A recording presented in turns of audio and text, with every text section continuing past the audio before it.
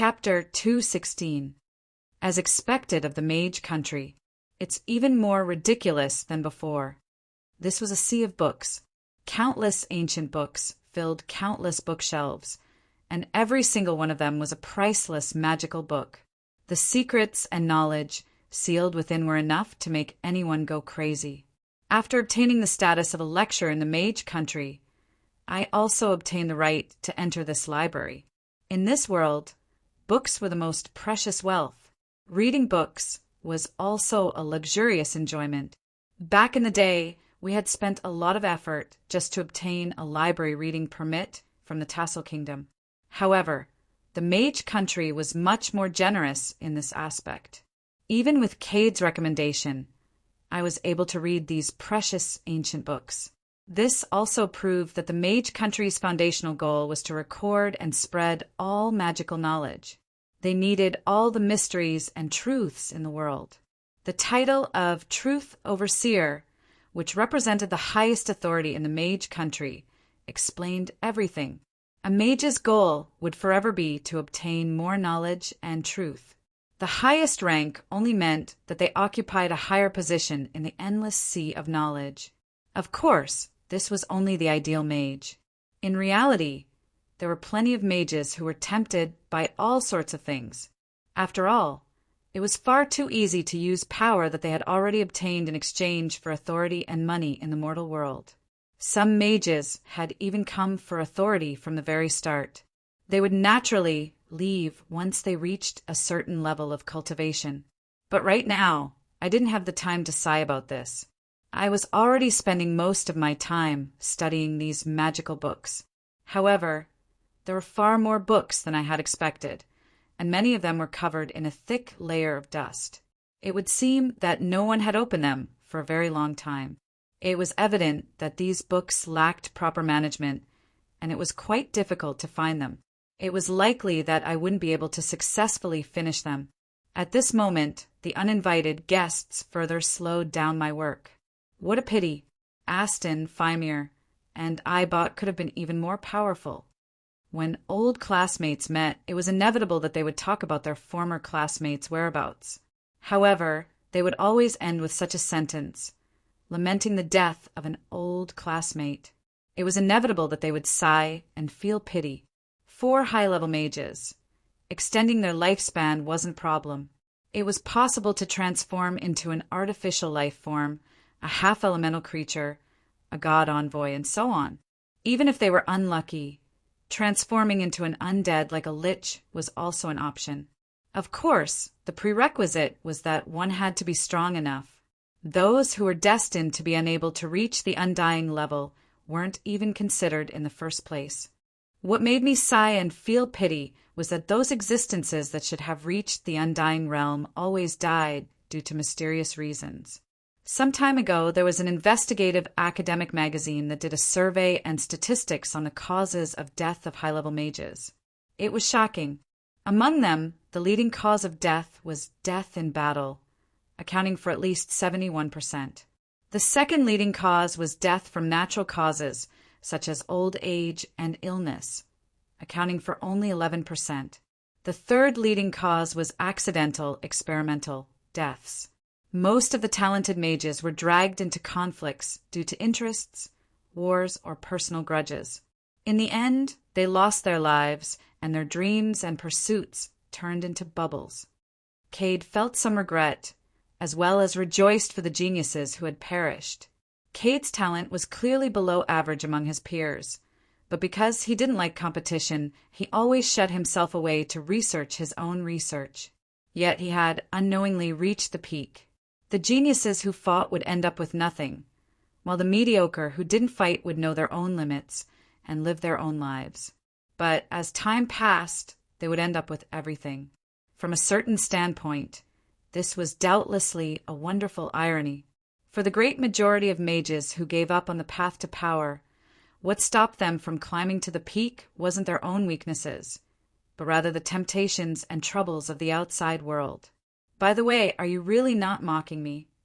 Why did I feel like the meaning behind his words was becoming more and more familiar? I seem to have died several times already, and I was constantly involved in the mortal world for certain reasons. But Cade laughed when he heard this. What kind of genius are you? Apart from getting full marks in an elective class like Mage Self-Defense, you're a genius that's hovering around the passing mark in everything else?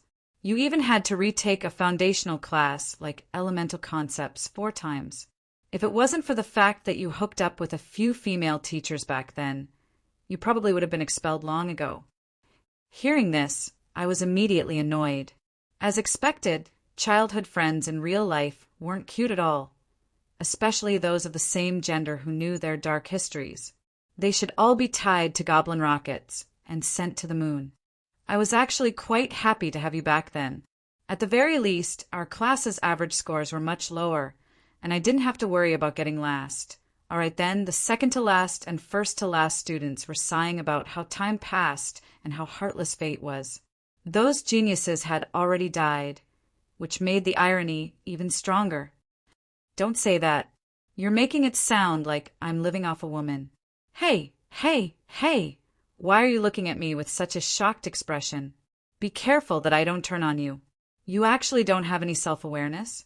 Roland, who only has his face, and Holy Knight, who chose the wrong path, were quite famous back in the day.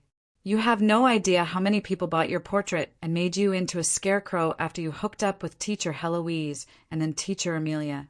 You seem to know quite a bit. I clenched my fists. This was a clear warning, but Cade still didn't seem to notice at all. Of course, back then, this was my main source of living expenses. There were quite a few tricks involved. Just drawing a likeness wasn't enough. Not only did it have to be similar, it also had to make people angry. I had to draw a sinister smile on the pretty boy's face. Only then would the customers be satisfied, especially after the news of you abandoning Amelia spread. My business was explosively good. On the very same day, I received a month's worth of orders and earned enough money for a year's worth of tuition fees. So, even if you blackmail me for a few gold coins, it wouldn't be a problem at all. Looking at this old man in front of me, who usually acted serious, but would talk endlessly the moment he started a topic, I couldn't restrain myself anymore and viciously punched him. Asterisk clang. Asterisk this time. It was my hand that hurt. Cade's skin actually shone with a metallic luster. Stone skin? No iron skin? Even though I didn't sense any magical waves, his skin had already transformed into a steel-like hard skin. I had never seen such a magic before. Ha, this is a magic I created myself. However, the idea was based on the legendary story, The Great Forest Nunnery and the 18 Diamond Old Women, that you told me in the past. I also used the name Golden Bell from that story. It's able to turn my bones into metal, making me as indestructible as the invincible old women and the Wolverine old women in that story. Amazing, right? All right then. I didn't even know where to start commenting on the magical spell Golden Bell. Should I start with the Wolverine old women, the nunnery, or even the Wolverine old women? But now I finally understood that although the current Cade was still a playboy, he was at least a true archmage. Just like how water magic was separated from ice magic, earth magic's closest relative was doubtlessly metal magic, which was famous for its outstanding defensive abilities. But unlike ice magic, which could only focus on the main topic, the metal element was inextricably linked to the earth element. If one didn't cultivate earth magic to a certain degree, they wouldn't even have the right to learn metal magic. Being able to maintain the metal element in its original state was definitely a unique skill. This doubtlessly allowed me to understand Cade's current power level, but it also gave me a new idea. Cade, come over and help me out. You should be quite familiar with earth magic, right? Since Caro City was dominated by earth element mages, the records here naturally focused on earth magic, earth element creatures, and magic equipment. Of course, I wouldn't be here to study earth magic. Although there was no harm in studying more with my current talent in magic, it would take me at least several dozen years to learn a new type of elemental magic from scratch. I didn't have that kind of free time. Omdroken is at the peak of the earth element, and earth magic is inextricably linked to him. I don't believe that he only has the power of the mortal plane. What history does he have? What weaknesses does he have? What elemental magic he's skilled in? And what hidden aces he has? We absolutely must find out before the battle begins." Hearing this, Cade revealed a smile that seemed to say, "I knew you would have this trick up your sleeve. If someone else starts a fight, you might seem like you don't care at all, but in reality, you'll spend the entire night investigating the other party's 18 generations of ancestors. You're still exactly the same as before." Cade clapped his hands as he continued to spout about his dark history that made people want to beat him up. Asterisk clap, clap, clap. Asterisk, all the magical lamps in the hall were lit up, and all the doors were opened wide. Large numbers of young mages poured in and began busying themselves. The Archmage had already sent a message to everyone, giving them the task of searching. Between the bookshelves, there were already people busying themselves. Group A, start with history and see if there's any record of Androken fighting. Group B would like to investigate the Earth Elemental Lords and Elemental Gods. Their abilities should be useful as a reference. Group C, start with high-level Earth Elemental Magic. Perhaps there's an ability similar to Androken's. The most important thing is the forbidden spells that humans can't use. Right, there's also the forbidden spells of the Kingdom of the Elves. The students began to actively search, and Cade spoke in a rare, serious tone. "At this time, let's not face him alone like we did in the past. Besides, this is our battle, so let's trust our companions a little more." This was the most serious expression Cade had had on his face since we met.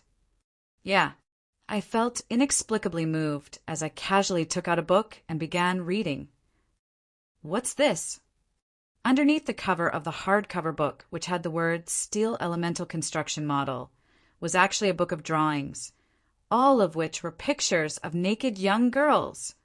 The Archmage, who silently took the book and hid it under his robe, explained everything. Using books that no one has borrowed in the library for several years as a cover, and hiding your own personal techniques inside. This hasn't changed at all. As far as the eye could see, many students were surreptitiously heading for certain bookshelves. It seemed that there were quite a few who were doing this. "Ah, how strange! I actually found a H!" Before that newbie could even shout, someone else covered his mouth and dragged him away. Some things were already common knowledge, but there were still teachers here, so it wouldn't be a good thing if it spread. As for the treasure he found, it instantly disappeared without a trace. It seemed that someone had already taken it for themselves. Judging from the students' actions and scale, in this city where there were obviously more women than men, some industries were still underdeveloped, but some industries were obviously profitable. For example, the Goblin Publishing Company's emblem on the drawing book doubtlessly explained the source of these books. The students' teleportation was organized by the Mage country's officials, so there were restrictions on how much luggage they could bring. The Goblins' dimensional tearing devices were much more flexible. Even if only 1 out of 10 books could be teleported over, as long as that one book sold for the price of 10 copies, they naturally wouldn't make a loss. And with my understanding of the Goblins, they would most likely ask for a price of 1,000 books. Haha, you really are the same as before. What? You're still collecting such books. This time, it was my turn to tease this old bastard. The Goblins gave it to me. The Goblins gave it to me. I don't know what they wanted with me, so I just left it here. It was quite rare for this old bastard to even blush. But if what he said was true, then I would probably have to reevaluate the Goblins' abilities. At the very least, their ability to bribe was ridiculous. At least let the Goblins bleed before we leave. They've earned too much recently, so it's about time for them to bleed something. All right then, let's ignore that mysterious voice in the corner of the room. You won't laugh at me, will you? I won't. I can completely understand. How can you understand? You're so popular back then and you're so young now. Just how many girlfriends do you have now? How many beautiful women have you been intimate with? Ah, don't tell me that you're a winner in life. I moved my lips, but didn't say my final answer. Actually, I'm the same as you. I've also been single for more than 300 years. Intimate contact with beautiful women. Does having my body cut open and my heart dug out count? You can't be too unbroken. When the innumerable forces of the crusade gathered together, my casual words spread everywhere. In a way, I wasn't wrong in saying that. When all the opposing forces gathered together, even their own side was astonished at how strong the opposing forces were. Another problem was that the command system was in chaos. Different weapons, equipment, and supplies were all different. Many organizations even had grudges against each other, which was impossible to sort out. It's impossible to command everyone. It doesn't matter. All we have to do is attack them all. You don't understand? Fine then, everyone can fight for themselves and do whatever they want. This was already a temporary team, and the leaders of all the opposing forces were basically unwilling to submit to their comrades. Asking for some sort of command wouldn't end well. On the contrary, if everyone fought for themselves and only cared about themselves, it would be easier for them to obtain excellent results. And right now, I was busy punching a certain person's head with my fists. Renee, you really are daring. Chapter 217. Wherever the endless demon army passed by, the ground would be scorched, and the air would be filled with the smell of sulfur. Ruins and wreckage would become the main theme of the world. If there was one type of racial discrimination that was considered correct and natural in the mortal plane, then it would probably be prejudice against demons and devils. As the incarnations of chaos, demons would indeed never do anything good.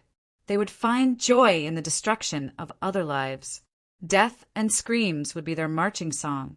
Souls would be their food and supplies. In fact, even the undead, existences that brought death, were created by ancient demons. Not to mention, every holy war had always treated them as the antagonists. Calling them the source of all evil would be a bit unfair, but it would be appropriate to call them the ultimate antagonists. And right in front of me was an endless demon army. The camp they occupied was filled with the smell of distortion.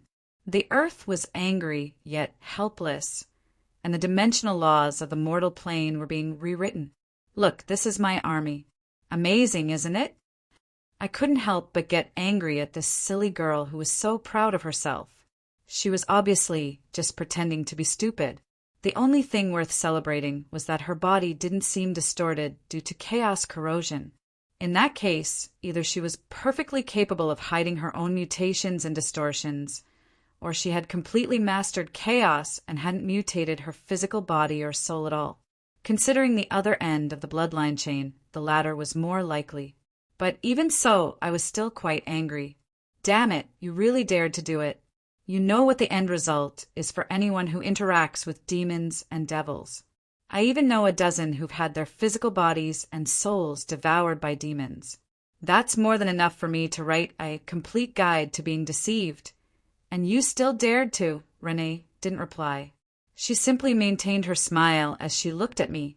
She was acting like a dead pig that wasn't afraid of boiling water. At this moment, I realized that not only did she know the consequences, she also intended to bear the consequences. Forget it, I don't care anymore. Do whatever you want. In the end, I could only angrily toss out this sentence, just like a parent who had been angered by a naughty child. This sounded quite serious, but it was actually a type of helplessness that I couldn't say anything about. There's not much time left. I don't want to stand behind and watch anymore. Her last sentence caused my heart to tremble. It seemed that I had only arranged the path that I thought was the best for my juniors, but I had never cared about their own feelings.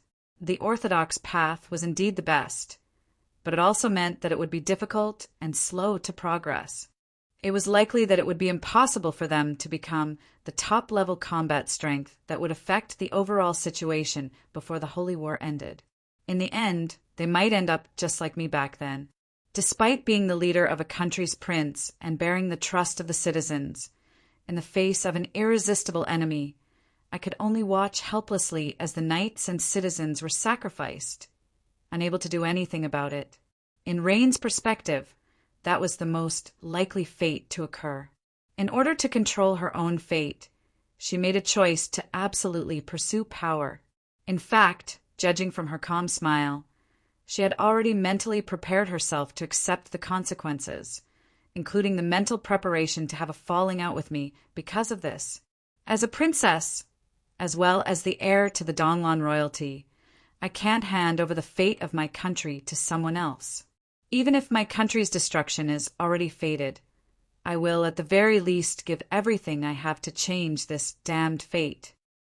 Beneath this seemingly silly smile was the same persistence as her ancestors. Perhaps, from the very start, I had underestimated this lass. You'd better reflect on your actions. All right then. I didn't know what else to say. I tossed down this seemingly valiant, but actually meaningless threat as I turned around and left. Perhaps it would be more accurate to say that I was fleeing. After I calmed down, I hesitated for a moment before finally speaking in a low voice. Eliza, you know more about demons than I do. However, my usual instantaneous response didn't come. It seemed that the dimensional barrier had also caused my silver ring to lose its ability to contact me. I had also lost the chance to learn more about demons. It would seem that I need to have a good discussion with Cavendish. Perhaps some things couldn't be avoided anymore. Congratulations to host for increasing your reputation level yet again. You are now respected, infamous. Please keep up the good work. A sudden system notification interrupted my thoughts. Although this doubtlessly meant that I was now one step closer to my myth-ranked quest, I glanced at my system again. That huge debt of 67%, 33423, was something I couldn't bear to look at directly. I owe even more now. Respect for the infamy in parentheses after that? Actually, it was quite easy to understand. Normally, my system would increase my reputation level by neutral, cold talk, friendly, respected, venerated, and worshipped. But ever since I had used some underhanded methods in order to quickly increase my reputation level, although my reputation level had increased much faster, there was an additional infamous after friendly and an additional infamous after respected, which made me feel rather helpless. Underhanded methods? It was like this. Look, it's that Roland, the bastard who toyed with the angel Amelia's feelings. I heard that he was a super scumbag back in the day. Stop pointing. Be careful not to get pregnant. I heard that he's a great pervert who can make a woman pregnant just by looking at her.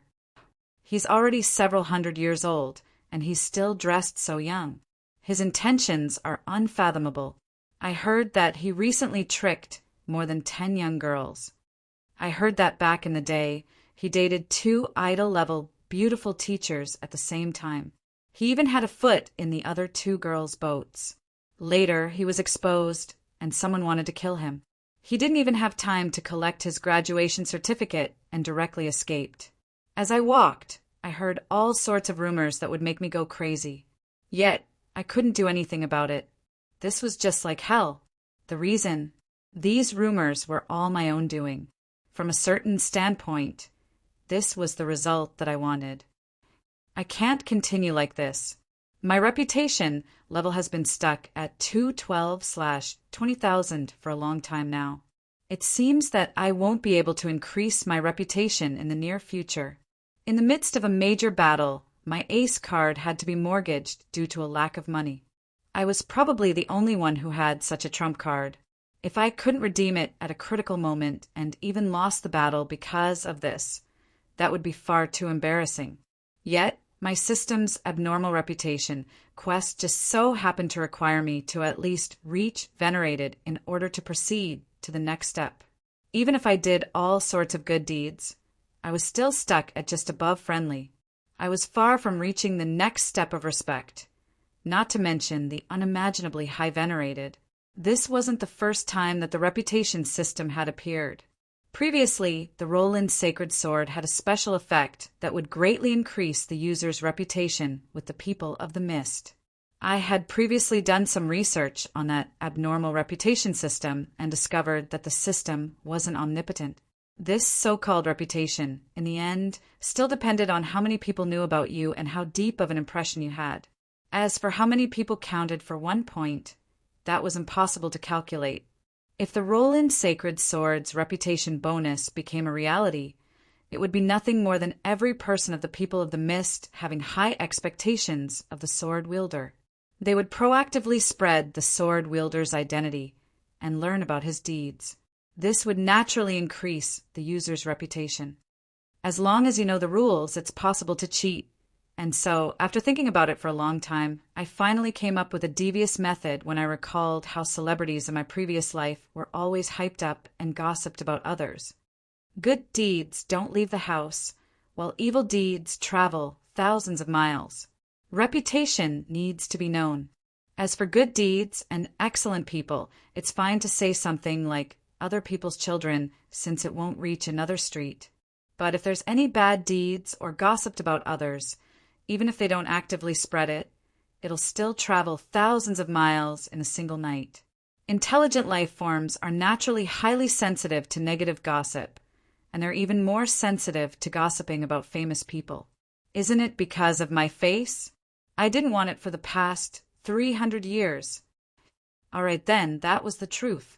All I had to do was toss out 2 slightly dirty jokes, and then arrange for a student to ask me about it in a public place. I only smiled and shook my head without forcefully denying it. And so the negative gossip was successfully created. Originally, the jokes only mentioned my past unsuccessful relationship with Amelia. But looking at the rumors, it was obvious that once the gossip started spreading, it would go out of control. Making a woman pregnant with just a look? Are you even mages? That's so unmagical. No, just think about it. He's Archmage Cade Sr., so he's definitely an amazing Archmage. It said that he successfully fused a fragment of his own soul into his magical will. All he needs to do is stare at you, and you'll be able to cast a mental spell that attacks your will. And that terrifyingly strong soul fragment will directly use your physical body to form a baby. That's the principle behind getting pregnant with a look. If that's the case, doesn't that mean even men? I just met him yesterday, and I even smiled at him and he glanced at me. Don't tell me I'm also. Junior, I suggest that you go to the infirmary and get yourself checked out. There's already several 100 numbers in the infirmary. Your senior here has a number for the first 100 that I'll sell to you for cheap. To be honest, it was far too inconceivable for the rumors to develop to such an extent. Get pregnant with a look? Mental magic. Get pregnant with a man. You actually believe such unmagical rumors? Do you even have the right to call yourselves mages? Also, I'll remember you, the one who's trying to get rich in the chaos. Brat, don't let me find a chance. If I really do, just wait for me to make things difficult for you. The most frustrating part was that I was the one who created this situation, and I couldn't even defend myself. In order to spread this rumor even more, I even had to add fuel to the fire, such as flirting with a few beauties. Cough! I definitely didn't do this out of selfishness. Definitely not. I did indeed ask for it, but I was the only one who was unlucky, so how could I— Look, it's that young girl abductor, the white-robed pervert Cade. It's said that he's already committed countless crimes, and he's only suppressing them with his authority. How could that be possible? Teacher Cade is so well respected. It's just a rumor. No, he's good friends with that pervert king. It's said that they often exchange criminal experiences together. Last time, a student even asked that Roland, and that guy actually didn't deny it. And so, Cade's century-old reputation was destroyed in a single day. He was already a bit indiscreet to begin with, and now that these clues matched up, old Cade's reputation instantly became incredibly strange. It's not nice to scam your bro. This was returning the favor. Did you really think that I didn't know who was the one who added fuel to the fire? You even used mental magic to distort the truth. All right then, let's not talk about old Cade, who is currently doing his best to redeem his reputation, only to be met with screams, and slaps from women. Although destroying his own reputation was indeed a devious move, and he suffered great losses, the benefits were also quite obvious. I reached respected in just 2 days. My reputation has risen to such a terrifying level. I'm afraid that all the factions in this dimension now know about me. It was obviously a good thing that I had a myth-ranked quest, but I still had tears in my eyes. The reason? Last night, I only ate a bowl of noodles at a noodle shop, and even a 70-year-old old lady was so scared that she abandoned the shop and ran away. I only nodded at a young student on the side of the road, and that student actually screamed in agony and then pretended to be dead on the ground. Did I dare to believe it? That guy was even a muscular middle-aged man. I was quite embarrassed. Thanks to them, my reputation is becoming stranger and stranger. It doesn't matter anymore. What's a reputation? Can it be eaten? It doesn't matter if I have a good reputation or a bad reputation. What's the difference? All right then, if it really didn't matter at all, then what were the tears in my eyes? Although the negative news increased my reputation at an astonishing rate, there was a bottleneck. Due to the limited number of people in Cairo City, it seemed that my reputation would stop increasing after I reached respected, infamous, which was quite vexing for me. It would seem that I still need a big piece of news. Right? Amelia and the others are coming here in 2 days. Perhaps that's it. I hope that I don't get beaten to death by Eliza when I get back, as a veteran teacher of the Cloud Tower. This wasn't Amelia's first time coming to Cairo City. In fact, she had even been stationed here for 3 years and made countless hidden arrangements. Otherwise, she wouldn't have been able to successfully prepare her garden so easily this time, in order to swindle research funds, as well as in order to prevent her own private research from being exposed. Amelia put on a good front. Her reputation had always been good, apart from the ancient artifacts of her generation who knew her true identity. Most mages treated her as a trustworthy senior. Due to her gentle personality, lady-like appearance, fake, and even the legendary royal bloodline real, she treated everyone equally, treating them like experimental subjects, which made her even more popular. In order to maintain her good image, she hid all her random things outside before entering Cairo City. She even changed her clothes, took a bath, and even spent quite a bit of time in front of a mirror. Only when she was able to conceal her insanity and the perfect angel Amelia reappeared did she raise her parasol and casually enter the city. But the moment she entered the city, she noticed that something was off. Everyone was looking at her with strange expressions. In the past, there was respect, adoration, love, and even infatuation. But now, there was pity in their eyes, as if she had suffered some kind of tragedy. Work hard. Persevere. Everyone will love and respect you as always. Let bygones be bygones. We, the Angel Support Club, will forever support you. The indistinct cheering sound behind him was even more puzzling, but soon she understood. After turning a corner, I arrived at Cairo's most prosperous cross street, which was also the only way to reach the center of the city. The crowds of the past were nowhere to be seen. The streets here were now filled with extravagant flowers, and there were even flags and balloons on both sides of the street. And in the middle of the garden, there was a familiar figure wearing a white formal attire, half kneeling there.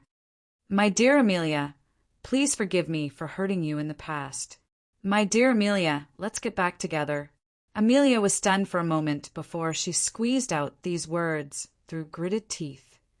Bastard Roland. Chapter 218. Wong Feng. Roland finally got what he wanted. He's on the headlines. When I abandoned all unnecessary concerns and pride, the things I did were so shameless that even I was afraid of myself. I had gone to great lengths to obtain the flowers from a plant mage, and I stole someone else's groom's gown. I even spent a large amount of money to buy the balloons from the gnomes. If it wasn't for the fact that it was still daytime, I would have even prepared gnome fireworks. In order to grab the headlines, I was going all out. It seemed that my luck was quite good. At the very least, it was much better than a certain person who failed to steal the headlines. I didn't encounter any even more eye-catching news.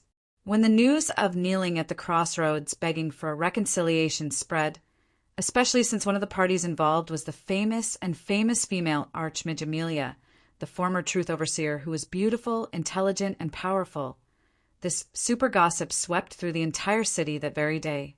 It was likely that no matter where one was, this matter would be discussed. Did you hear? That guy actually bought all the flowers and spent at least several tens of thousands of gold coins just for that one moment. I was both delighted and terrified as I watched my reputation skyrocket.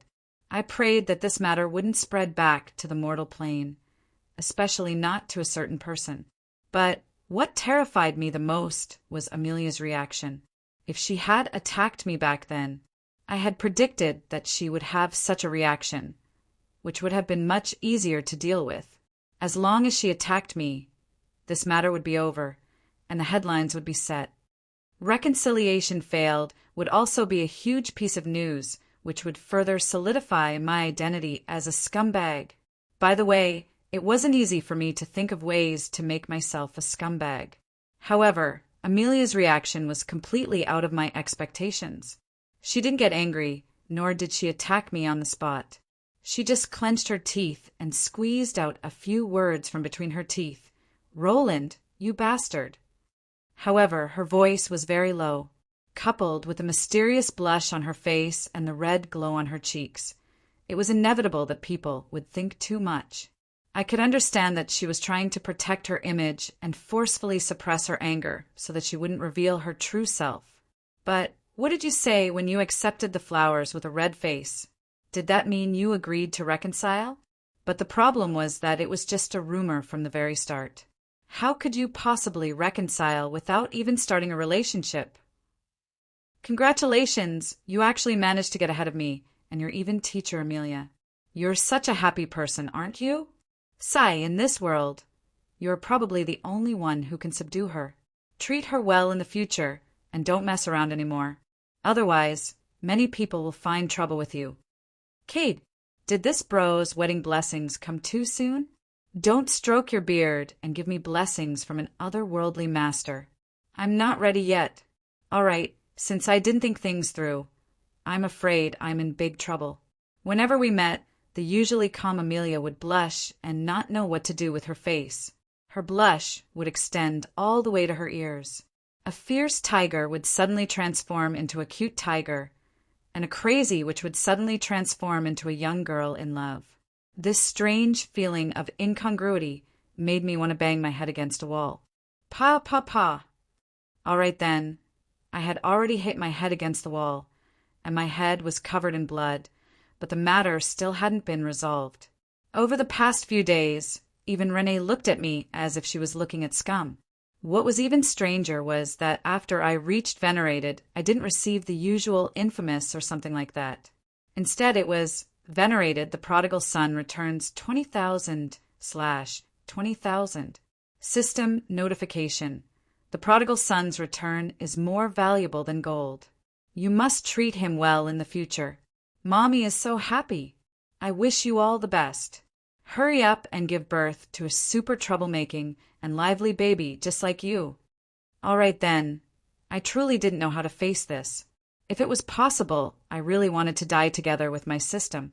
However, there was another slightly more serious system notification that made me heave a sigh of relief. System notification.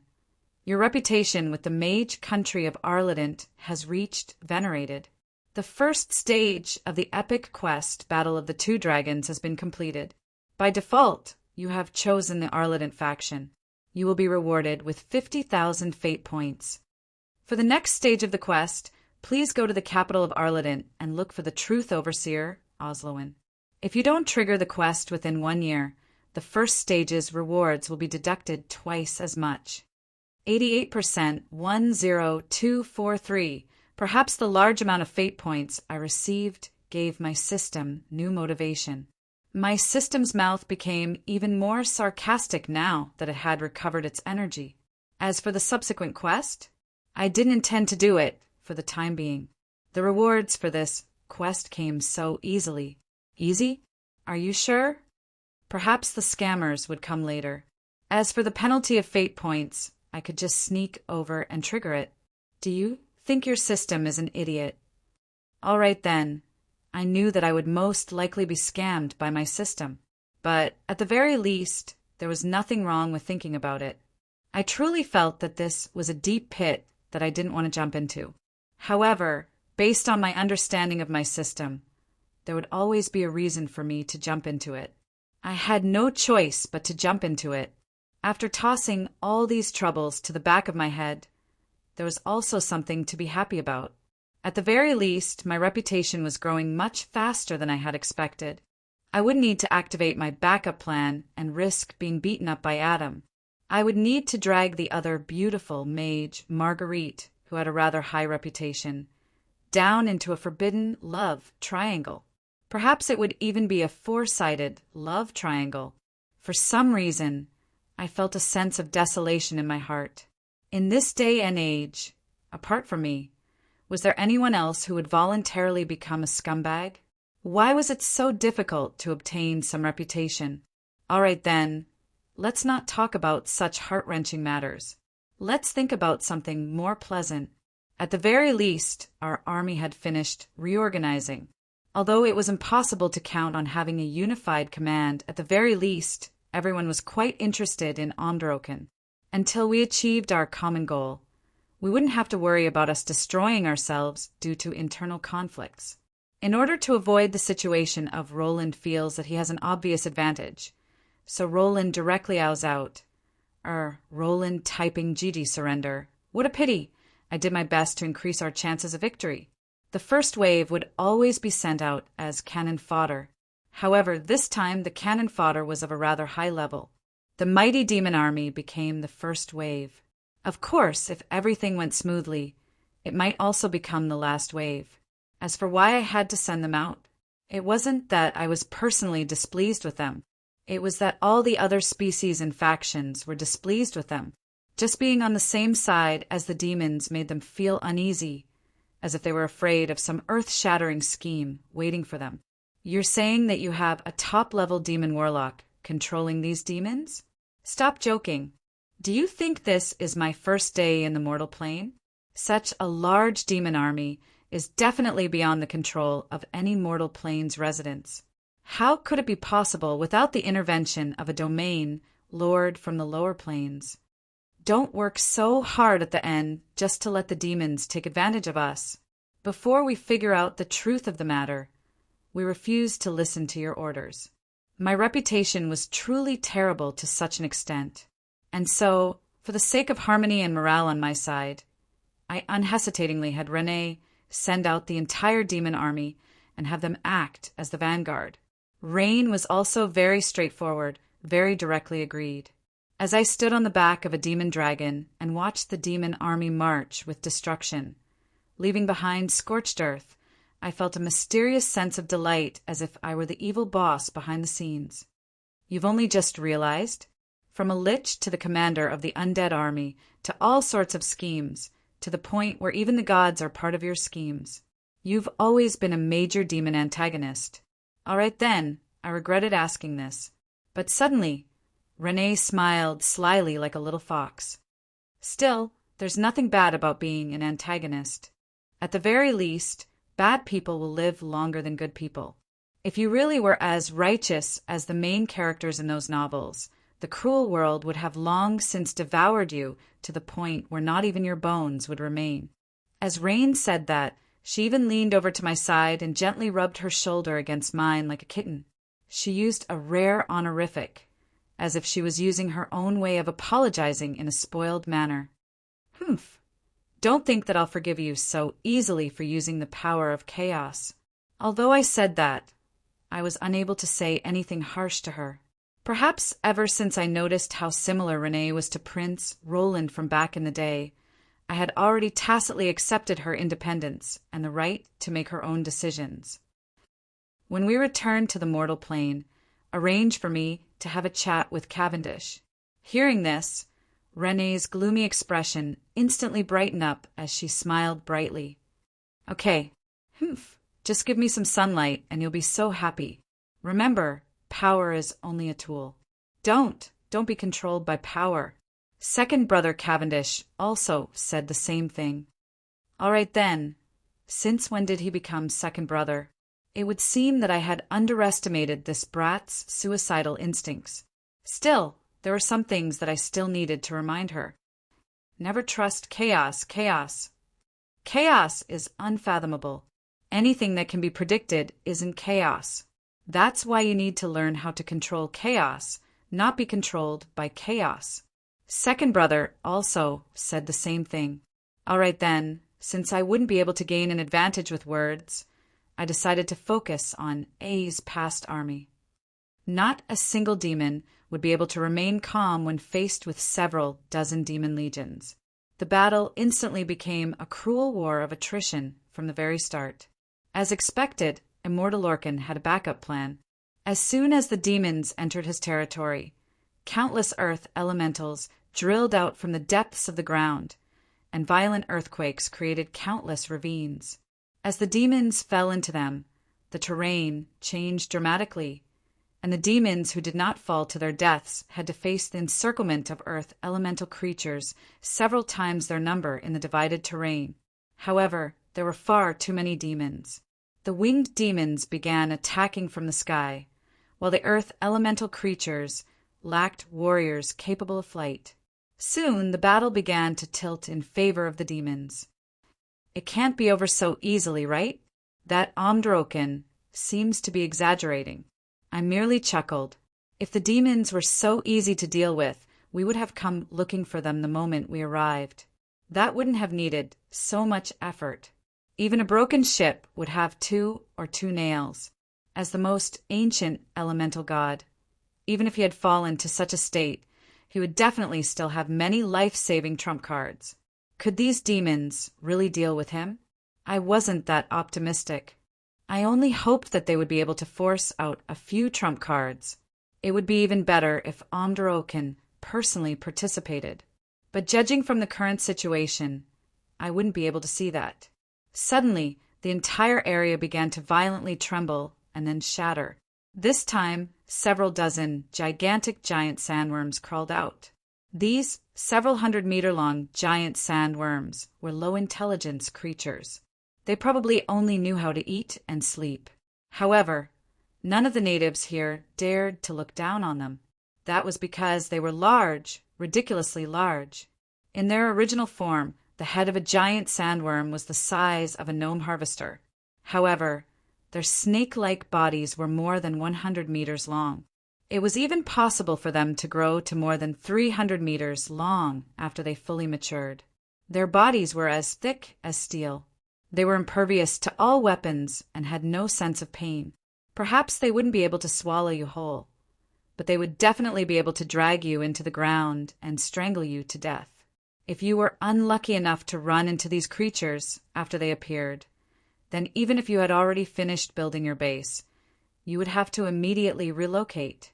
These powerful low-level creatures were originally viewed as the natural calamities of the mortal plane. But now, it would seem that Omdroken, the oldest resident of the mortal plane, had a way to control them. The demons that Renee had transformed into were all natives that had just recently been demonized. Although there were a large number of them, they lacked a high-level demon commander. The earth magic and natural talents that Renee had inherited weren't much of a threat to the giant sandworms to begin with. Their gigantic bodies also ignored the giant sandworms' physical attacks. In a short period of time, the newly born demon army met with the most difficult enemy to deal with. Why don't we have the demons retreat? There's no need. It's impossible to bring them back to the mortal plane. Let's just let them be a little more useful. Renee's eyes were glowing with a dim yellow light. The power of chaos was now under her control. Slaves, for the sake of your master, offer your final loyalty. The chaos flame goblet in Renee's hand transformed into liquid droplets that fell into the air. The droplets transformed into a bewitching flash that dyed the dim, yellow sky blood red. The demon army paused for a moment before quickly moving. They blindly pounced on the giant sandworms, and then, boom! The burning god self-destruction was basically a must-have technique for all natives of the lower plains. This attack was a mixture of flesh, blood, and the essence of one's entire life. It was at least 3 times the maximum power of an individual. Not only that, these demons even knew how to self-destruct together to increase the power of the explosion. Even the powerful giant sandworms were unable to withstand this endless self-destruction. They rolled about in silent pain as green blood flowed all over the ground. It seemed that the giant sandworms discovered that the prey in front of them wasn't delicious at all. The injured giant sandworms dived underground one after another. It would seem that Omdrokin's restrictions on them weren't that strong. At this moment, the demon army was still quite numerous. They formed groups and charged towards the earth elemental god's territory. Suddenly, the aura of a sandstorm appeared behind us. The Inferno demon dragon hurriedly lowered its body and spun around, dodging the dragon breath. However, it almost threw us off. You actually dare to distort the noble will of my tribe. Invaders from another plane bear the fate of destruction. That was the angry roar of a gigantic dragon. The sky was now filled with grayish-yellow dragon wings. As Omdrokin's allies, the Salons had arrived. As for me, this was to be expected, which was why I smiled. Amelia, as expected of the Salons from Omdrokin's side. It's your turn. What? You're not going to do it if you don't agree? My great-aunt. Don't try to take advantage of the situation.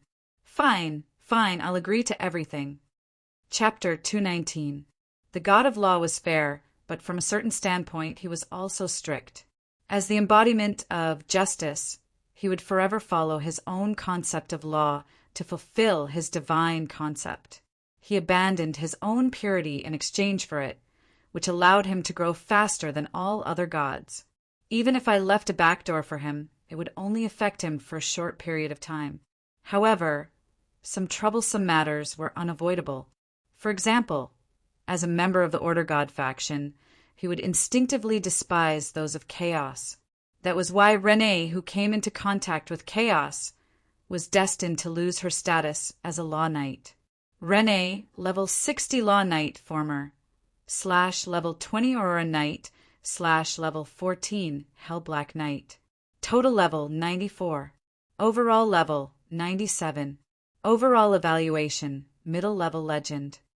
I didn't know what Renée had done, nor did I want to know if she had used the power of demons or done something else that crossed the line, which caused her to lose her status as a Law Knight. But judging from how demons could obtain power through destruction and sacrifice, and Renée's ridiculously fast growth in level, she probably hadn't done anything good. Even if most elemental creatures were just wild beasts without any self-awareness, and even if they were destroyed, they would be able to reassemble their elements, that still wasn't a reason for her to go on a killing spree. Perhaps this was the reason why she had lost her job as a Law Knight. As for why I was still able to maintain my job as a Law Knight, it was probably because I was extremely skilled at exploiting loopholes in the law. In my eyes, this dimensional expedition was nothing more than a large-scale operation to hunt down a fugitive. That's right, fugitive Omdrokin, guilty of murder, war crimes, genocide, destruction of public property, a heinous criminal. His first operation had changed the terrain, and he had participated in this battle as an accomplice to the Beastmen's war crimes. His second operation had destroyed Red Maple City's defensive line in anger, and countless warriors had died on the spot. The bloody battle that followed on that snowy night would probably be traced back to Omdrokin's blood feud. If it weren't for the fact that the Grey Elves and Shilua's expeditionary army had forced the Beastmen from the plains to retreat, it was likely that the entire battlefield would have become imbalanced. Perhaps the entire Northlands would have been lost, and the Beastmen would have taken over, leading to a new round of genocide. That was because I would have been unable to turn the tables in such a situation. A trump card like God's Descent would be impossible to use against mortals. I wasn't some righteous law enforcer, nor did I acknowledge that there was any so-called justice in this cruel world. However, I could still vividly remember the expressions of innocent civilians who died and the soldiers who protected their homes. If I didn't make Omdroken pay the price, I probably wouldn't be able to sleep at night. Everyone, pay attention. Focus your attacks on the elemental throne. I don't believe that bastard can still be a coward. Seek justice for the innocent dead? I'm not that noble. I just don't like that guy. After that guy caused trouble, he went back to his hometown and thought that the matter was over. He went to sleep peacefully, thinking that nobody would be able to control him. However, I didn't intend to stop here. I might as well have that bastard go down as well, to accompany those innocent civilians who died. At this moment, the battle had reached a stalemate. As expected of Omdroken, he was the most ancient elemental god. All sorts of ancient alliances had summoned him, and countless cannon fodder had been forcefully sent onto the battlefield. Sand dragons, single pincer ogres, Kasola elemental knight, giant sandworms, titan descendants, earth dwarves, rock dwarves, mountain giants, obelos, and various other ancient species that had long since disappeared from history jumped onto the battlefield. It was as if a museum of earth elemental creatures had been created here. However, we aren't inferior to them either. In terms of numbers and strength, we aren't lacking either.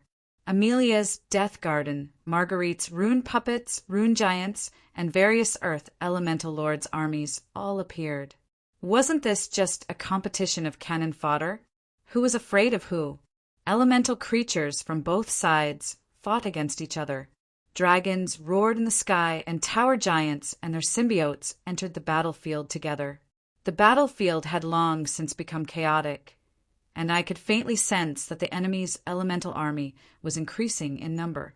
However, this was within my expectations from the very start. This was my home turf. If Omdroken was still alone, I would have suspected that he was plotting something. Since he was constantly summoning reinforcements, it was obvious that he was in a difficult situation. And his next step, if he still hasn't appeared, it's obvious that he's stalling for time. Omdroken isn't a coward who's afraid of death. In that case, he must have an ace up his sleeve that needs time. When I realized this, I didn't intend to wait any longer. Kate, it's your turn. We don't need to evacuate our allies. Even if we're putting on an act, we need to go all the way. There's no need. As long as the enemy isn't an idiot, it's basically impossible for them to release the forbidden spell. If they really don't even have the power to stop the forbidden spell, then we can just cut off the spell. Ha, that's easy for you to say. It's not like you're the one casting the spell. Although I was complaining, judging from the elemental tide behind me, which had suddenly increased by several times, the forbidden spell was already in preparation. Among all the major countries, the mage country had always had a good reputation. However, if there was anything unreasonable about them, it would be their overly stubborn pursuit of all kinds of magic. Forbidden spells were considered to be a large-scale AoE deterrent weapon. It was said that more than half of all forbidden spells that had ever appeared in the world were collected in the mage country's forbidden book library.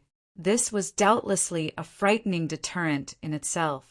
But actually, having information and theories about forbidden spells didn't mean that one could use them. First of all, the requirements for a mage to cast a forbidden spell were incredibly high. Currently, only a single-digit number of forbidden spell casters had ever been recorded. And most importantly, forbidden spells weren't easy to use. A mage's mana was limited. The reason why a forbidden spell could be so powerful was because of the natural laws of the world and the elemental source. This was often a complicated and dangerous process. Basically, if a forbidden spell mage started casting a forbidden spell, they would be more than half crippled. Forbidden spells usually took a long time to cast. The shortest forbidden spell would take at least several hours to cast. During this time, the mage wouldn't be able to move, nor would they be able to stop casting. They would have to constantly chant incantations to guide the spell. If they were ambushed, they would either have to forcefully interrupt the spell and suffer a fatal magic backlash, or they would have to bite the bullet. No matter what they did, they would most likely die. And once a forbidden spell was started, the inconceivably powerful forbidden spell waves would be the equivalent of broadcasting to the entire battlefield. I'm going to start a large-scale AoE attack. Kill me if you don't want to die. Anyone who wasn't an idiot would do everything in their power to stop the spell.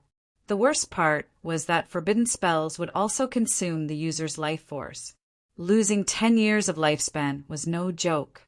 Some top-level forbidden spells would even require the user to sacrifice their life, force, and soul.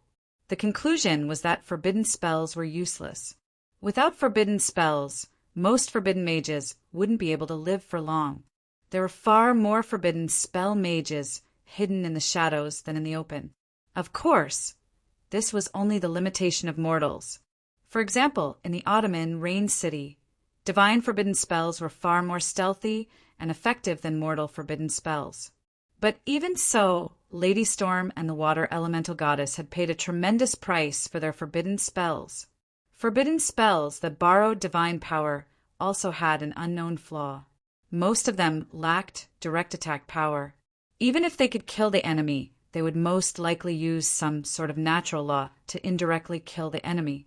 I didn't believe that true gods would feel pity for mortals. This was probably another example of the gods not allowing them to directly interfere with the cycle of reincarnation.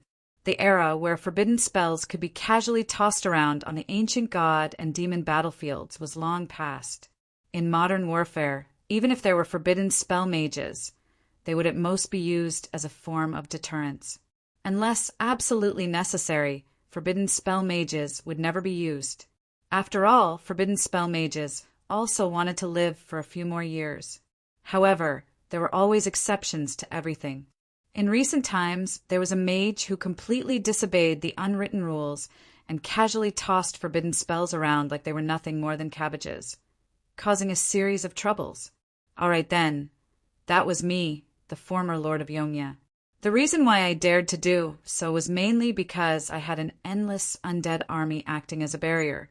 Even if a powerful individual managed to break through to me, my loyal red hunting hounds would teach them the consequences of recklessly using forbidden spells.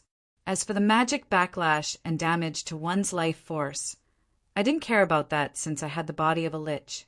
If there were any serious repercussions, wouldn't I have my system to deal with it? The current me didn't have the ability to cast forbidden spells, but Cade did.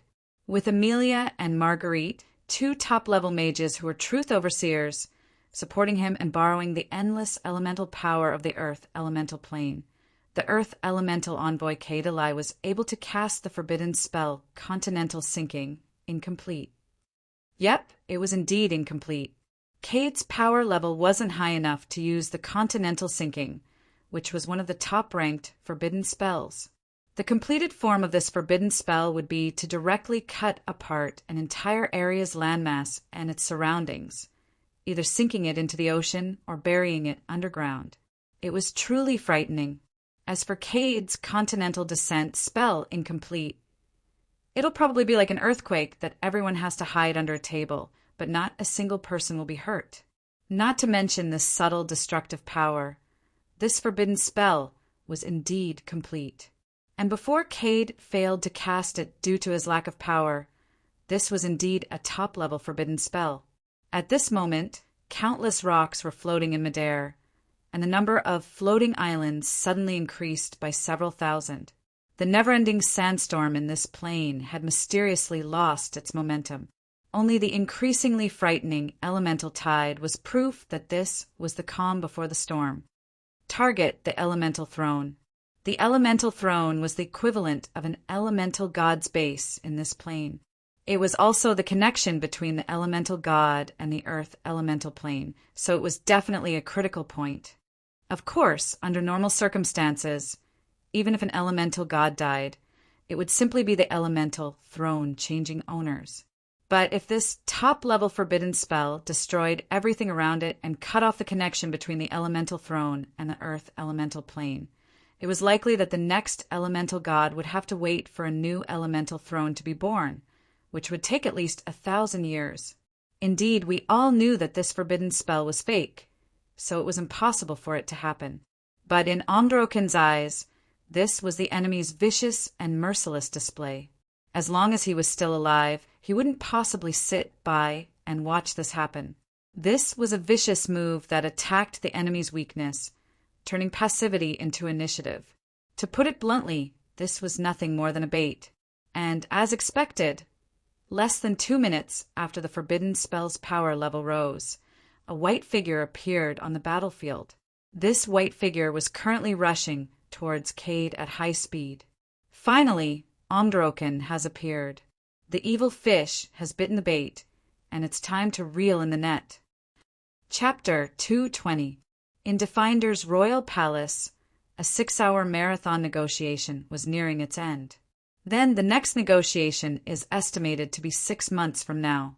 Please prepare a sample of minerals and a list of tax-free products before then. We'll strive to complete a comprehensive business alliance during the next negotiation. In order to show how much importance we attach to the next negotiation, Queen Glina will personally come to sign the contract. I hope that you can give her the same treatment. Of course, I'll leave the job of advertising to you as well. After all, we share the same culture and race, so this is a great time to improve the relationship between our countries. We can't waste such a good opportunity to advertise. The same treatment? I understand. I'll tell Her Highness Renée. But at that time, it might be Her Highness Queen Renée.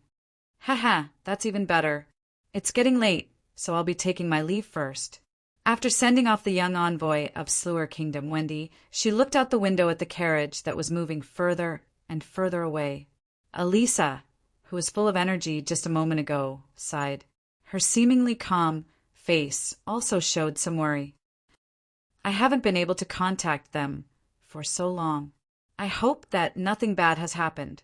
No, since all communication with the entire mortal plane has been cut off, something must have happened. I can only hope that they can return safely. Relax. I watched those 2 mischievous little fellows grow up. They don't seem like short-lived people. Kelly smiled, her tone filled with pride. But was it really all right to call Roland a little fellow? Perhaps we shouldn't be worried about them. We should be worried about that Graham guy. Don't be fooled by how calm Roland seemed when he left. Actually, the angrier he was, the calmer he appeared on the surface. He's definitely holding a grudge right now. According to my understanding of him, if he's in a bad mood, he'll think of ways to make others feel even worse. That's why we should be worried about him. From a certain standpoint, it was the wood elf before me who watched Prince Roland grow up. Her instincts were telling me that the situation was getting closer and closer to the truth. They have their own battles and we have ours. We can't let them come back and look down on us. Work hard, little Eliza. The background of the voice was the busy administrative officials. They had only left for a short while, but the documents and letters waiting to be processed had already piled up into a mountain. Of course, I still need Big Sis Kelly's help. I still have a lot of things that I would like to learn from you. Eliza smiled and nodded her head. Kelly, who had assisted more than a dozen generations of the Mist royalty, was practically impeccable in terms of administrative capabilities. Her several hundred years of administrative experience was indeed astonishing, and she had benefited greatly from it. When Roland once again became a hands-off boss and Renée set off with him, all the administrative and military affairs of the Donglan Principality were thrown to Eliza and the others who stayed behind. The military affairs were still manageable. With the Red Hunting Hounds night around, the formation and training of the various divisions went smoothly. There was no need for any important changes in the overall plan. But on the other hand, the administrative affairs that concerned the people's livelihood were quite critical. These couldn't be delayed for even a single day. Although Donglan Principality didn't have to deal with the arduous task of post-war reconstruction like the Sluer Kingdom. Just the large number of grey blood elves that had migrated to Donglan Principality was enough to cause all the administrative officials to rack their brains.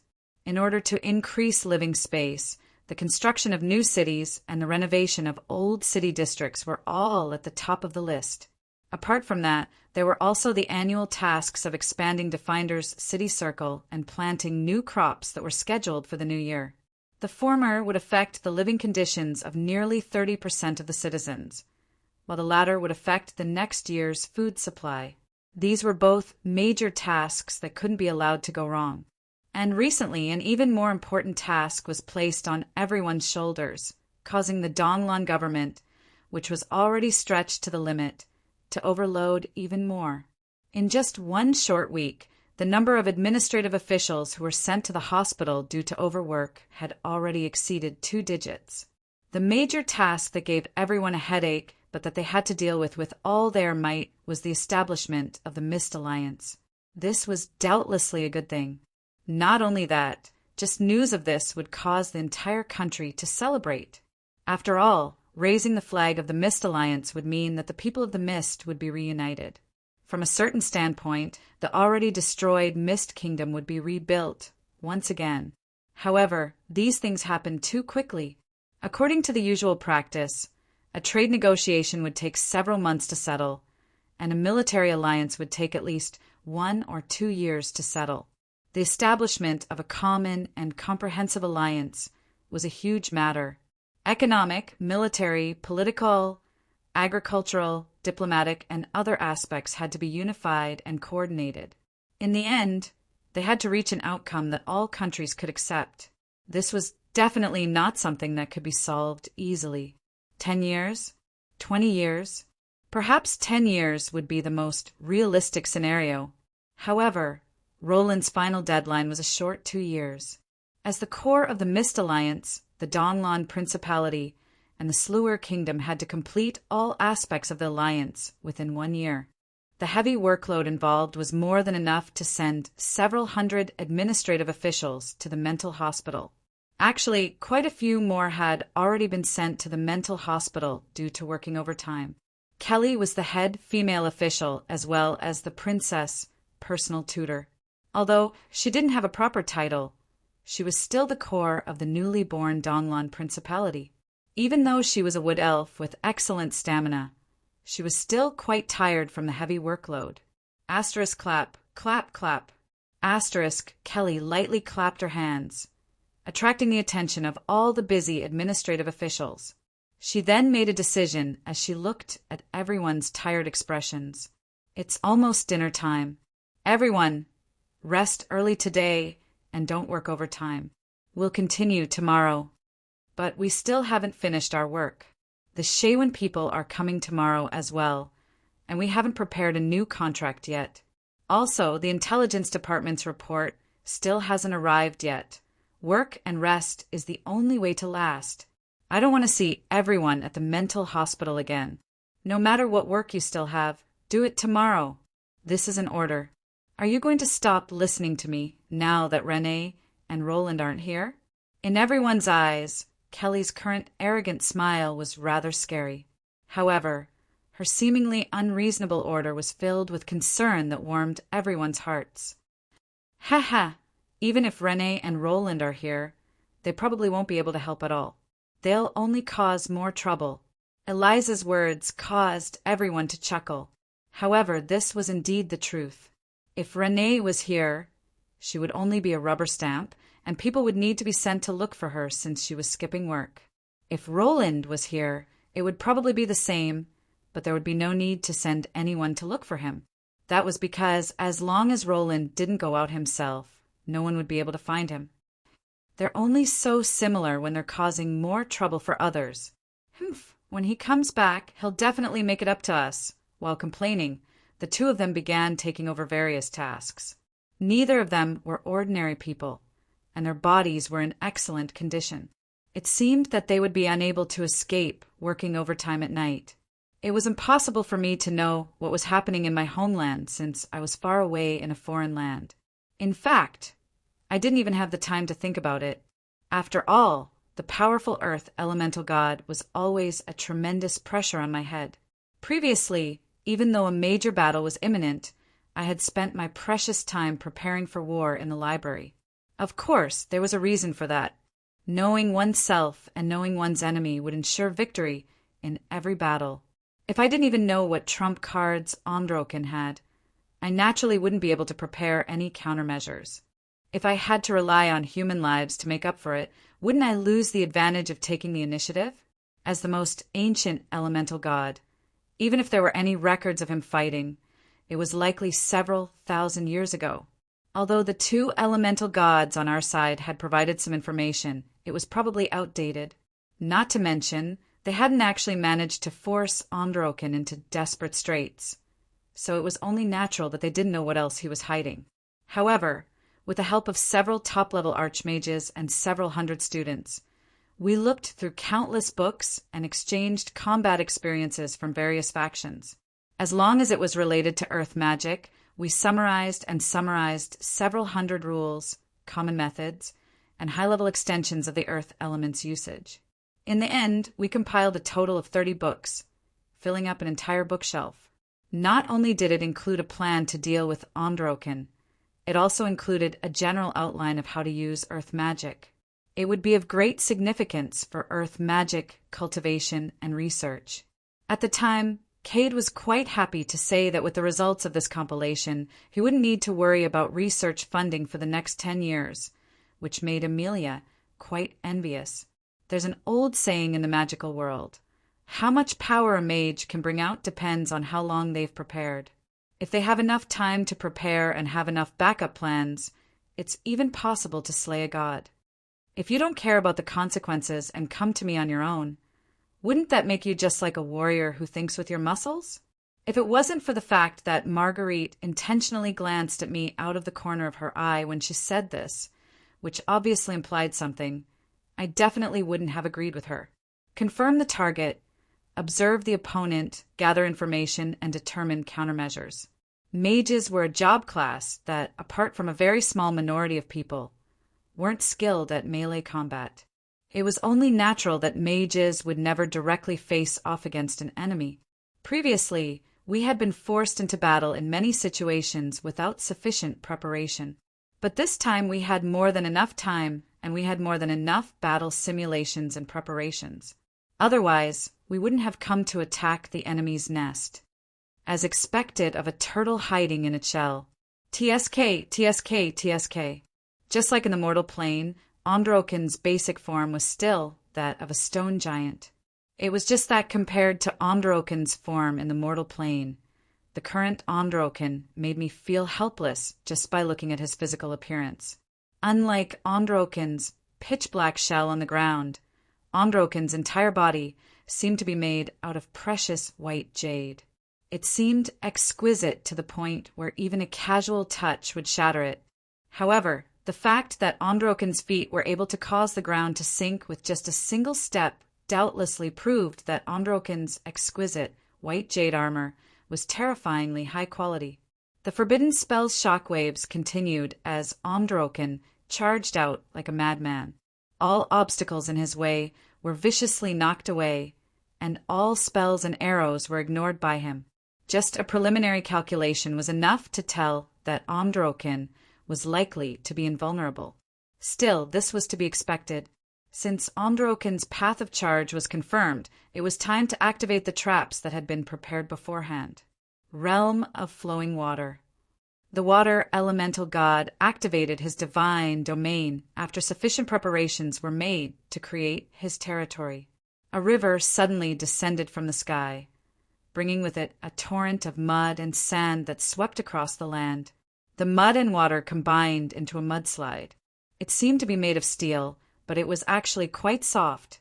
This flowing mud and sand was far more difficult to deal with than a flood. Once someone got caught in it, they wouldn't be able to use their strength, even if they had thousands of kilograms of strength. This was a trap created by nature. It had nothing to do with magic resistance. It was also a death trap created specifically for Androken, who had unparalleled brute strength. Androken got caught in the mudslide. At first, he did his best to struggle, but when he discovered that his feet had suddenly become muddy water, he gave up on resisting and allowed the mudslide to drag him along. Although Androken was in a difficult situation, his eyes, which were filled with fighting spirit, seemed to be saying one thing: even if you can trap me for a short period of time. So what? That was the elemental god's defense against his own physical body. Actually, that was indeed the case. Based on our deductions, the elemental god's well-tempered physical body's defense was basically unbreakable. It was quite a headache. The water elemental god's divine domain was limited, and the mudslide would soon lose its momentum. However, it was more than enough for us. Frigid winter ice river. The descent of ice instantly transformed the river into a river of ice. The frozen ice directly froze Omdoroken within. Right after that, the remaining demon army began to attack. In an instant, all those who wanted to save Omdoroken, as well as those who wanted to take advantage of the situation to kill a god, all rushed over. Omdoroken die. The wind elemental god Camdrin angrily transformed into a storm giant. He intended to engage in melee combat with Omdoroken, reenacting the battle in the underground labyrinth. Asterisk roar. Asterisk before Camdrin even arrived, the frozen Omdoroken broke free from his bindings. What was even faster than his angry roar was Camdrin's gigantic, white, jade-like fist.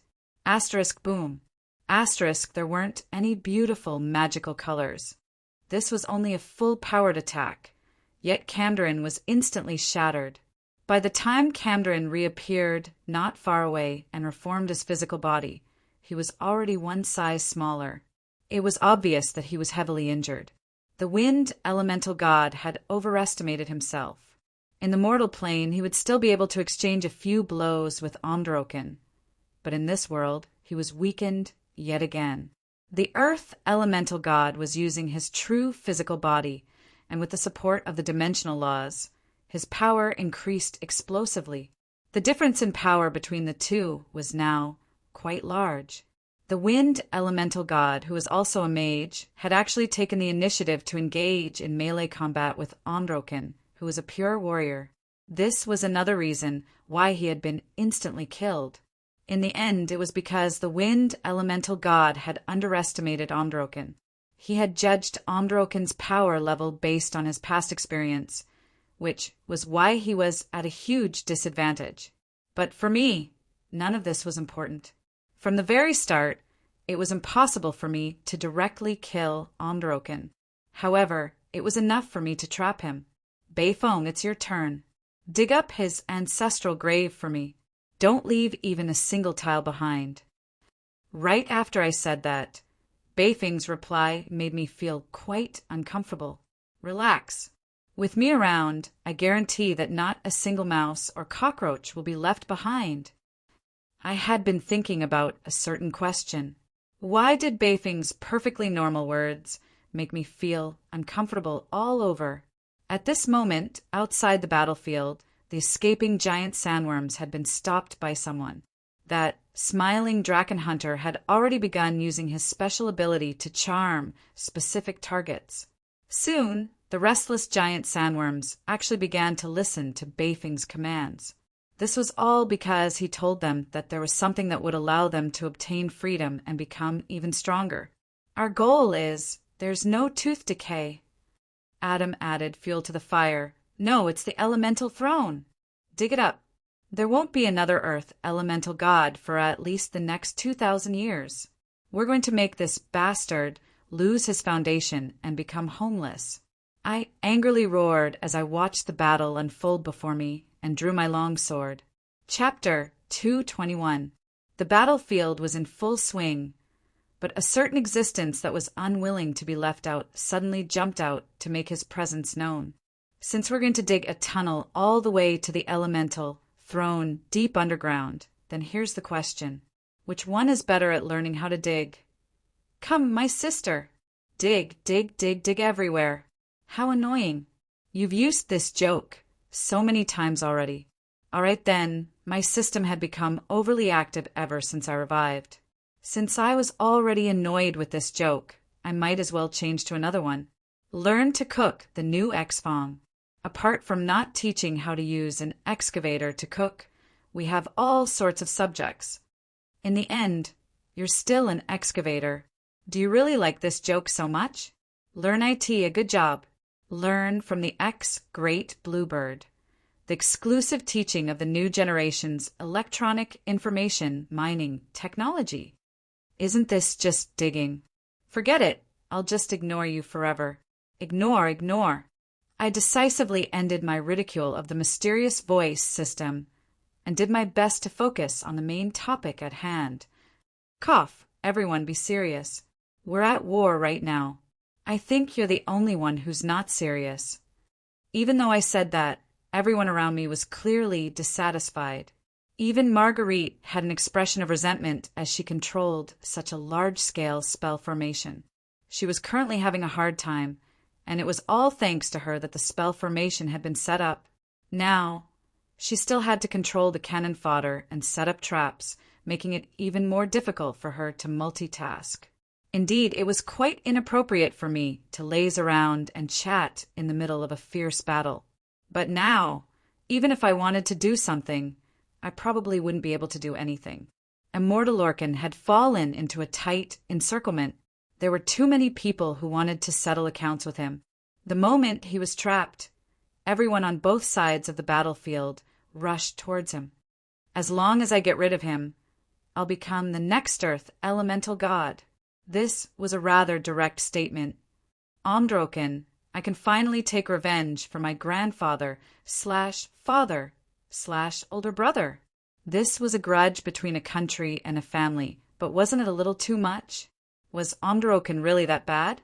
If he wanted to rebel, couldn't he find another reason? Gulp, gulp. All right, this fellow still didn't know how to speak the common language. The Earth Elemental Lords, who were the most proactive, were probably the various Earth Elemental Lords.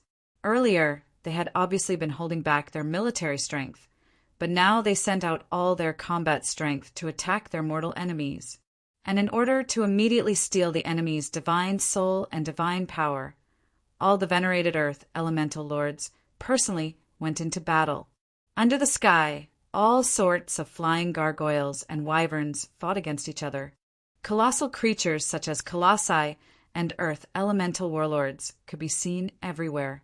Earth Elemental creatures were generally large and powerful, so this was a battle between giants. As they fought, the entire continent trembled, and the mountains trembled in fear. However, the Lord of the Earth never had the habit of running away.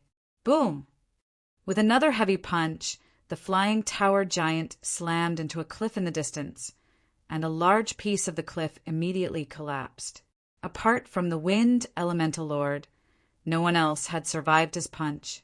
Omdroken had used his combat achievements to display his astonishing power. At the very least, this old dog still had a mouth full of teeth. Even though he was heavily injured, Omdroken was still quite strong. That punch he used to defeat Camdrin had actually created a spatial crack, using pure physical power to break through the dimensional laws. From the moment I saw this scene, I unhesitatingly gave up on fighting him in melee combat. Using pure physical power to reach the dimensional laws, using brute force to break through the dimensional laws. Could this be the legendary shattering the void? If he wasn't injured, would he be able to shatter the heavens? Junior, take my space-shattering fist. All right then, I won't comment on this strange name, nor will I analyze how much energy it would take to use brute force to break through space. However, this obviously unreasonable reality was right in front of me. Right now, Omdroken was using his true body, and with the Earth Elemental Throne's buff, he had nearly limitless power. He was completely different from his incarnation in the mortal plane. If Phillips appeared in front of Omdroken, he would probably die in 2 punches. But no matter how strong Omdroken was, or how obvious the difference in power was, it was impossible for Camdrin, who was also an elemental lord, to easily admit defeat in front of everyone. Camdrin is so useless. He was beaten half to death by a single punch from Omdroken, and then he ran away like a coward. If news of this spread, Camdrin's position as the Wind Elemental Lord would come to an end.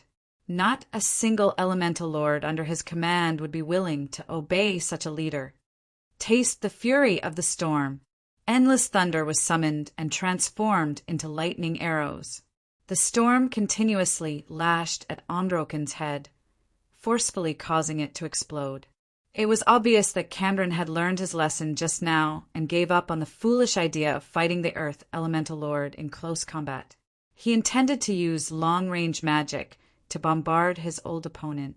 Countless treacherous Earth Elemental creatures surrounded Androkin, while he comfortably summoned all sorts of lightning from afar. It was safe and eye-catching, and his reputation wouldn't be bad if he won. But it was obvious that he had underestimated his opponent. Androkin dodged and used an Iron Mountain Smash, which actually broke through the restrictions of space and landed on top of Camdron's head. Then he used a series of beautiful, consecutive skills. Mount Tai Crush, MT Hua Split, Shoulder Throw, Chest Throw, Neck Clamp, Eagle Jump, Waist Throw, Iron Bridge, Depth Bomb. I didn't expect Androkin to be in the wrestling league. You're still in the mood to explain? Hurry up and help.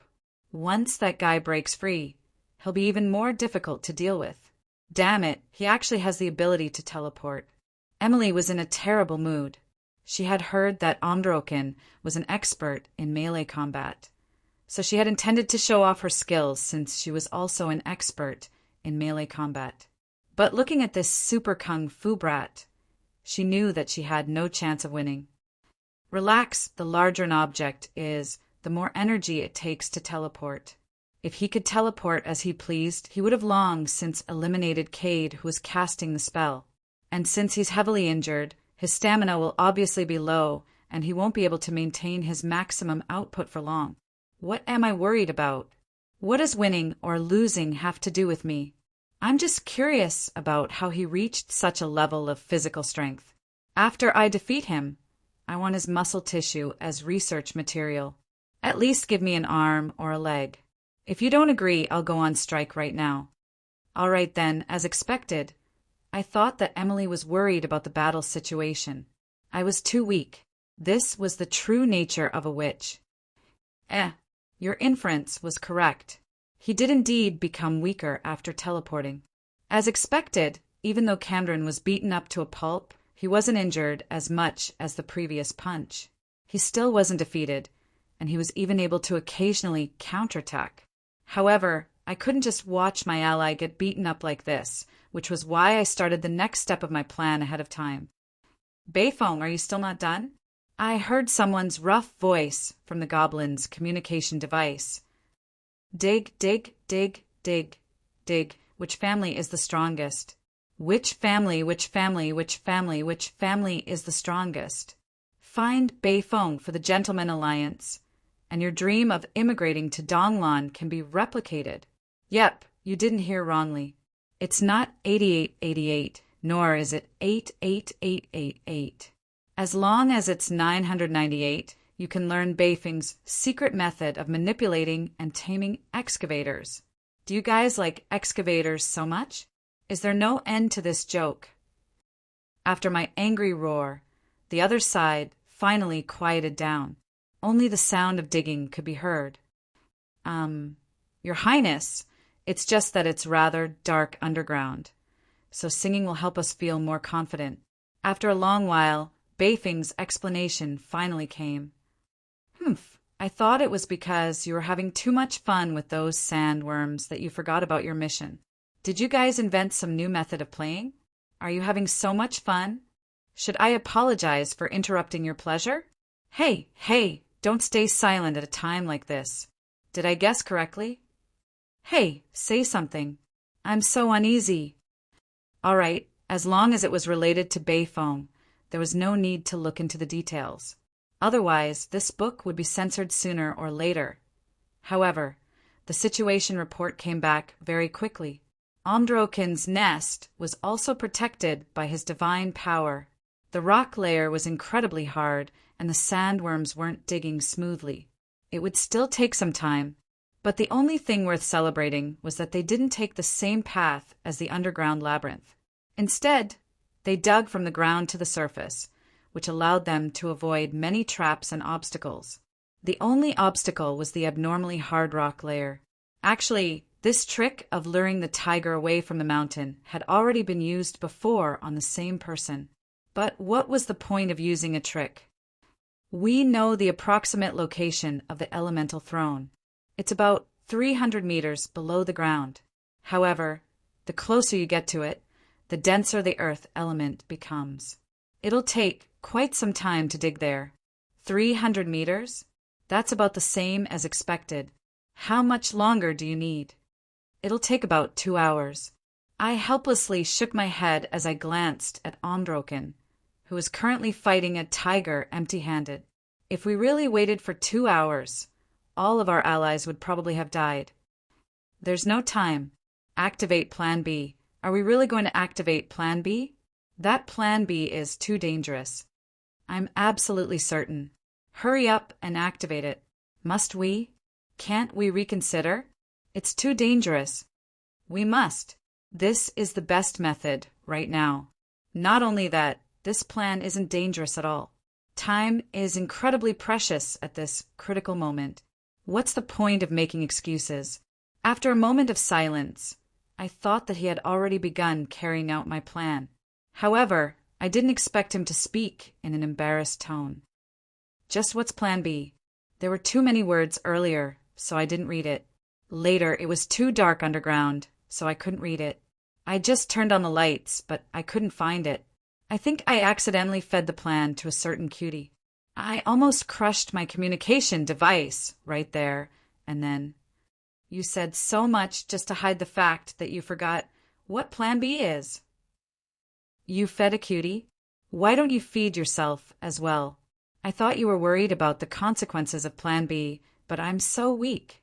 Just you wait. When you come out at #yen%, there had never been a person who easily angered me.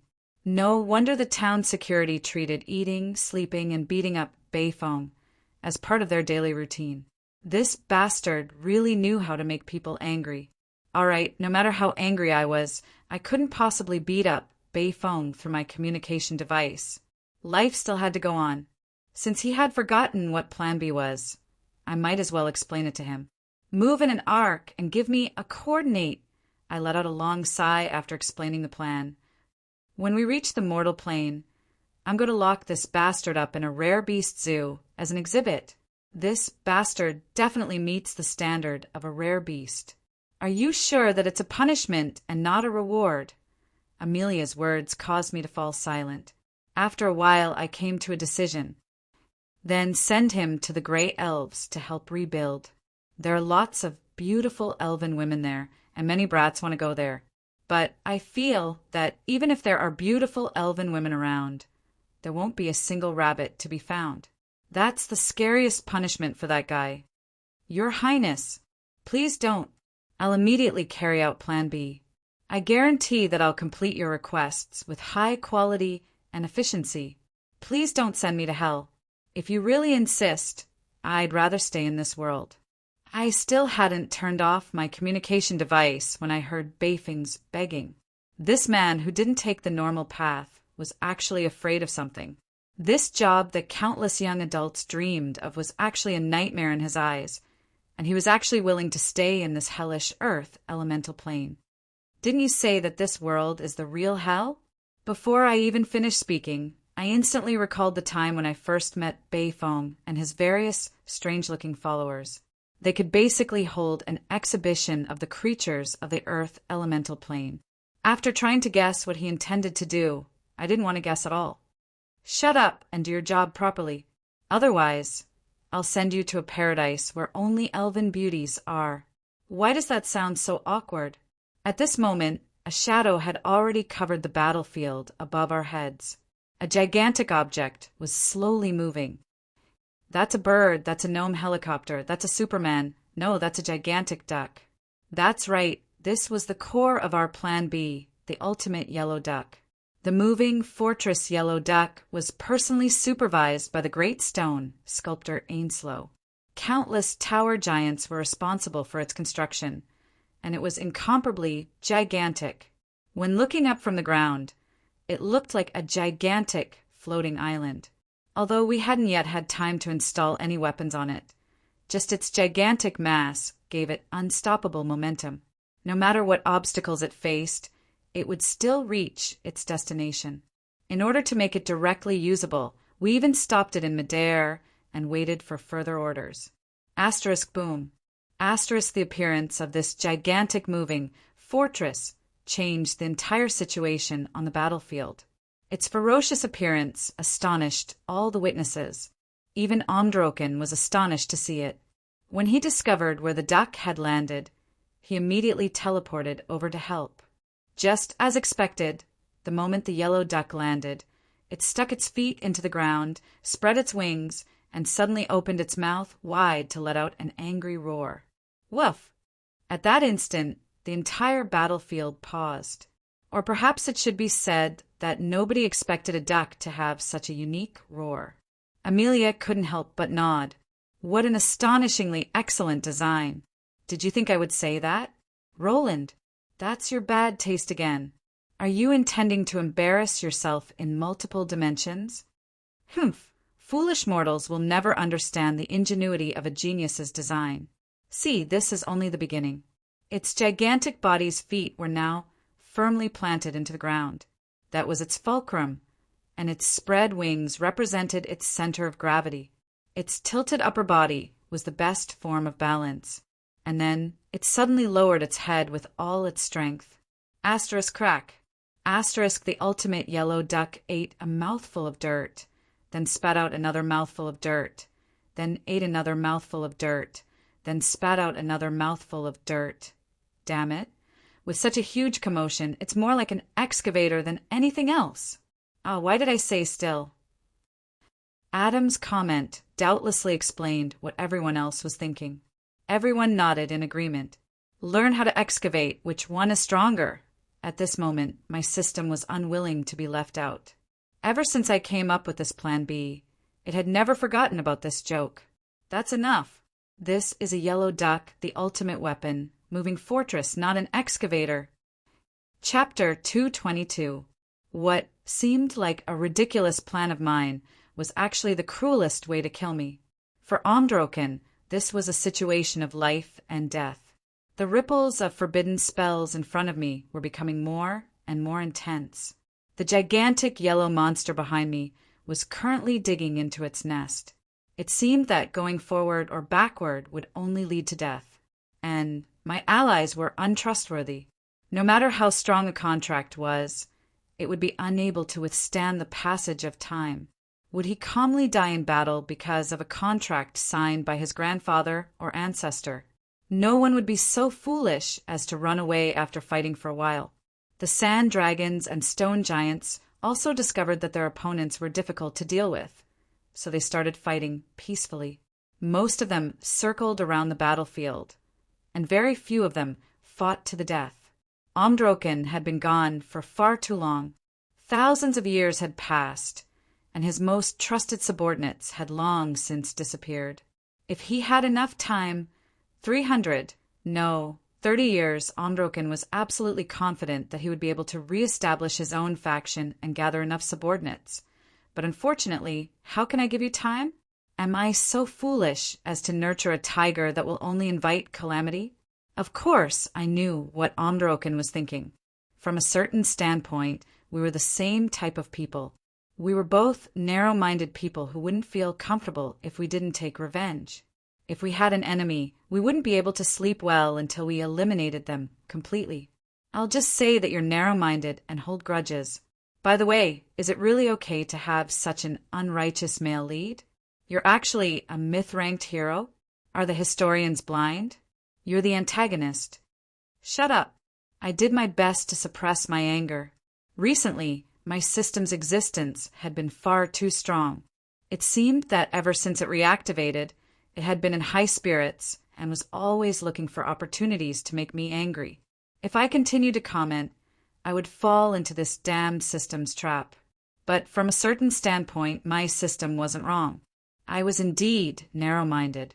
The fresh blood on the snowy ground from that day was still fresh in my mind, and the warrior's dying words were still fresh in my ears. How could I be at ease as long as Omdroken didn't die? Checkmate. Both sides are aiming for your vitals, the elemental throne. I think you should focus on that side. Do you think your son Wukong capable of creating clones?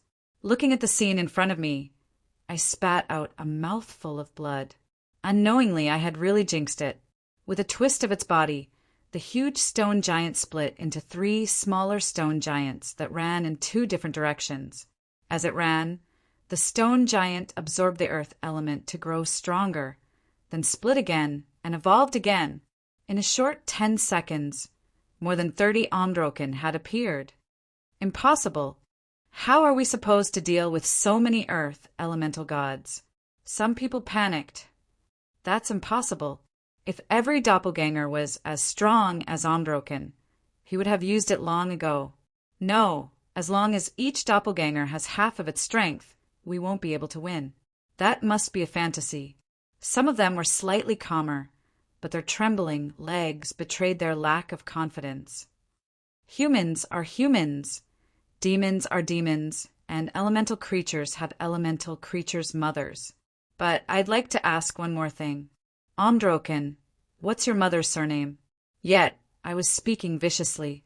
However, my seemingly useless nagging was actually the most painful part of elemental creatures. It was also my understanding of what was happening before me, as well as my disdain for Omdroken. Apart from top-level elemental creatures that were capable of transforming into humanoid form, ordinary elemental creatures didn't even have a gender. Naturally, they didn't have a normal method of reproduction. Their method of reproduction was to rely on cloning and splitting like low-level creatures. That was why it was quite common for Earth elemental creatures to split off certain parts of their bodies to create clones. However, such simple clones wouldn't have any sense of self. They would be nothing more than puppets controlled by the Earth elemental. In order to create a new life and consciousness and complete reproduction, the Earth elemental creature would need to split its soul and split off half of its power to create a new physical body. Low-level elemental creatures would naturally be born in places with high elemental density. More than 90% of the elemental creatures in the elemental planes were low-level elemental creatures that relied on their instincts. They lacked intelligence and knowledge. Even if they instinctively split off, they would be able to quickly absorb the elemental energy from the outside world to replenish their bodies. Most of the time, they would naturally reproduce. However, high-level elemental creatures would be more troublesome. Every time an elemental creature naturally split off, it would be at its weakest. High-level elemental creatures also had their own instincts to reproduce. This would be quite difficult to control. If they couldn't suppress it at the right time and their enemies came looking for them, that was why old Earth elemental lords would do their best to suppress their instincts to split off unless absolutely necessary. If they couldn't suppress it and ended up splitting off a young body, it was highly likely that their enemies would ambush them and kill them. In order to prevent their enemies from discovering their weakened state, some shameless elemental lords would unhesitatingly devour their newly split heads.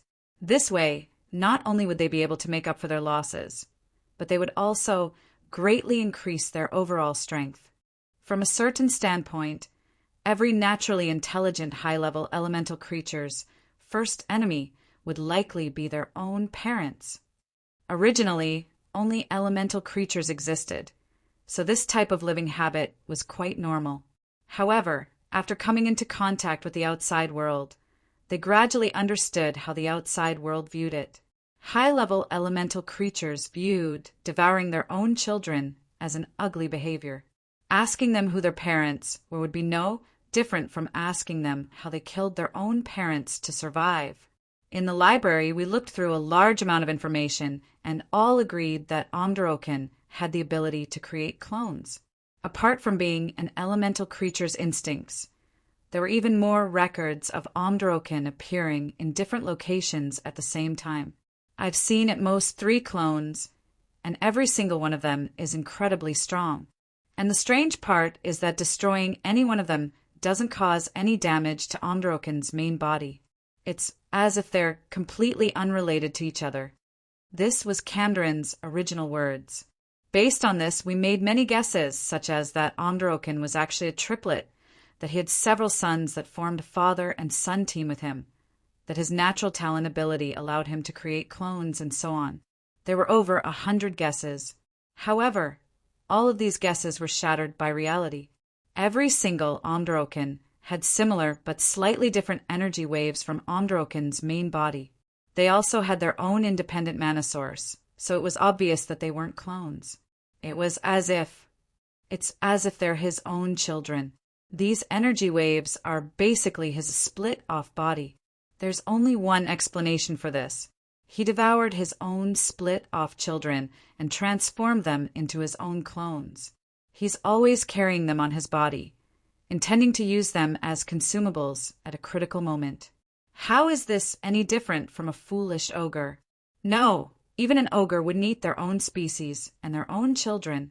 The water elemental goddess Alos had a fatigued expression after she finished setting up the magical traps. However, her expression towards Androken also contained a hint of disdain. Not every elemental creature was capable of being so completely devoid of humanity. As Stonevilla's wife, Alos had many descendants. Although most of them had already died, they had experienced the love life of a normal life. She was filled with disdain towards Androken's actions. Even though she despised Androken's actions, an even harsher reality was right in front of us. Our opponents were far stronger than we had expected. Due to the difference in age, these 30-some Androken's power levels were vastly different.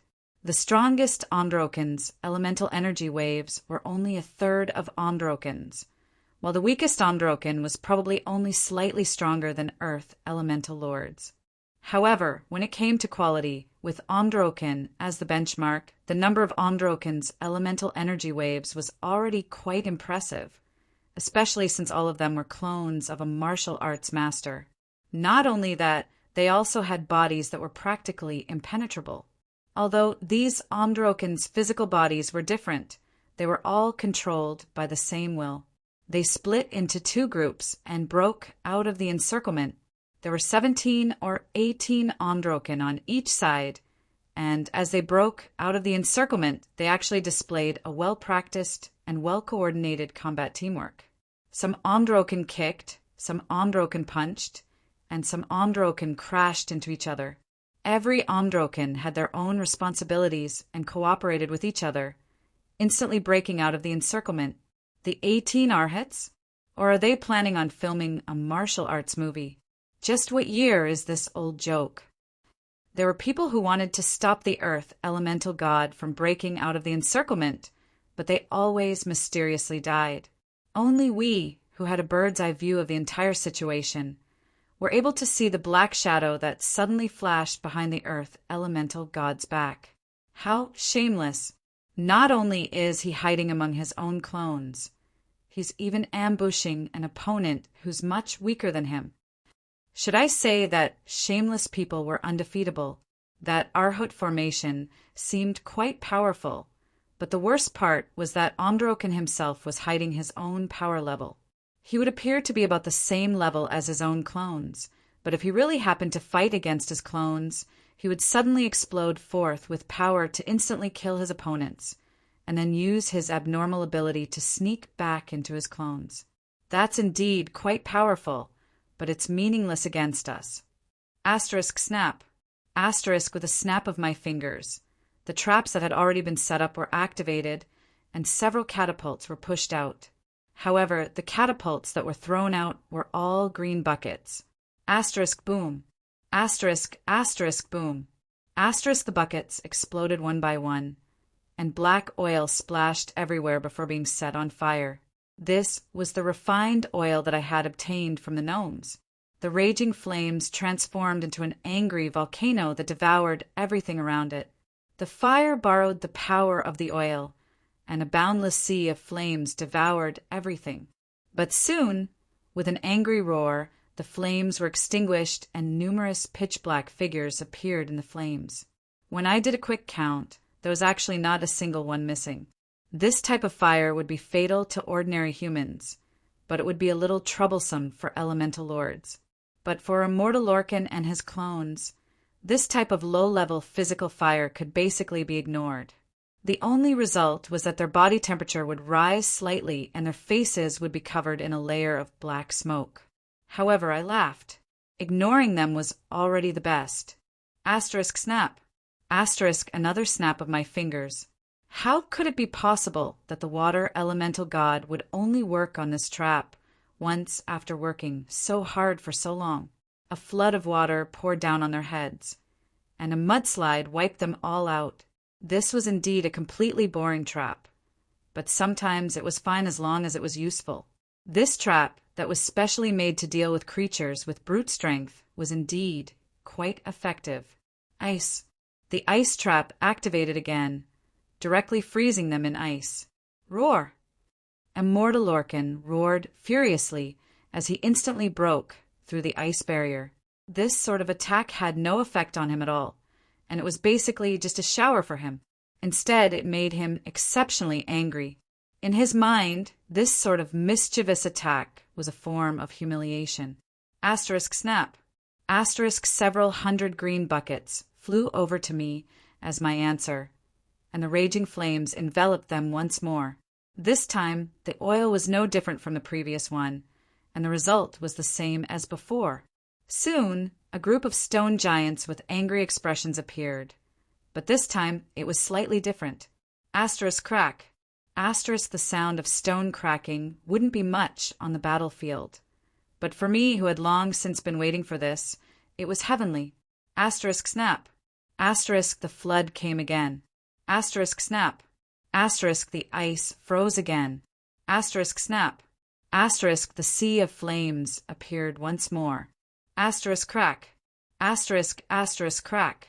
Asterisk this time.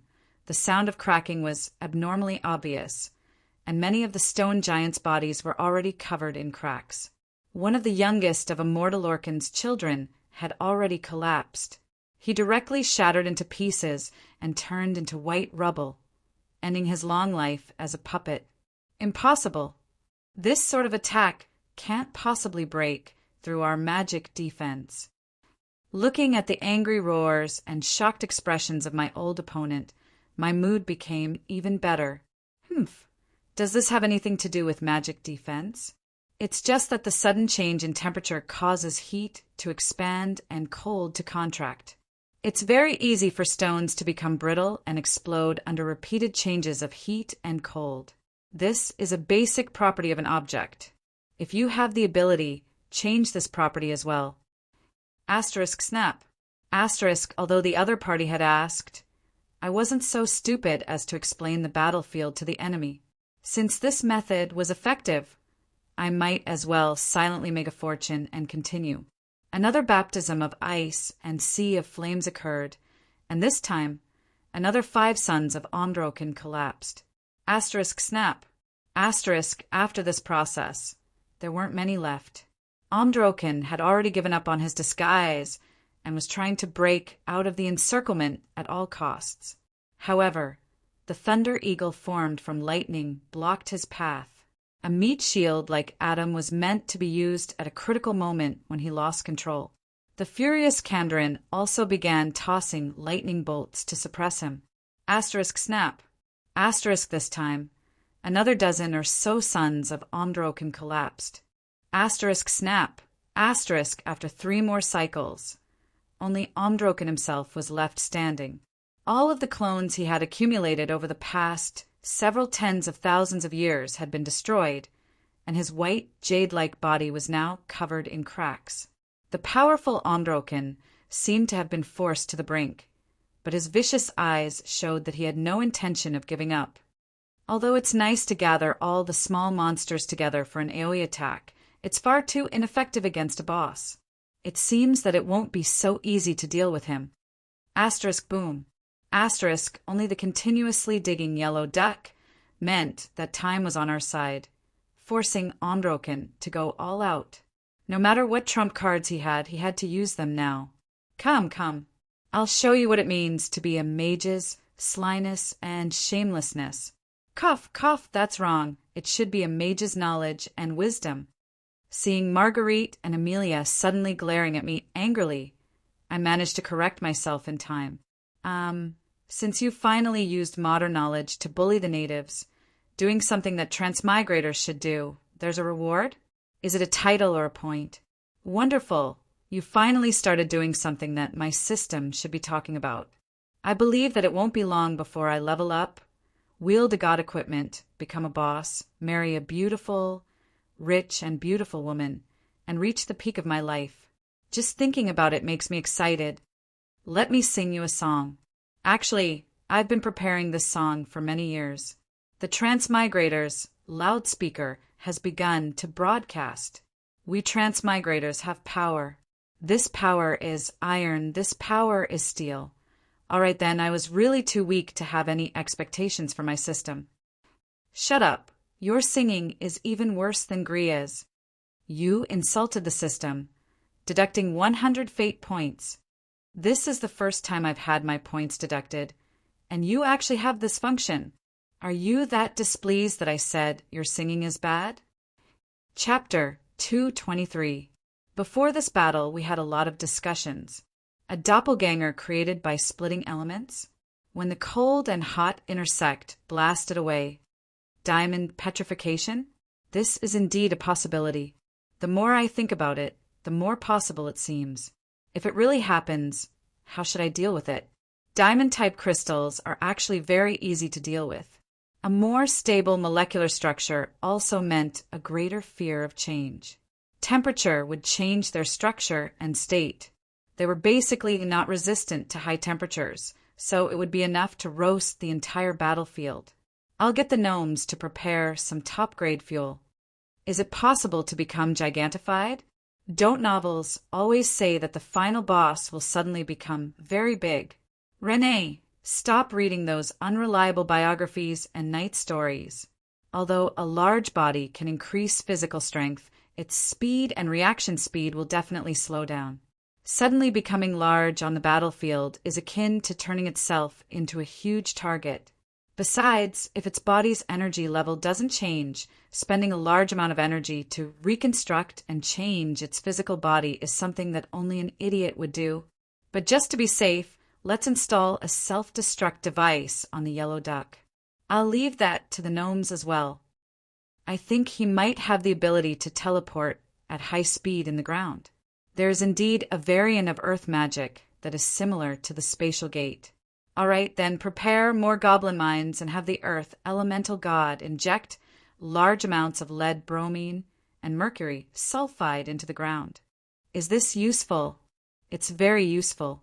As long as you're infected with lead bromine, you won't be able to use any spatial abilities. As for mercury sulfide, it's also known as the poison of earth. A small gram is enough to disintegrate the earth element. If Omdroken really intends to travel through the earth, what other abilities do they have? Let us think about it more. By the way, can we prepare an anti-gravity trap? We have a lot of earth magic mages. As long as we can reduce gravity to 0, I don't believe that he'll be able to withstand such a high mass. The warriors' pre-battle meeting lasted no more than 10 minutes. It was all about, let's go see that bastard. Where should we go to kill that bastard? Where should we go to celebrate after we kill him? Where should we go to celebrate? Bar or barbecue. They did not even consider what to do if they lost the fight. What? You're asking what to do if they lost? You dare to shake the morale of the army? Drag him out and behead him. Power and glory, blood and thunder. By the way, is this slogan really okay? I feel like it's another name for send, send, send, send. At least add some tactics and brain cells. But for a group of mages, the amount of time needed for a pre-battle meeting would be several times longer than the actual battle itself. It was quite common for mages to prepare for a battle for at least half a month. Endless meetings and discussions were boring, but the results were usually quite good. As long as the enemy had been identified and had sufficient time to prepare, they would repeatedly study the enemy's weaknesses and strengths and come up with several or even dozens of countermeasures. If they met the opponent at the place and time they expected, the outcome was basically decided. Right now, it was a classic battle of a mage bullying a muscle head. Ah, that guy actually dug into the ground. It's exploding, it's exploding. Look, it's coming out, it's coming out. Buffed. One side is green, and the other is black. How miserable. He transformed. White jade turns into diamond. What a pity. Why is it black diamond? Sure enough, every lucky guy who looks like a European commander will turn into an African commander in the next second. Those Udi deserve to die. I don't understand. There's no need to understand. It's a professional term. The anti-gravity trap has been activated. Wow, he actually flew up to the sky like a balloon. He's falling down, he's falling down. Hurry up and tell the cannon fodder to hide. That guy is planning to teleport again. Fire all 200-dimensional anchors. Buffed. That guy actually only teleported his upper body. He's split up. Oh, he can actually put himself back together. He's as disgusting as a lizard. Renee broke out in a cold sweat as she looked at the group of mages who were taking pleasure in Roland's misfortune. For the first time, she wondered if she had chosen the wrong job class. Omdroken, who was almost invincible in melee combat, was actually being toyed with like this. At this moment, she couldn't help but recall some classic rumors that had been circulating far and wide. In the eyes of a mage, there are only two jobs in the world: the mage's own peers and the cannon fodder ABCD. Never fight against a mage on the battlefield that he has prepared for a long time. Otherwise, you won't even know how you died. Pay special attention and never attack the mage's own mage tower at home. With all his belongings and decades of preparation, he can easily unleash more than 10 times his original combat strength. As a pure warrior, the first reaction of seeing a mage enemy is to rush up and hack him to death. Hack him to death, or be toyed with to death by him after he's recovered. Choose for yourself. A mage is his own son. Isn't that too unfair? I'm sorry. There's no such thing as balance in this world. Don't you think about it? The difficulty of leveling up for a mage is several times, or even several dozen times, that of other job classes. Also, is the difficulty of leveling up by collecting knowledge and leveling up by throwing punches the same? Do you know how many mages are stuck at the silver rank? It's more than 99%. You want to defeat a high-level mage? Turn the battle into a surprise attack and encounter battle. You want to charge indirectly? What's your name? Why do I need to know your name? At least let me think about what your epitaph should be written on it. The 108th idiot who charged to death? In fact, at that moment, Renee even wanted to ask Roland to change his job class. After all, Roland had once successfully trained across job classes. After hesitating for a moment, she finally remembered something else. In the past, she had indeed asked Heloise to teach her magic, but she could only helplessly give up. You want to learn magic from me? Okay, as long as you pass the test, I'll teach you. Let's start with the basics of calculus and derivatives. If you don't understand, you'll understand after watching. Don't worry, it's not difficult. Roland is the one who invented it. He often uses it to train his logical thinking ability. We even intend to promote it in the entire magic world. So far, the response has been pretty good. As long as you can understand it, it proves that you have the talent for it. I'll teach you real magic. Back then, she listened to 2 classes full of hope. Then, her eyes were filled with numbers and symbols. The more she listened, the more dizzy she felt. Then she fainted in class. She actually fainted in class. What a waste of my time. Using Roland's words, scum with less than 9 intelligence should just go and be cannon fodder. At that time, Heloise's comments made Renee quite displeased. But if she wanted to learn magic, she had to start from those ridiculous numbers. So, Renee immediately felt that it was better to continue training with her sword. Besides, the power of chaos wouldn't be any weaker than that of a mage. On the contrary, the power of chaos, which was the source of the power, was even stronger. But right now, looking at Roland, Amelia, and the others who were excitedly discussing magic, Renee mysteriously felt a trace of displeasure. Then, her chest suddenly trembled as a tremendous power of chaos flowed through her bloodline. Yes, there's no need for me to be envious of them. I have my own path as well. Demons disdain using traps and detection. Aren't they invincible? Cavendish's teachings suddenly echoed in her ears. From the moment that the power of the elements was explained with logic, elemental magic had nothing to do with chaos. Controlling chaos doesn't require logic. Willpower is the key. You can treat power as your subjects. All you need to do is use the tyrant's willpower. Who cares what they think? Only what I observed was allowed to exist. I hoped that things would happen as I wished, so it really did happen. As for the principles and what not, that wasn't important from the very start. The more stubborn and resolute one's willpower is, the more suitable it is for controlling chaos. That's why Roland can't do it. He's too reasonable and needs to research everything. Meanwhile, you're just like me. You seem reasonable, but you're actually extremely self-centered. You're born to be a tyrant, born to control chaos. Renee clenched her fists. The firstborn of chaos had given her the right to control chaos. The endless void had given her endless power. Pitch-black turbidity leaked out from the dimensional cracks. This was the most fundamental source of power in all dimensions. The power of chaos began to distort this world. Under the guidance of a mysterious willpower, Renee began to chant in a low voice. She gazed at the fallen children of Androken. My pitiful children, I can sense your anger and helplessness. You've been deprived of your ability to survive even before you were born. Is there anything crueler in this world?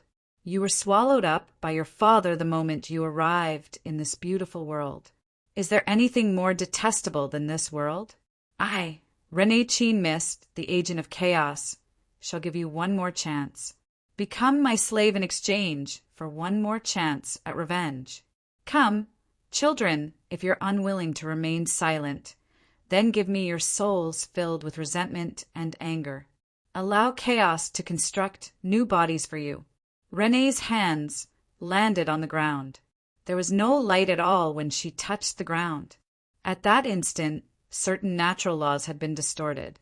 All the semi-god mages looked at her in astonishment. They were incredibly sensitive to elemental fluctuations. How could they possibly miss such an obvious power of chaos? Renee didn't realize just how astonishing of a thing she had just done. Only now did she regain her senses. She rubbed the back of her head, not knowing what to do. What did I do?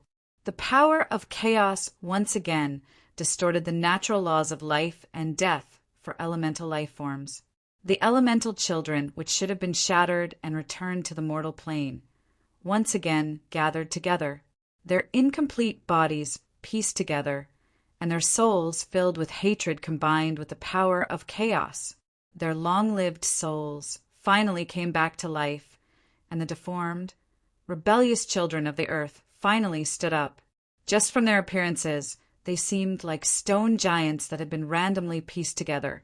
Their entire bodies were covered in triangular, snow-white crystals. Every single one of them had been pieced together by at least 2 or 3 children of Androken. Deformed bodies with 6 arms and 8 legs were quite common.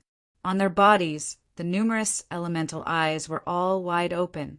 Their murky yellow eyes were filled with the deepest hatred, as if they had died with grievances. Renee's pure power of chaos was nothing more than a catalyst and glue. What caused these existences that shouldn't exist to return to the world was the hatred and anger these children had for the world and Androken. I hate you. I hate my father. I hate everything in this world. I curse the world that gave birth to me. Just a single glance at them would cause the words of hatred to roar repeatedly in their minds. Mortals with weak wills would go insane. These 7 stone giants that had been pieced together were now living crystals of hatred. The entire continent was shaking. They were crying out in pain and anguish. Thunder boomed in the clouds as the furious elemental plane began to curse everything that was about to happen. Pitch black clouds covered everything. The elemental plane couldn't bear to see what was about to happen. It couldn't bear to see its beloved children transform into existences cursed by the gods. Distorted divine power reactions. According to the Dimensional Encyclopedia, this is negative divine power. This type of power can only exist in one type of life form. Marguerite adjusted her eyeglasses. She had a rare expression of astonishment. She then hurriedly sent a signal to Adam, telling him to hurry up and retreat. If her guess was correct, the upcoming battle would be incredibly dangerous. Far more dangerous than fighting against Androken. Actually, she didn't even need to give any instructions. Adam's combat instincts had always been sharp. He immediately ran in front of the wind elemental god when he saw Camdrin turn around and run away like a rabbit. Wonderful.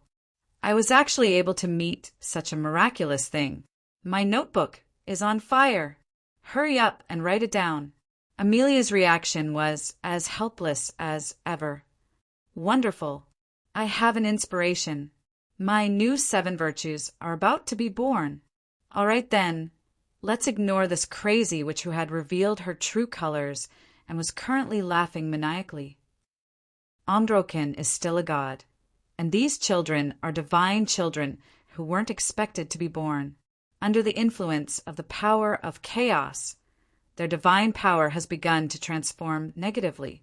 All the conditions have been met. That's right, just like Shadow, this is a new type of item, cursed by the gods, divine sins. Divine sins were a mistake. They were products of divine power that shouldn't exist and were unforeseen. As souls that died prematurely, divine sins continued to live on. They absorbed nourishment from their divine power and pure hatred towards their ancestors and all natural products. Uncontrollable divine sins were cursed by the gods with hatred, fear. That's right, they possessed power that even the gods' ancestors feared. In fact, they often countered the gods' power. When facing a true divine sin, it was absolutely necessary to treat it as a true evil god. Otherwise, death would be certain. Under the guidance of Androken's self-inflicted sins and the will of chaos, these divine sins of elemental gods, which were named the unfilial children of the earth, arrived in this world. All of their gazes were locked onto their father. Their eyes were filled with hatred, and their gaping mouths were filled with desire for delicious food. Divine sins are a mistake. It's an existence that shouldn't exist. As mages, if you haven't reached semi-god rank, you should retreat upon seeing them. If they see you, it'll be too late. Luckily, the chances of meeting them are basically 0. If you really meet them, then consider yourself unlucky. I finally understand why the Monster Encyclopedia said that. These things are far too dangerous. Unlike ordinary elemental creatures that received support from the Earth elemental plane, the unfilial children of the Earth obtained elemental power by mercilessly and forcefully stealing it. Around them, all other Earth elemental creatures began to naturally die. Tall tower giants instantly turned into rubble, while powerful sand dragons became dried lizards. It was unknown what other abilities they possessed, but just the side effects of their existence were more than enough to make them the natural enemy of all Earth elemental creatures. They were born due to their hatred towards Androken, and they also possessed the power of Androken. Without a doubt, they were the natural enemy of Androken, the divine sins of the Earth. The moment they appeared on the battlefield, all the Earth elemental lords began to furiously flee. This was the fatal fear of frogs, seeing a poisonous snake. In front of their natural enemy, they were nothing more than backup food. In the next moment, the 7 divine bastard brothers started a deadly fight with their father. Hey, Roland, even these things have appeared. How do you intend to deal with this? These things are even more dangerous than Androken. Are you going to collectively flee back to the mortal plane after this battle? Don't be so noisy. I'm thinking about something important. Could it be that you have a way to control the divine sins? This is a new topic that no one has ever been able to accomplish before. Do you need me to request research funding from the truth overseers? No, who can control those things? I'm just giving them names. What do you think of the 7 golden gourd brothers? The one with the biggest 8 eyes is the first baby. The one with the brightest eyes is the second baby. The one that looks super hard is the third baby.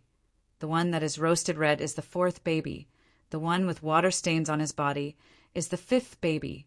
The one with the smallest and least presence is the 6th baby. And the one with a gourd-like stone on his back is the 7th baby. Hey, why are you all walking away? Aren't these names good? I won't insult you anymore. Do you think that these people from another world will understand your joke? This joke is too cold. This is a super old joke that reveals one's age. I'm not joking.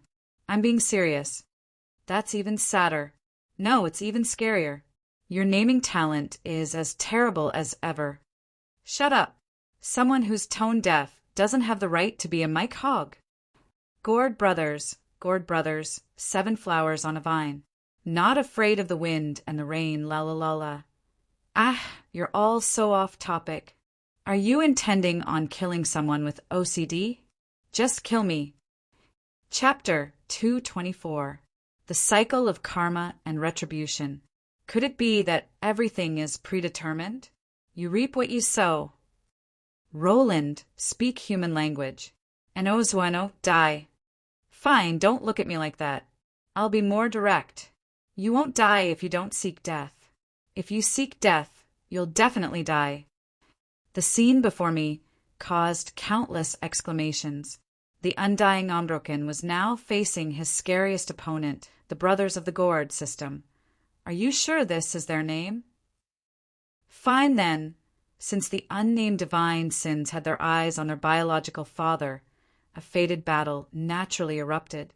Or perhaps I should say that they were completely crushed. If Omdroken had been at his peak condition, perhaps this battle would have been even more likely. However, he had first been seriously injured in the mortal plane, and then he had experienced the 9 heavens of ice and fire in the earth elemental plane. The destruction of his clone had also brought him tremendous damage.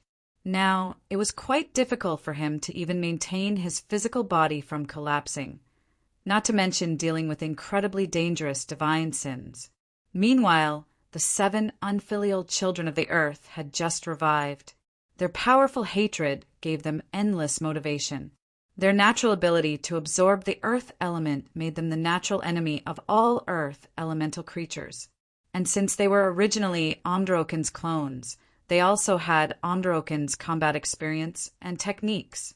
Just now, the souls of the earth elemental creatures had begun fighting each other in the same body. Now that they met again in the real world, even the powerful Omdroken had a flash of despair in his eyes when he discovered that his heavy punches that could shatter everything had actually become nourishment for the enemy. Ah, if you want my head, you'll have to pay with your life. But right after that, Omdroken raised his head and roared angrily, exploding forth with the viciousness of a warrior. But no matter what he did, it was all meaningless. What happened next was destined to be a duel without any suspense. Or perhaps it should be called a meal. Even his attacks were ineffective. Just touching his physical body would cause it to be stolen away. What else could he possibly do? In just a single exchange, Omdroken was pressed to the ground, and then Armageddon arrived prematurely. Ah! The 7 abominations opened their bloody mouths and began to taste their ancestors' bones and flesh. They instinctively perfected the parts that they lacked. The stolen earth elemental constructs weakened Omdroken, and he wailed as he watched his own doomsday. After Omdroken devoured more than 30 of his descendants, it was now his descendants' turn to devour him. Divine abomination, unnamed. A divine abomination created by the earth elemental god Omdroken, currently evolving. Known abilities: earth elemental absorption, negative divinity. System evaluation: if you can't find a way to deal with them, just run. I'm telling the truth. In the earth elemental plane, even a true god might not be a match for them. The system's evaluation was quite appropriate. Cade had even stopped chanting the forbidden spell behind his back. Even if he had to risk elemental backlash, he had to hurry up and lead his team away. I glanced at the former Earth elemental god who was currently being punished by fate. I hesitated for a moment before coming to a decision. Let's retreat first. Everyone, please wait a moment. But just as I made up my mind to retreat, Renee suddenly stood up with an embarrassed expression. Even she hadn't expected that things would end up like this. It's as if I can control them. What? Everyone's expressions were filled with astonishment. Controlling divine abominations? This was something that no one had ever heard of before.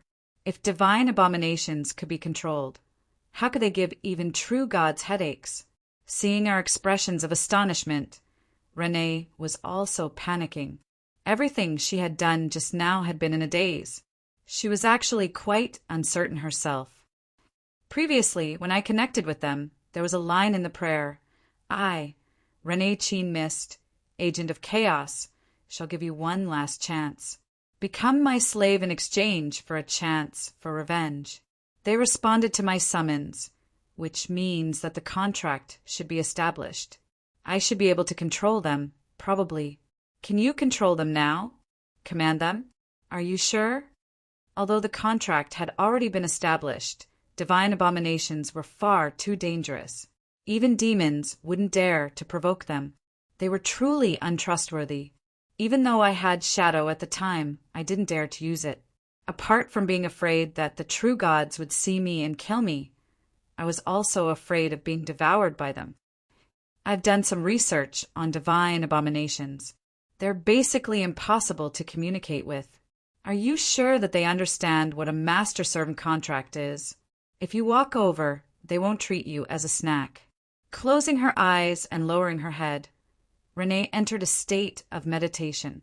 She was checking the contract connection between her and divine abominations in an attempt to control them. But soon, she opened her eyes with a face filled with fear. These life forms have no intelligence at all. They instinctively hate everything and want to tear apart everything in front of them. At most, I can only command them to destroy someone, but I can't control them to not destroy someone. Damn it, this was indeed the result. But it was already much better than I had expected. Can you order them to enter a deep sleep? From my experience controlling shadow, divine abominations all acted on instinct. They would be able to understand orders like eating, sleeping, and attacking. Let me try. Renee closed her eyes again, but this time she had a delighted expression. Not right now, but it should be possible once they're full. Everyone finally heaved a sigh of relief when they heard this. The fact that such a powerful Androken had become food so easily gave us a tremendous amount of pressure. Retreat as usual. Hurry, hurry, hurry. We can't guarantee that they won't eat a moving target after they finish their main meal. Renee, as soon as they finish eating, immediately order them to enter an eternal sleep. Camderin, if the sleep is successful, hurry up and notify all the Earth Elemental Lords to stay away from this area. It's best to create an isolation zone so that they can enter an eternal sleep. Upon hearing this, Renee pouted. She seemed to be displeased with my arrangements. Can I take one of them with me to the mortal plane? They're all so powerful, so they should be quite helpful. Don't even think about it. There's only one possibility for a divine abomination to enter the mortal plane. True gods will descend to the mortal plane, surround you, and then crush you to death. Even if you successfully hide one, something will happen to a life form that only knows how to destroy. Renee instantly became depressed. Her expression was just like that of a child whose candy had been stolen from her. It's possible to borrow a portion of their power. I remember that Caro has partial spatial summoning techniques, but that'll take time to research. Let's not waste any more time and hurry up and retreat. Renee, you go first. The moment I said this, Renee nodded and turned around to leave. However, everyone else paused in surprise as they understood what I was implying. Roland, You're not intending to retreat with us? Amelia was rather hesitant. I still need to go to the elemental throne to collect some materials. You guys know.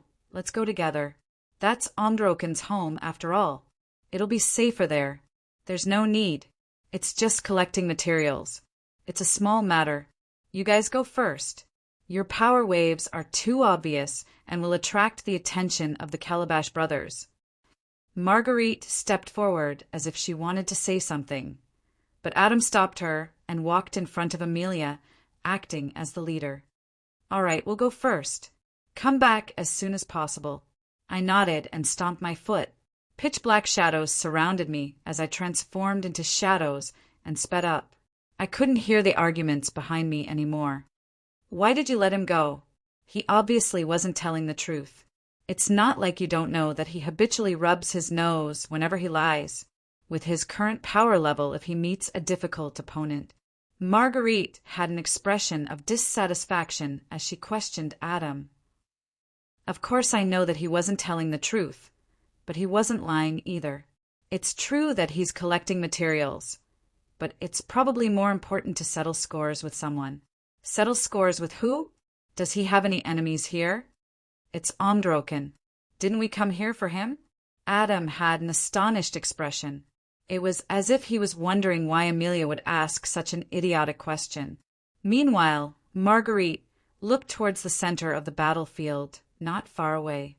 Over there, most of Omdroken's flesh had been devoured, and he couldn't be more dead. You're saying that he didn't die? Of course. That guy isn't that easy to deal with. It's perfectly normal for a sly old fox like him to fake his death. Didn't we meet one back in the day? You were the one who personally exposed him. Marguerite was instantly rendered speechless. Wasn't Roland the sly old fox who had been exposed back in the day? Do you have any evidence? Intuition. As for evidence, I'm afraid we'll have to ask Roland. He's more suited to be a smart detective. Marguerite's icy expression thawed upon hearing this, but she still had an expression of displeasure. She had already guessed everything. These two brothers were up to something again. Amelia directly walked towards the elemental throne, but Adam blocked her path with a flash of lightning. Get out of my way. I'm going to help. Don't look like Roland doesn't care about anything. He actually cares a lot about the people of the mist. Amelia was rather confused upon hearing this. Did this have anything to do with the current situation? That's why the people of the mist have suffered great losses here. Omdroken is the only mastermind who's still at large. How could Roland possibly take this lying down? Now, do you know why he went alone? One-on-one revenge? That's so stupid. Adam shrugged helplessly. I'm sorry. Sometimes men are just such stupid creatures. He probably won't be able to sleep at night if he can't personally kill the murderer and give the dead an explanation. Amelia instinctively bit down on her fingernails as anxiety appeared on her face. However, Marguerite suddenly comforted her. When have you ever seen Roland suffer a loss? He's so sly. How could he possibly die for nothing? Since this is a battle that Roland has long since prepared for, he should be the one to worry about. And right now, just as Adam had predicted, I followed the coordinates that Beifong had provided me. My angry roar echoed throughout the underground labyrinth. Omdroken, if you dare to do something, you dare to admit it. Have you forgotten about the blood debt from back in Red Maple City? I'm here to pay you back. Remember to ask for interest. My angry roar echoed in the empty cave, but there was no response, as if there really was no one here. Coward! You don't even dare to come out when I'm alone? If you don't come out, I'll lure those divine sins here and watch how you die. It seemed that my threat was effective. That familiar voice finally spoke up behind me, but it was filled with bone-deep hatred. Damned Roland! It's all because of you that I lost everything. Today either you die or I die. Chapter 225. This was the giant's palace. The gigantic purple gemstone door was large enough for a Titan giant to pass through. The ceiling was so high that it seemed like it was in the clouds, and several dragons could fly in the air. Even the tiles on the floor were made of rare white jade. The murals on both sides of the palace depicted countless mythical stories and legends. They depicted scenes of epic battles, where the enemies were incomparably powerful. There were ancient true gods, legend-ranked demons, and countless extinct creatures that couldn't be identified. The giant character who was stepping on Longtu was the master of this palace, the Earth Elemental god Androken. The former Earth Elemental god had been one of the most powerful ancient gods. In the eyes of all the undying, this legendary name represented the endless years and the past, as well as many legends. Many generations of true gods had fallen and risen, yet the Earth Elemental god was still alive and had left his mark in history. This was the best evidence of his power. Countless years had passed, and Androken had transformed his home into a glorious and holy palace. In the past, this place would be filled with loyal servants and worshippers who would travel thousands of kilometers to worship him. Androken would sit on his throne and look down on all living beings. But now this place was completely empty. The only visitor was standing in the middle of the plaza, but he was just like an ant in the palace. But he was still an unmistakably unwelcome guest, as well as the most dangerous challenger. Androken, come out. I know you're hiding here. If you don't come out, I'm going to smash the elemental throne to smithereens. How did you know that I wasn't dead? A familiar voice echoed in the hall. The suppressed words were filled with anger and hatred. He had been forced to this corner from his glorious days in the clouds, and it was all because of the ants in front of him. How could he not be resentful and hateful? His angry questions were like thunder, but I directly ignored them. I didn't have any intentions of nagging and giving my opponent a chance to counterattack. Actually, I knew from the very start that he wouldn't die just like this. The title of the oldest and most powerful elemental god wasn't just for show. When our faction had an overwhelming advantage, and Androken still hadn't shown himself, I could already guess what he would choose. Pretending not to notice and secretly making preparations? You want to win without a fight? You're asking me how I came to this conclusion? Because if I were in his shoes, I would do the same. When one's strength was at its lowest, when faced with an enemy with ill intentions, the chances of winning were less than 20%. Naturally, one had to find a way to avoid this battle. However, as an elemental god, this was his home ground. It would be impossible for him to escape without a fight. Even if he escaped, his opponent would definitely chase him to the end, and it was highly likely that he would be dug out from a corner after being heavily injured. And if he was destined to fight a battle that he would definitely lose, that would be even more foolish. We were both undying individuals who had experienced countless calamities. From a certain standpoint, we weren't exactly good people who would do anything honorable. Androken's choice was about the same as mine, faking death or running away. After all, he's the Earth Elemental God, and he'll face many restrictions if he leaves this plane. In that case, he can only fake his death, tossing out a bait and having the bait die in his place. This would make one's enemy believe that one had died in order to obtain a chance at survival. This was a commonly used and effective method of saving one's life. And in order to make it so realistic that all the Earth Elemental Lords would believe that he had truly died, Androken would have to pay a price.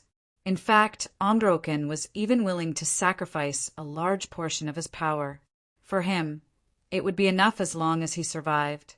As long as he survived, there would be hope for him to become stronger again, and there would be hope for him to take back everything that he had lost. What helped me confirm that Androken's body was nothing more than a clone that contained a large portion of his power was the scene of him being devoured. As the Earth Elemental God, even if his elemental power was devoured, he would still be able to use the Earth Elemental throne to replenish himself. However, I didn't see him forcefully regenerate the elements.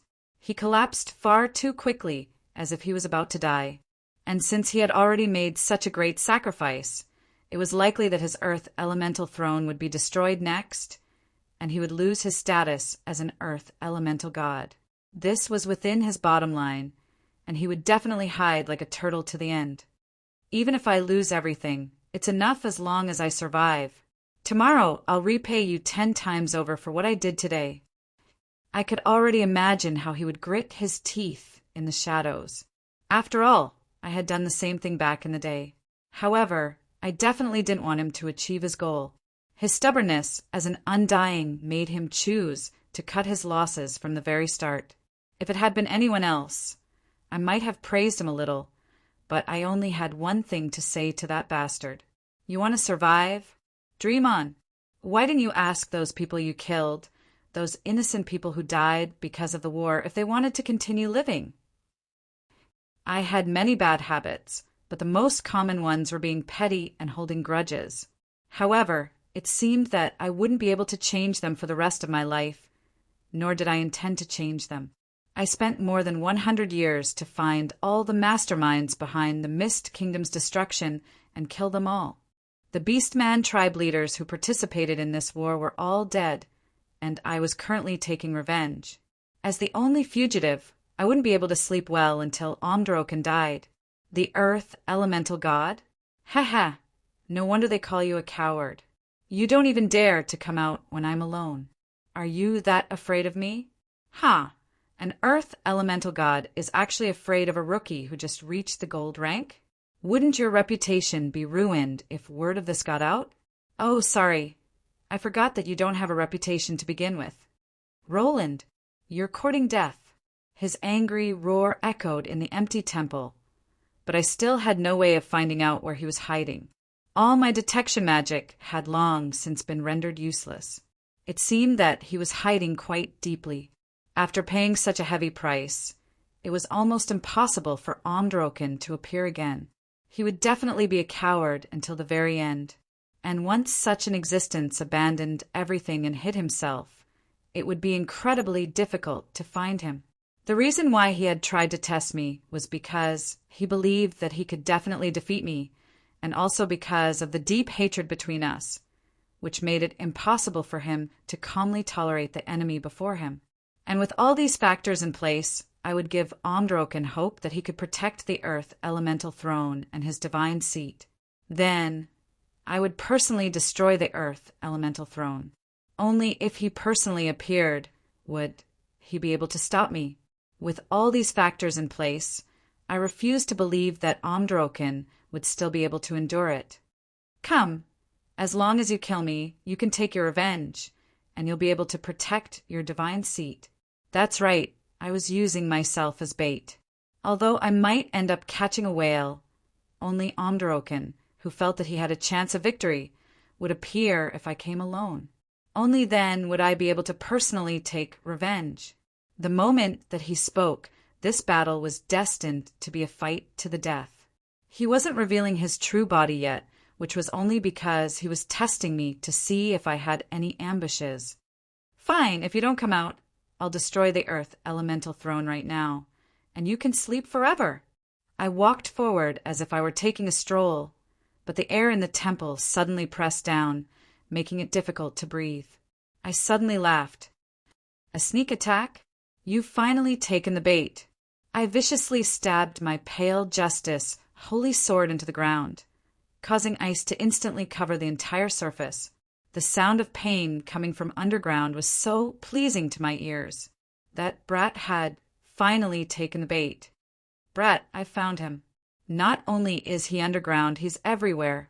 In a way, we're all in his stomach. Harloise reminder surprised me quite a bit. Wasn't the person below actually Roland himself? But soon, a more detailed explanation reached my ears. He should have split up his concept of existence and put them into different murals. Only when they're all pieced together will he be a complete Earth Elemental Son. This is the equivalent of forcefully splitting up his own soul and power.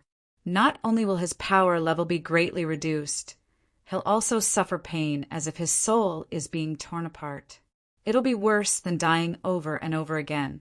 This brat is truly vicious to himself. Only by being vicious to yourself can you be even more vicious to others. Be careful. You've hooked a vicious man-eating shark this time. At this moment, the realistic murals flashed through my mind. I finally understood how he had hidden himself so well. When my ambush was stopped underground, and when my gaze wandered over the murals, Omdroken knew that he had been exposed. The next second, all the murals came to life. The giant protagonists all walked out of the murals and transformed into glowing phantoms. The next instant, all the phantoms merged together, and a familiar figure appeared in front of me.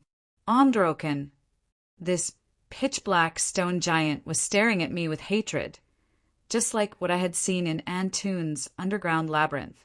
As for me, I laughed out loud. Finally I can take revenge. Bayfong, do it. Together with this angry roar, the entire ground trembled. Behind us, the sandworms under the command of the draconic hunter began enjoying their highest quality dinner. This was the symbol of royal authority that countless earth elemental creatures dreamed of, the earth elemental throne. The pitch-black stone giant looked at me in astonishment. He probably never expected that his heavily guarded treasure trove had already been dug out from underground. Why are you looking at me like that? Did you really think that I would leave the earth elemental throne for you? It's been my #1 strategic goal from the very start. Yes, I had come to the earth elemental plane to find Omdroken for my personal grudge. Destroying the earth elemental throne was my #1 strategic goal. As long as I achieved this goal, I wouldn't have suffered any losses. The revival of the elemental gods brought about the arrival of the elemental tide. All the other planes were now even more closely connected to the mortal plane. Soon, a new war would descend with uninvited guests. Unlike in the game's history, the elemental gods were far too active this time. The elemental tide's growth rate had long since surpassed the game's history.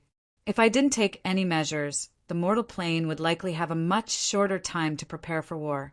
The undead calamity was the most obvious example. The earth elemental throne has given birth to an elemental god.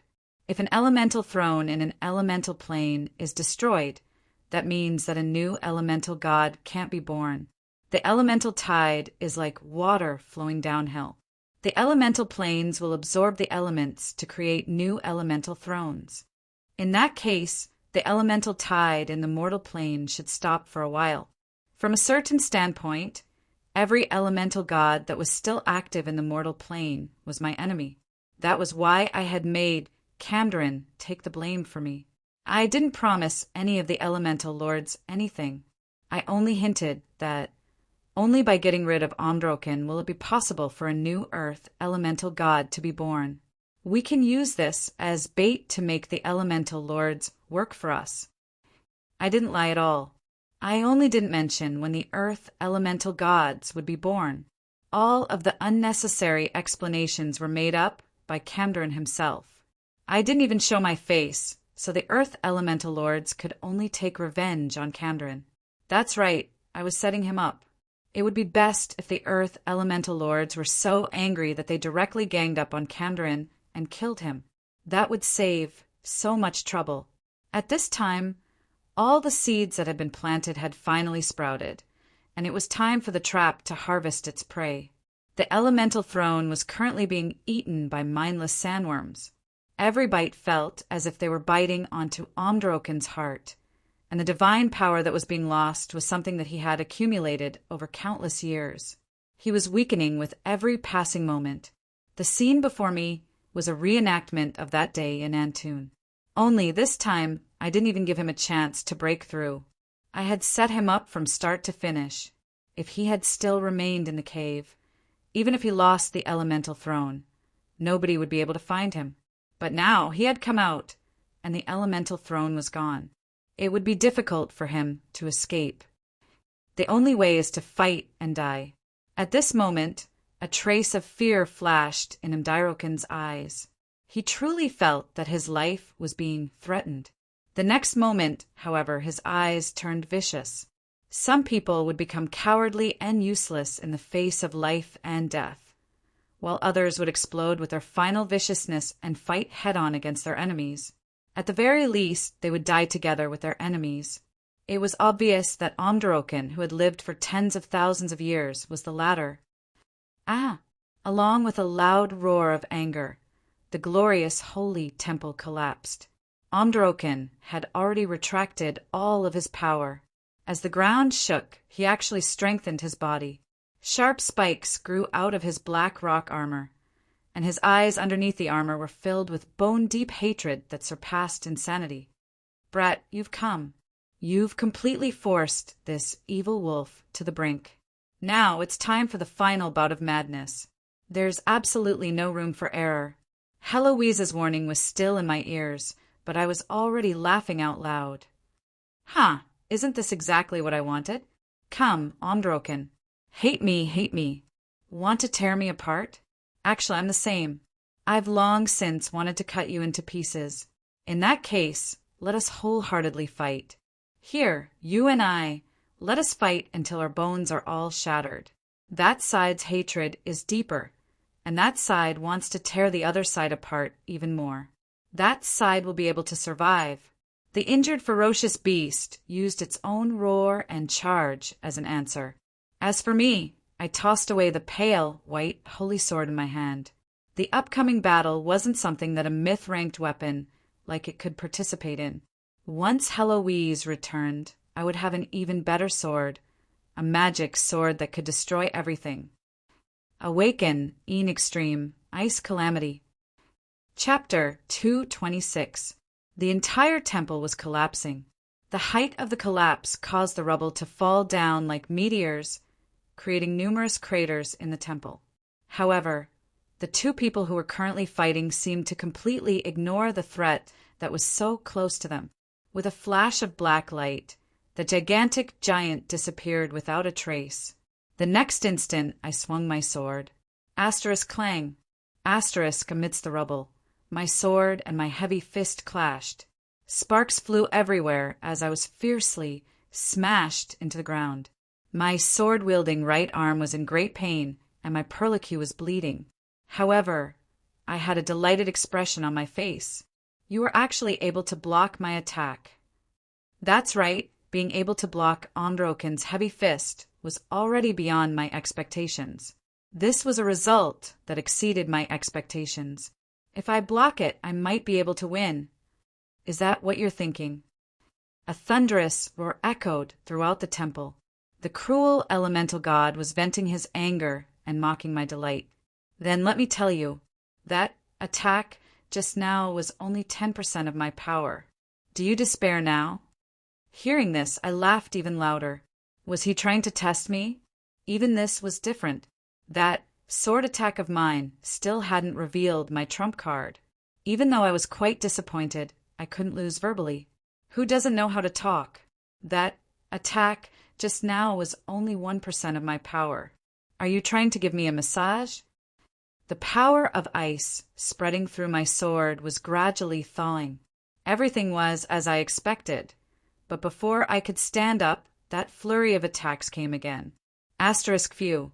Asterisk Omdoroken took a deep breath but didn't reply. His body trembled, and he suddenly stomped on the ground, vanishing without a trace in the next instant. His gigantic body displayed inconceivable agility.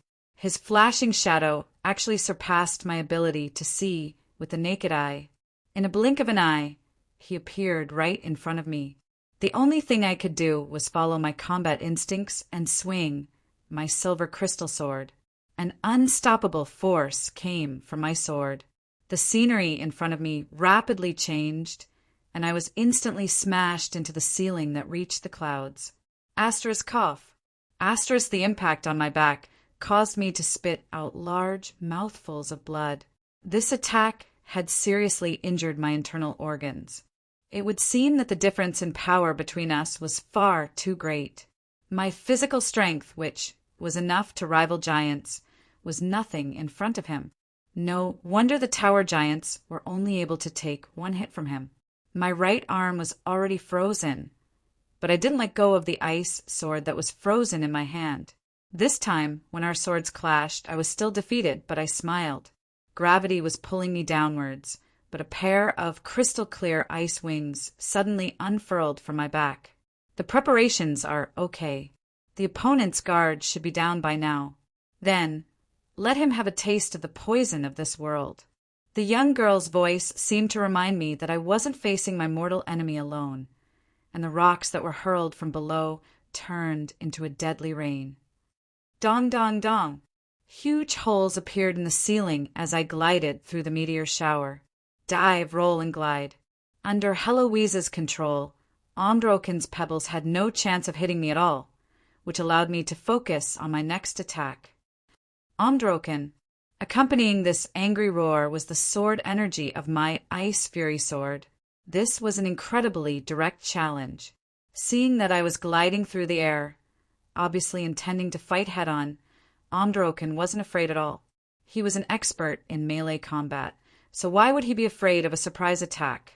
However, some sort of instinct seemed to remind him that an ominous premonition was surrounding him, causing him to unconsciously look at the sword in my opponent's hand, the abnormally beautiful ice sword. This was a super long sword that was nearly 6 meters long. The sword's blade was made entirely out of ice crystals, and the hilt had the image of a pair of goddesses hugging each other. The sword's blade was made out of 2 intertwining ice blades. They were crystal clear, and it seemed as if stars were twinkling within them. Even though this sword was clearly so exquisite that it seemed like a rare work of art, Androken instinctively felt fear when he looked at this sword. This was an emotion that he had long since abandoned. But right after, he stomped his foot and took a deep breath, causing that mysterious fear to vanish without a trace. A magic sword that can affect one's mind? So what? The combination of his well-tempered heart and body allowed this unconventional super warrior monks to ignore all negative emotions. In battle, he would always be able to use 100% of his combat strength. A magic sword that could only affect one's mind would be nothing more than scrap metal to him. This time, Androken had no intentions of dodging. He intended to teach his opponent what true strength was. Immortal Orcan's ice crystal wings descended, but Immortal Orcan suddenly leapt into the air. Under the command of their battle instincts, the frost-covered longsword and the heavy fist still fiercely clashed against each other. Just like before, I flew into the air again. This time, the ceiling was just as firm as before, making me want to cry. However, I used my sleeve to wipe away the blood that I spat out as I looked at my opponent and smiled in delight. Androken wasn't injured, but there was a flicker of blue on his right arm. Then, that blue suddenly started spreading. The gigantic, black giant glanced at it and noticed that it was spreading, so he gritted his teeth and swung his left hand like a knife. Asterisk crack. Asterisk his entire right arm and right shoulder fell off and transformed into a block of ice that shattered on the ground. However, strangely enough, nothing happened at all. However, Androken wasn't affected at all. Back in the immemorial generation, he had lost limbs more than once or twice against powerful enemies. All he had to do was absorb the earth element to regrow his limbs so it wouldn't hurt at all. However, he was quite displeased that he had been tricked, which was why he glared at me angrily. "Idiot, you only know how to use useless tricks." Before he even finished speaking, his angry glare transformed into astonishment and disbelief. What did you do? Why can't I regrow my limbs? Why, this is impossible. What did I do? I didn't do anything at all. It's just that this ice sword of mine isn't so easy to deal with. This is my strongest sword. What did it mean to be strong? Was there such a thing as being the strongest in the world? Every existence would have such doubts as they grew up. Even if they relied on their strongest understanding, they would still walk down different paths. On the path of becoming stronger, the natural world's evolution and the cultivation of the strong were actually the same thing. If you believed that sturdy defense was the best, perhaps you would wear heavy armor or grow a sturdy shell. If you believed that being so fast that others couldn't see you was the best, perhaps you would become an agile assassin, or perhaps you would grow wings and be fast. True top-level existences were impossible to replicate. Their understanding of strength would condense into their own path. Only a sturdy physical body and the best physical techniques will be able to deliver the strongest punches. Immortal Orcan was incredibly strong. He abandoned all those fancy and extravagant elemental magic and focused wholeheartedly on the mastery of physical power. He transformed all the elemental power into the physical constitution of his physical body, increasing his physical power, which was already at the peak of the world. Then he learned the combat techniques of other weak life forms and used his most practical talent powers to evolve his physical combat ability to the extreme. To be honest, when I saw Immortal Orcan's heavy fist shatter space, I knew that if we only fought hand to hand, no one would have the confidence to defeat Immortal Orcan, even if he was currently covered in injuries, even if his power level wasn't even 10% of his peak. Sword Saint, Ondroken's combat experience and techniques were far superior to any so-called human Sword Saint. His more than 10,000 years of combat experience allowed him to understand countless martial art styles. Perhaps he lacked the creativity of humans and was unable to come up with anything new, and he had once lost to a certain genius in a competition of pure techniques, but if he had his unparalleled physical body, he would still be an undefeatable existence in actual combat. But no matter how strong he was, it was all meaningless to me. This wasn't because I was arrogant. It was because I had a different understanding of what it meant to be strong. So-called strong is nothing more than an unbreakable sword, irresistible attack, an unbreakable shield, irresistible defense, and a strange attack method that's difficult to dodge, incredibly difficult to defend against. Perhaps it was because I was a transmigrator, but my understanding was completely different from the mainstream view of this world. That was why I never rejected other small ideas. As long as they could be of help to me, I would try to learn them and incorporate them into my own system. If Ondroken was the representative of single-mindedness and walked the path of strengthening one's advantage, then perhaps my path was the representative of multi-mindedness. Perhaps I'm no match for Ondroken in certain areas, but I'm able to find the perfect combination of power to counter Ondroken's power and use my own strengths to attack Ondroken's weaknesses. Is Ondroken really strong?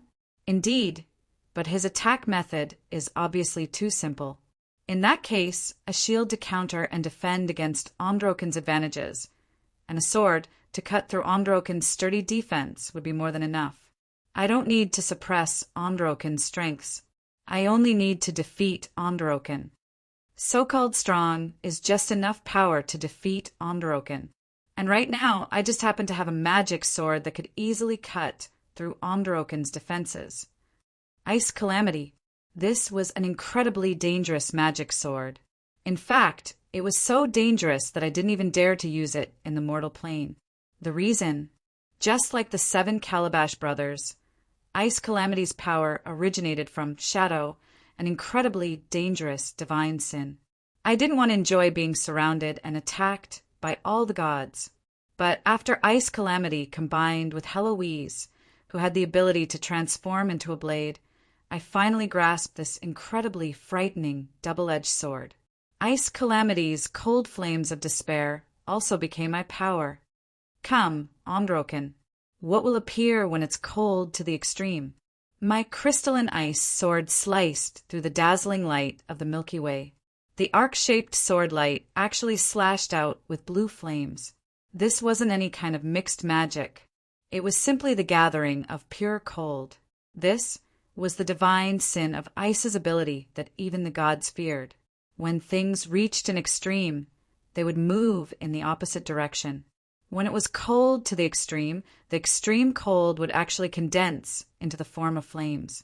But just looking at the slowly burning ice flames made Ondroken feel like he couldn't breathe. It was as if the ice flames were still spreading on his arm and the Grim Reaper was circling around his neck. If I hadn't cut off my arm just now, my entire body would have likely been frozen over for all eternity. This was a divine sin's curse on the world. Shadow's natural talent ability was to bring all objects into his body's extreme low temperature, absolute zero. At such an extreme temperature, matter wouldn't appear as liquid, solid, or gaseous.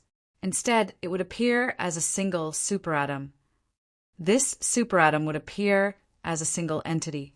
It would stop, and freeze. It would simply exist. At absolute zero, all energy would vanish, and all consciousness would enter hibernation. Only its existence itself would appear as if time itself had frozen. Of course, Omdroken's arm wouldn't be able to regenerate. His arm would still exist in concept, just that it would be frozen. Just like how it was impossible for a human to have 3 arms. He would never be able to regenerate his arm unless he destroyed it. This was a poison of the world capable of freezing everything. It was a poison of time capable of stopping the most basic dimensional laws of the world, time itself. This was also why I was so afraid of Shadow. If Shadow directly spat out a mouthful of ice flames at me, I would probably be able to sleep until the end of the world. It was impossible for me to be immune to this ice flame. I was able to use it because I had an even sturdier shield that was more than enough to resist the world's poison. Since even time could be frozen, how could there possibly be an existence in this world that could defend against them?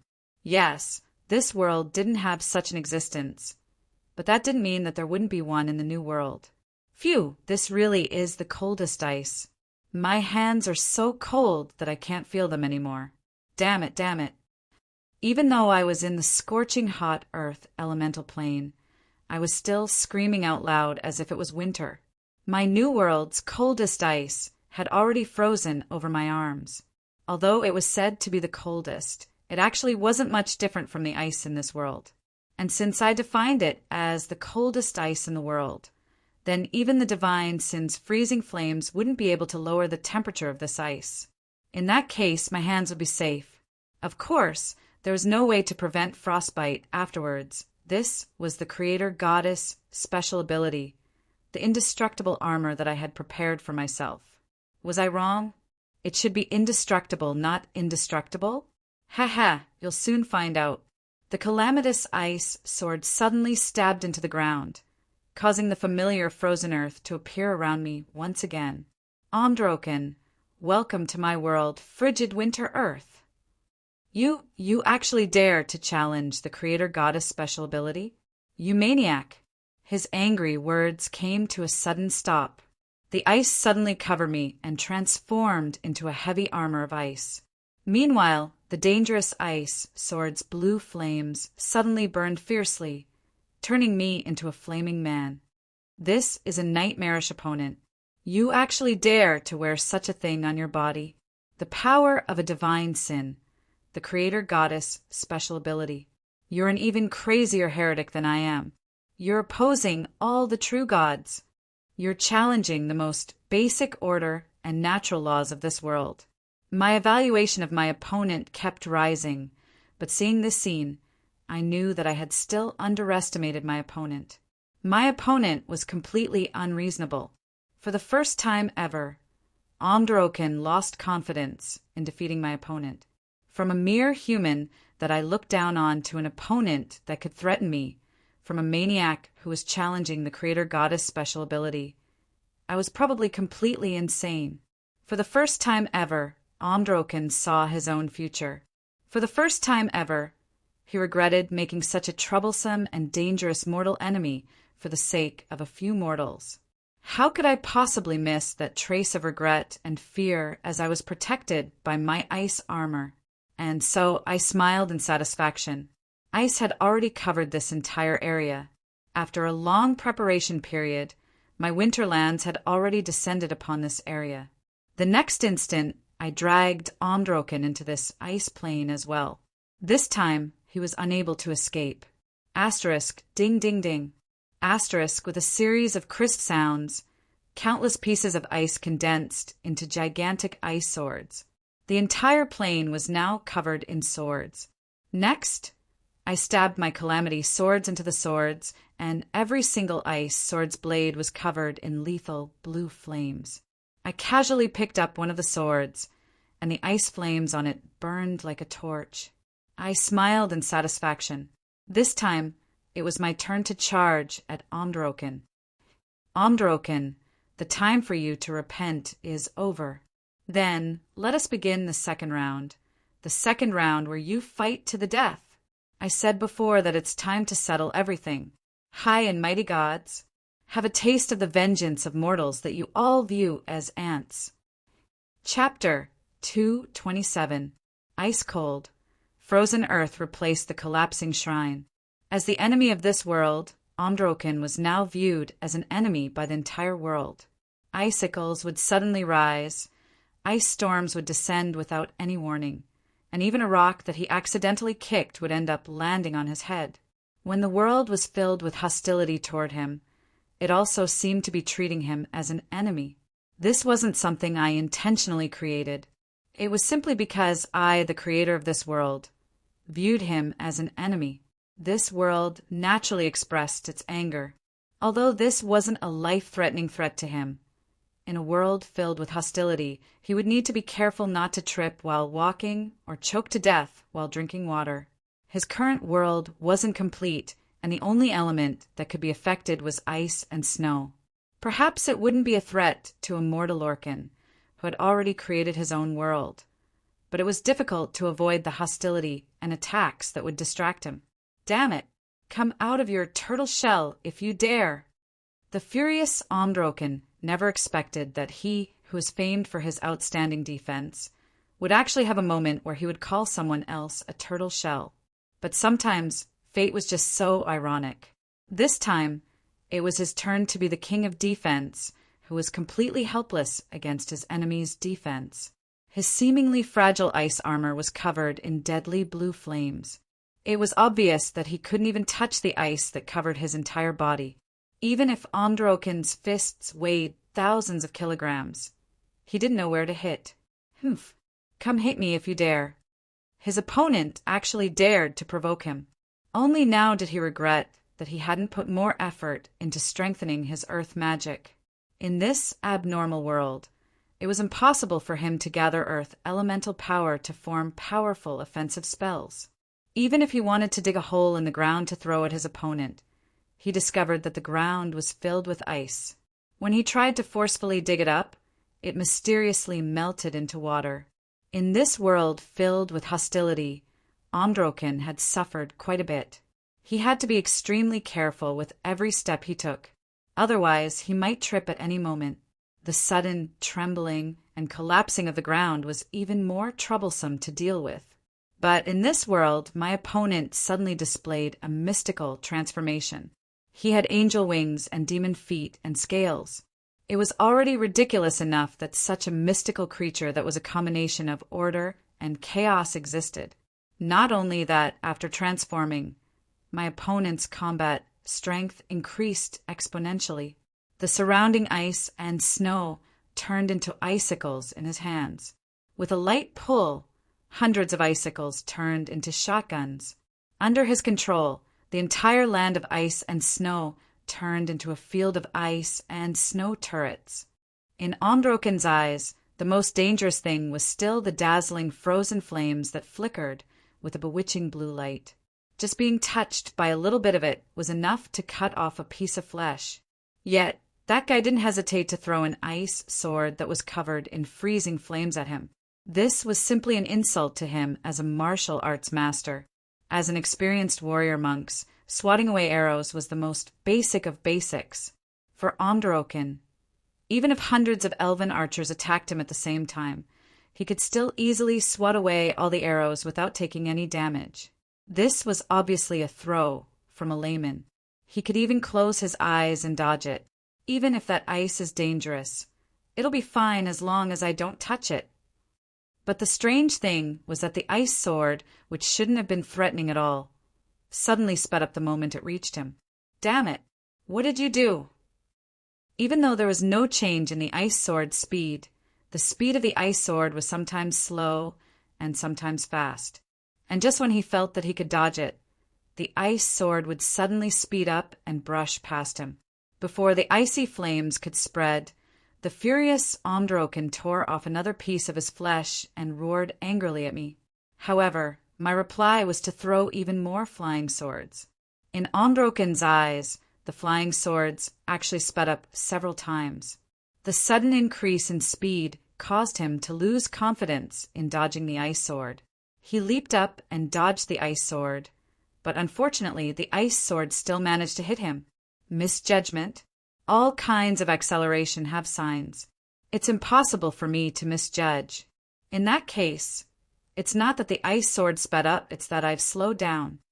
Immortal Orcan's angry roar seemed rather comical in my eyes. In my ears, his roar had already transformed into a, "I'm the one, that's slow down." What did you do? Comedy. Not only his voice, even his movements were like an old movie being played on a broken CD player. He was sometimes slow and sometimes fast. At this point, he was already deeply poisoned. Part of his existence and concept had already been returned to zero. Absolute zero was a concept unique to the mortal plane. At that temperature, even the tiny ions that made up matter would stop moving and all energy would return to zero. That was why it was called absolute zero. But in this world, what made up matter weren't atoms, molecules, or other basic particles. Instead, it was basic elemental units. And the so-called absolute zero temperature of minus 273 degrees Celsius was actually quite easy for ice grandmasters to reach. In fact, there were even creatures that could live freely at minus 500 degrees Celsius. However, divine sins were just that, abnormal. They didn't create low temperatures. Instead, they guided the basic elemental units that made up your body to the lowest point possible, reaching a state that was theoretically impossible to achieve. In the world of He, which didn't even have the concept of absolute zero, such an existence shouldn't have been born. Frigid Ma is a symbiotic existence of souls. Did he obtain this concept from me? Every abomination was an error of the world. If this error were to spread and lead to a chain reaction, the entire system, world, might die, perish. This was also the reason why abominations were viewed as public enemies. Obviously, directly using ice flames in the mortal plane would be suicidal. However, I had also found other ways to use this ability. A small amount, so small that it's impossible to detect. Use normal ice to envelop it, dilute it, and let it slowly flow out, just like how milk is mixed into coffee. After, my ice chill evolved into death chill, and with the addition of these additional effects, I finally reached the peak after my second evolution. Hibernation chill. This effect is added to any ice elemental attack. Every attack will slow down the target's speed by 1%. This effect can be stacked and cannot be avoided. But if you stop stacking, this effect will automatically disappear after 10 minutes. This seemed like a rather useless ability, and it was even worse in general usage. However, only those who truly tested it would know how terrifying it was. This slowing effect was actually the process of guiding the target to absolute zero. During this process, the target wouldn't notice at all, but the effect had already taken effect. The target would now be isolated from the normal timeline of time. Your senses and reactions have all unknowingly slowed down. For a warrior, slowing down their reactions by 0. 1 second is already fatal. 1 second is enough to kill them, not to mention that you've already been slowed down by more than half in your current state. Right now, you can feel that the flow of time in the outside world is sometimes fast, sometimes slow. This means that your physical body's perception of time has been completely destroyed. No, I should say that you're already living in your own time. Although I said this, Androken still had a confused expression. This final test proved that he was already deeply poisoned. Perhaps my words were nothing more than high-speed noise in his ears. What are you doing? What are you saying? I chuckled. If the explosive ice chill of calamity was a venomous poison that could instantly kill someone, then this hibernation chill was a slow poison that would make someone fall into eternal sleep without them even realizing it. The first time he was hit by an attack that was infused with ice chill, his sense of time was already messed up. 1 second too fast, 1 second too slow. For a warrior monks who had such a strong sense of battle rhythm, This was definitely a fatal injury. Later on, he even foolishly tried to block the arrows with his bare hands. That 1 second of mistake was a mistake. 1 arrow, 2 arrows, several dozen arrows. Omdroken became a target for arrows. It was also thanks to his ruthlessness that he dug himself into the ground. However, even though he eliminated the instant death effect of the ice chill of calamity, the effects of the hibernation chill had multiplied even more. By now, his sense of time was probably 3 times slower than a normal person's. In other words, my 3 seconds were probably only 1 second in his eyes. This was already the result of his astonishing magic defense. But since things had already reached this point, the rest was quite simple. I spread my wings. The transformation that I had been preparing for this entire time gave me enough power to fight against him. Now that I was like a trapped tiger in a cage, all that was left was the final harvest. Asterisk snap. Asterisk with a snap of my fingers. The freezing flames on my ice armor disappeared without a trace. All the freezing flames had gathered on the ice magic sword that had brought me such a calamity. My ice armor made Omdroken's attacks useless, but it also gave me a tremendous amount of pressure. The coldest ice stuck to my body, and my body was already weak from losing a lot of blood. The rapid loss of body temperature caused me to lose all feeling in my limbs. The loss of body temperature and stamina made me dizzy, and I had a splitting headache. Even if I removed my ice armor right now, being covered in frostbite would be the best possible outcome.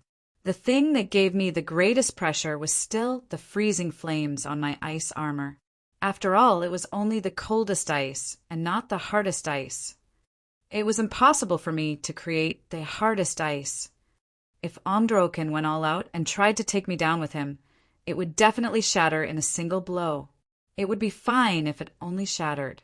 But if the shattered, freezing flames stuck to my body, I would probably directly give up on healing myself. My seemingly all-out suppression was actually a gamble. I gambled that his elemental magic hadn't reached the point where he could forcefully control elemental magic in a place with no elemental power. I gambled that he was cautious enough to not risk his life unless he was at the end of his rope. I gambled that my current display of power had scared him, making him not confident in being able to kill me in a single blow. I couldn't help but gamble. The difference in power between us was far too great. Even if I used all of my schemes, the difference in power was still too great. I still gambled on the final missing piece of the puzzle. I saw it. I won the gamble.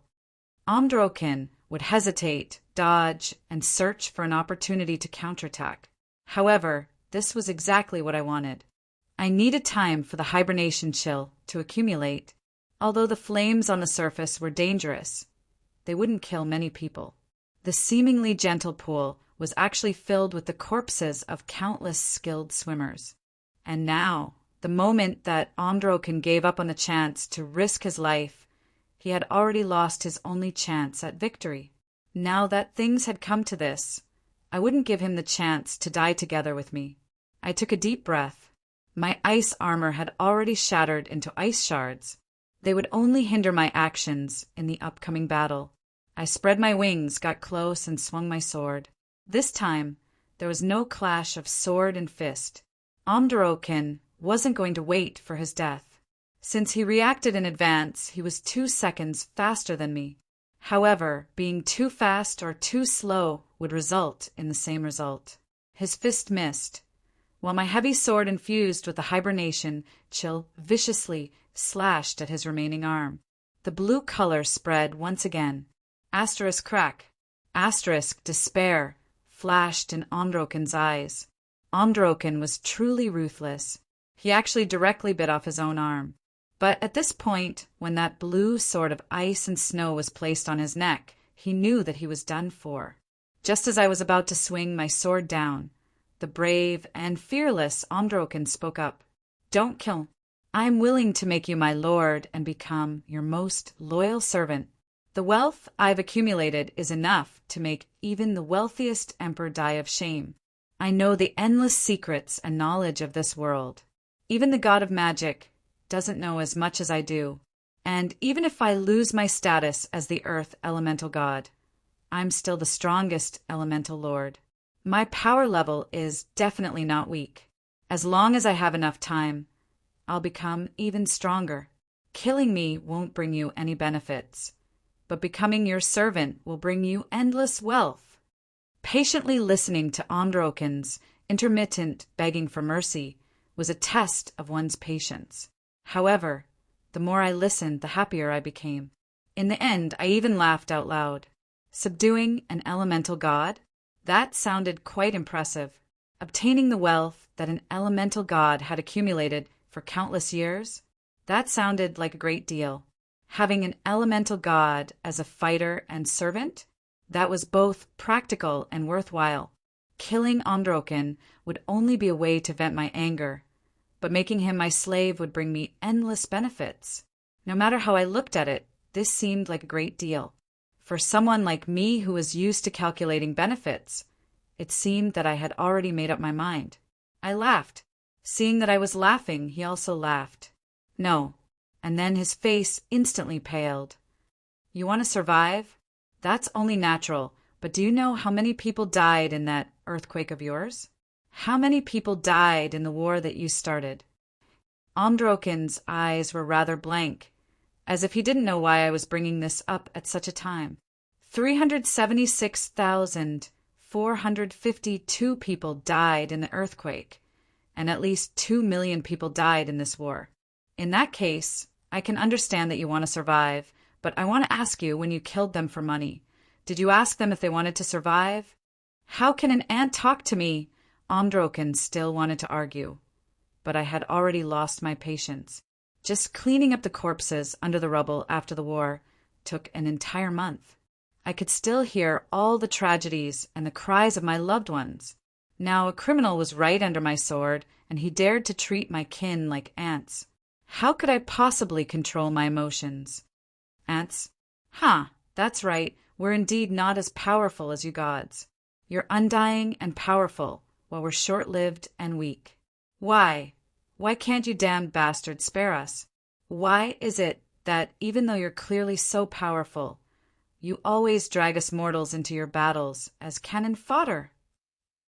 We people of the mist only want to live in peace. Why do you have to repeatedly destroy our home? It's been like this for more than 300 years, and it's been like this for more than 200 years, and it's still like this year. You're forcing our country to collapse, and our people to live in constant danger. Did we people of the mist offend you?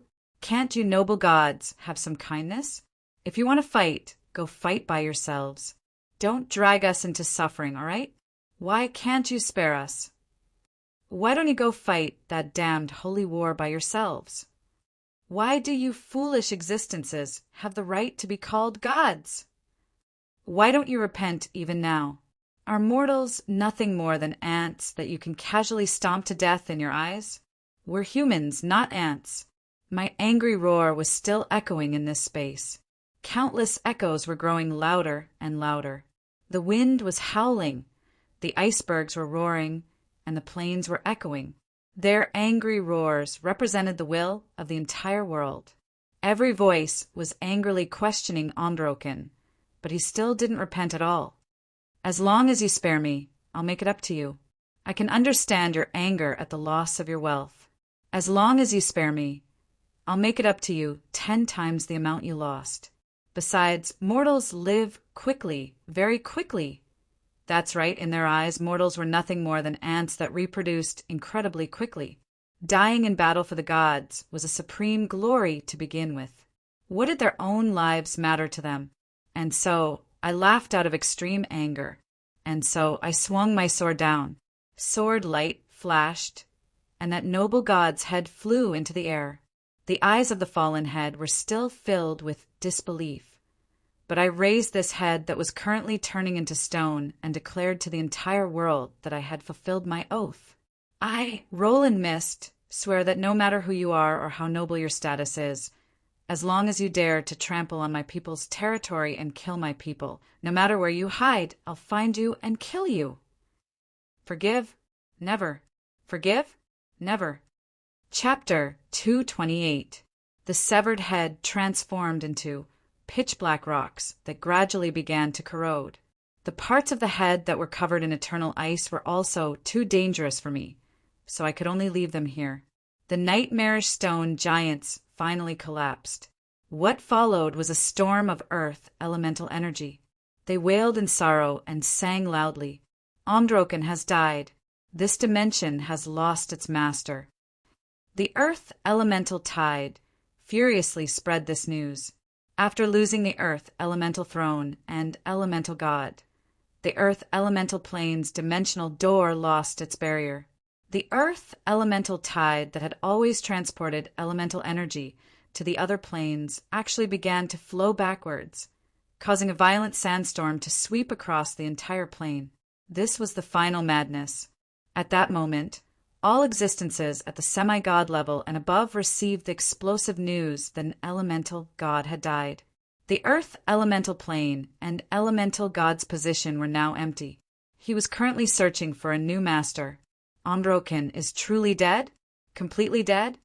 It had been far too long since an elemental god had died. It was impossible to verify whether or not Omdroken had a predecessor. All the earth elemental lords had voluntarily retreated as soon as the divine sins appeared. They had been anxiously waiting for news from the battlefield in their own homes, but now they had confused expressions as they received news from the earth elemental plane. Then they were filled with extreme joy. This mountain that has been pressing down on me for tens of millions of years has finally fallen. I can finally ascend to the top. But right after that, I received another piece of news that made me not know whether to laugh or cry. The earth elemental throne had completely collapsed, and the earth elemental tide in every plane was beginning to flow backwards. A new earth elemental throne was currently being formed, and a new elemental god would likely only appear after the earth elemental throne was formed. Setting aside the earth elemental lords who were feeling all sorts of emotions, the ones who were the most unable to accept this would probably be the wind elemental god Camdrin and the water elemental god Alos. Enemies were usually the ones who understood each other the best. They knew how powerful Immortal Orcan was, and when they found out that Roland, who was only at the gold rank, actually went to fight Immortal Orcan alone. Although they didn't say anything on the surface, in their hearts they had already regarded Roland as a dead man who overestimated himself. In their eyes, no matter what achievements Roland had achieved in the past, it was just a flash in the pan of a mortal. In the end, it was only a temporary glory, a fleeting cloud. Rookies were always the center of attention, but only evergreen trees were worthy of respect. In their long years, they had seen many heroes with astonishing talent and omnipotent geniuses, but the immortals who could live for thousands or even tens of thousands of years were always few and far between. To them, those who lived to the end were the ones who were truly worthy of respect. The Eagle of Asolo? I think I've heard of him before. He was famous around 3,000 years ago. What a pity. It seems like he died of a sudden plague. Sigh, immortals are too weak. They die hundreds of years after taking a nap. Indeed, they had the right to be arrogant. Far too many heroes who suddenly rose to power died at an even faster speed. But for these ancient existences, there was only one type of existence that they absolutely had to respect, and that was someone who had also passed the test of time and defeated the strongest among them. Omdroken wasn't easy to deal with.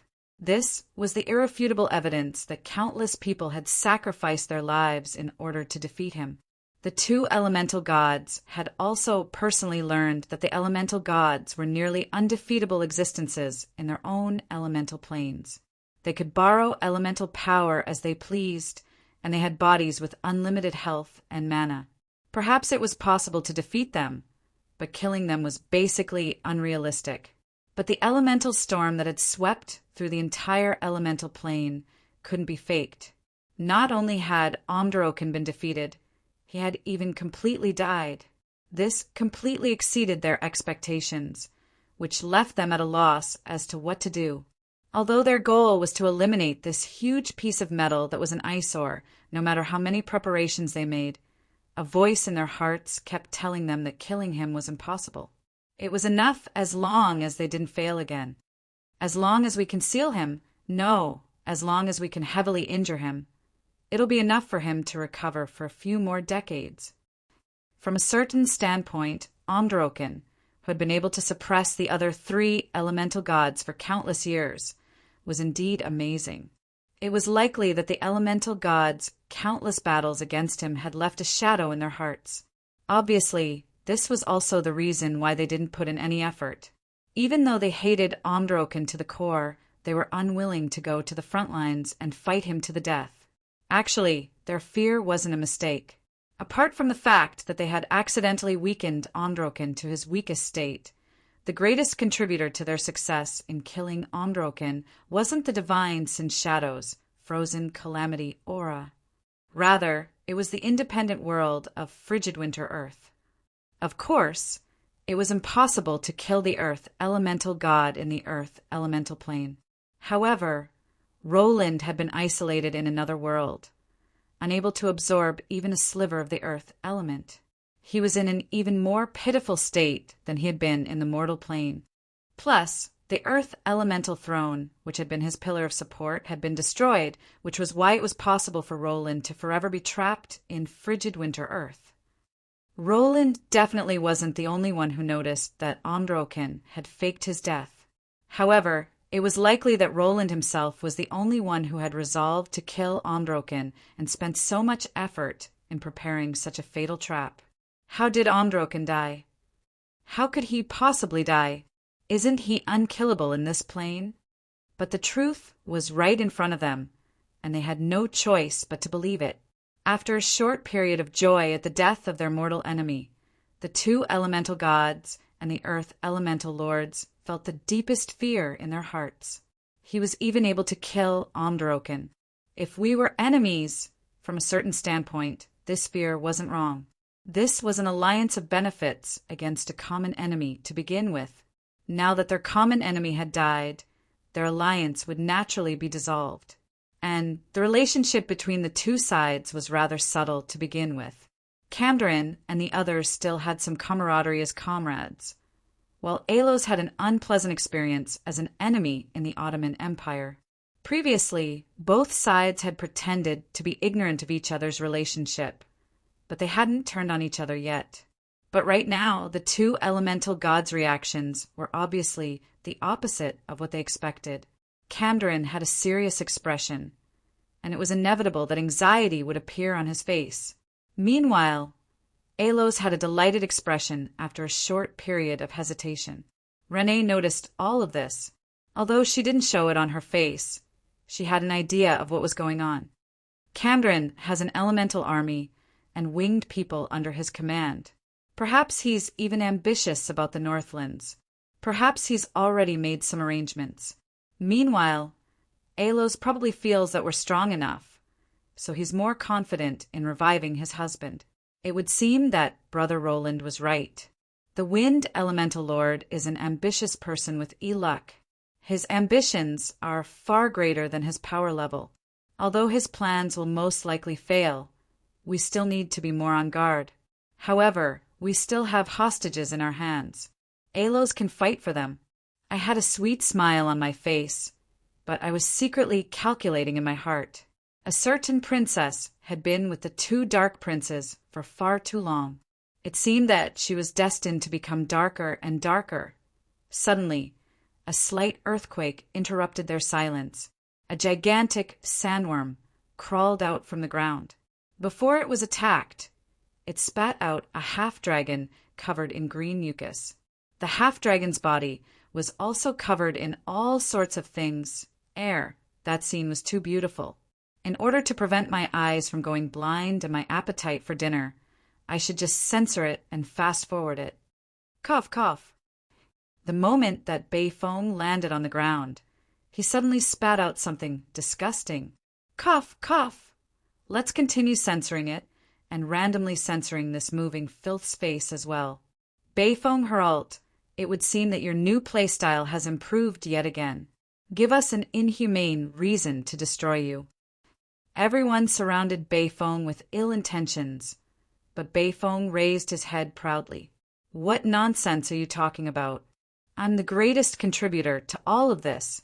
Even Lord Roland is quite grateful to me. If it wasn't for the fact that I destroyed the elemental throne, who knows who would have won or lost? Hearing this, everyone's expressions eased up somewhat. The two Earth Elemental Lords also had expressions of realization. But what are you all doing? All right then, in a way, since the Earth Elemental Lords were so regretful about the destruction of the Elemental Throne that they were shouting that they were the ones who destroyed the Elemental Throne, that brat Beifeng's taunting ability had probably reached the point of using his face to attract aggro. Fortunately, there weren't many Earth Elemental Lords present, so they didn't have the confidence to fight against the powerful Earth Elemental Lords. But at the same time, Camdren's face turned the color of a pig's liver. The Earth Elemental Lord's gaze towards Camdren was filled with hatred and anger, but he didn't dare to say anything. No matter how foolish he was, he knew that he had been tricked. However, the situation just so happened to be worse than the Earth Elemental Lords, so Camdren and the Earth Elemental Lords didn't dare to fight back. The Earth Elemental Lords' gazes towards Camdren were also quite unfriendly, since they couldn't take care of the mastermind behind the scenes, nor did they dare to take revenge on the Wind Elemental Lord. Then they would take care of the direct culprit in front of them to vent their anger. Wait a moment. Just as the Earth Elemental Lords were about to have a heart-to-heart talk with Beifeng, Renee suddenly spoke up and stopped them. Your Highness, Renee, you truly are a good person. I apologize for previously misunderstanding you. I promise that my subordinates will never spread rumors about you and Lord Roland ever again. Beifeng was probably having too much fun and drank too much neurotoxin. His mind wasn't clear enough, and he actually self-destructed in succession. It's actually fine to keep spreading rumors. No, I should say that it's better to keep spreading rumors. It'll be nice if everyone tacitly agrees. Cough, it's just a joke. Apart from Beifeng, please don't take it seriously. This time it was a certain princess's turn to lose her moral integrity. However, Roland wasn't here, so there was obviously no one here to teach her a lesson or punish her. Clearing her throat, she asked the most important question at hand. Cough, cough. I just wanted to ask why Brother Roland hasn't come out yet. Will he be all right? He said that he still has something to do and needs to cultivate in this dimension for a while. He wants us to ignore him and return first. Renee nodded as she glanced at the gradually collapsing temple. From another method of sensing, she knew that nothing would happen to Roland. There was a reason for him to leave now, so she directly retreated. Everyone, please do as you please. In my dimension, beating up Beifeng is a daily routine. His skin is quite thick, so there's no need to worry about beating him to death. All right then, Beifeng was instantly stunned as he hugged his head and squatted down. Don't hit my face. I'm going to return to my lover's room later. All right then, let's not ask him how he found a lover in the Earth Elemental Plane, nor shall we comment on what type of existence he would fall in love with. At the very least, this delightful scene of eating, sleeping, and beating up Beifeng was happening once again. Actually, while the Allied armies in the outside world were collapsing as expected, I indeed had some troublesome matters to deal with. It seemed that I wouldn't be able to return for the time being. Creating a more complete version of my frigid winter Earth would require an incredibly high-quality Earth elemental item. Originally, Omdroken would have been an excellent choice, but now I had an even better choice. So this is the Earth Elemental Throne? The white crystal seemed simple and unadorned, but it was filled with mana waves, and he had already shattered into pieces. You should call it a shard of the Earth Elemental Throne. Your Highness, your frostbite is too severe. Please don't move it as you please. This spell should be able to gradually heal your injuries. However, I still recommend that you continue fusing with the Earth Elemental Throne after you've recovered. Heloise had once again fallen into a deep sleep after using up too much of her power. The task that he had originally planned to carry out could only be handed over to a backup. The stealthy Eagle Storm was currently preparing the best healing spell. Originally, he hadn't been used as a last resort, but now he became the main physician and support that I needed the most. As a powerful droll, controlling the power of nature and healing were essential tasks for him. With him here, I could relax slightly. However, I only smiled at Eaglestorm's advice and didn't respond. There were indeed some things that I couldn't say out loud. Was I supposed to say, "Ale just sent me a message that the barrier will last for another week. Hurry up and do what you need to do"? I watched as the shard of the earth elemental throne's mana rapidly dissipate. I knew that the new earth elemental throne was definitely absorbing its power, so I grit my teeth and put it into my world. In that case, let's give this frigid winter earth a true land so that my world can take another step forward. Chapter 229. The Endless, Empty Ocean was the cradle of all life forms. When lightning and storms intersected, the most primitive seeds of life were tossed into the ocean, and when these larvae finally evolved to a certain degree, they began to go ashore in search of a new home. Of course, this was only the most acceptable explanation for the origin of life in this world where science explained everything. As for whether or not this was actually the case, no one really knew. However, there were many similarities when discussing the creation legends of magical fantasy worlds. Every legend had its own similarities, but out of all the legends, the creation of humans from clay was probably the most common. In New Zealand's legends, the great god Tiki used his own blood and red clay to create humans. After the apocalypse, Noah tossed a stone behind him, and his son appeared. God used the dust of the ground to create the male Adam, and then used Adam's rib to create the first woman, Eve. However, the most famous legend was in Chinese legends. Nuwa grabbed mud and mixed water to create humans. In this world, it was unknown if Aichi had created life in such a manner. But since even the world was constructed with the 4 elements as the foundation, the various life forms here were nothing more than the condensation of the elements. Right now, in my world, a mythical scene of creation was also occurring. Ice mountains and ice plains began to melt. The thick layers of ice transformed into water, and the endless water transformed into creeks. The creeks gathered into rivers, and rivers finally flowed towards the ocean. This world, which used the source of water as its foundation, was restored to its original appearance. As an ancient god equipment, Stone Villa transformed into the source of the ocean. The blue color that filled the sky was just like the endless flood from the legends. There were no storms, no waves, not even sound. Everything was silent. Perhaps it would be more appropriate to describe it as deathly silence. No matter which direction one looked at it from, the silhouette of the vast ocean was just the surface of the ocean that was far too lonely. When the white crystal fell into the ocean, the entire ocean began to boil. Countless bubbles spouted out of the water, and then yellowish-brown rock plates slowly rose from the water. The land that separated the ocean finally appeared. Everything was born, evolved, and died in the disorderly chaos.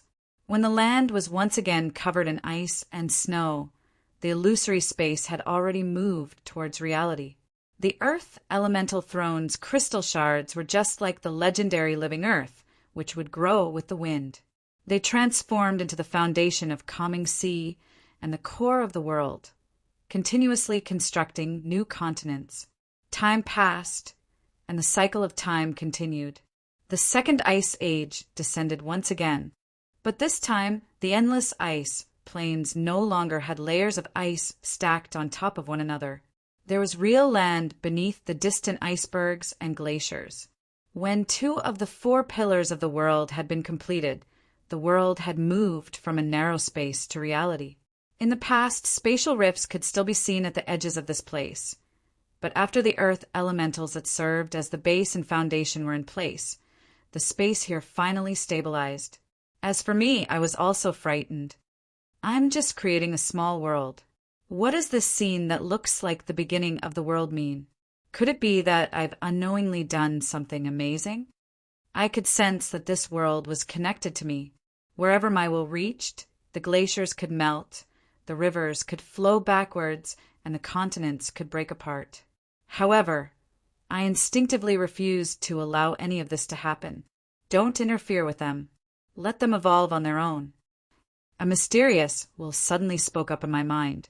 I felt as if there was a pair of eyes watching me from the shadows. I was rather confused and astonished, and then I was kicked out of my own world. I was actually kicked out of my own world. System notification. The Little Tyrant server is currently under maintenance. Remember to check the system's announcement when it's under maintenance. Now, go wherever you need to go. Spend more time in the sun. Be careful of mushrooms growing on your head. All right then. I knew that this fellow really was an immoral system. He was saying that I was an otaku who would die at the sight of sunlight. I was clearly a bright, sunny, and sporty young man. My neighbors all praised me for being a good man at home and a good employee outside of work, and for being a good neighbor. You really dare to say such things. The number of people who've been tricked by you is probably enough to form two groups. Just now, you fought with Omdroken in such a manner, digging traps while scamming people.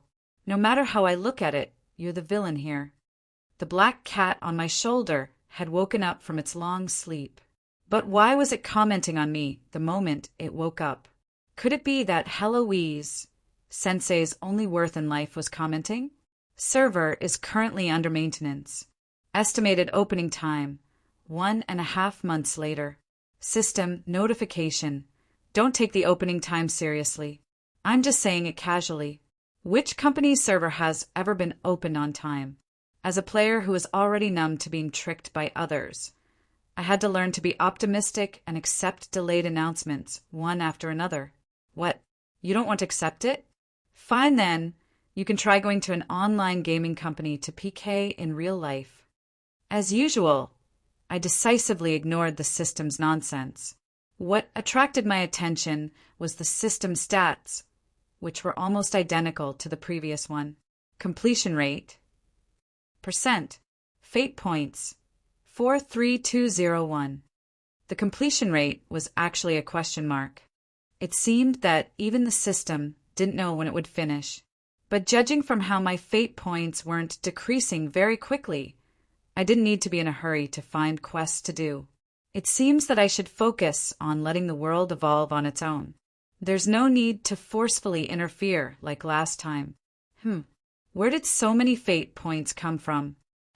Only now did I have the time to look at the system notification that I had long since forgotten about. Congratulations to host for killing Omdroken by yourself. You have obtained semi-god equipment, Earth Roar Bracers, Omdroken's Wall of Size, Myth-ranked Shield, and God-ranked material, Earth Elemental Throne Fragment. Since this kill wasn't part of the system's quests, according to the system's rules, no fate points will be awarded. Congratulations to host for killing a true god by yourself.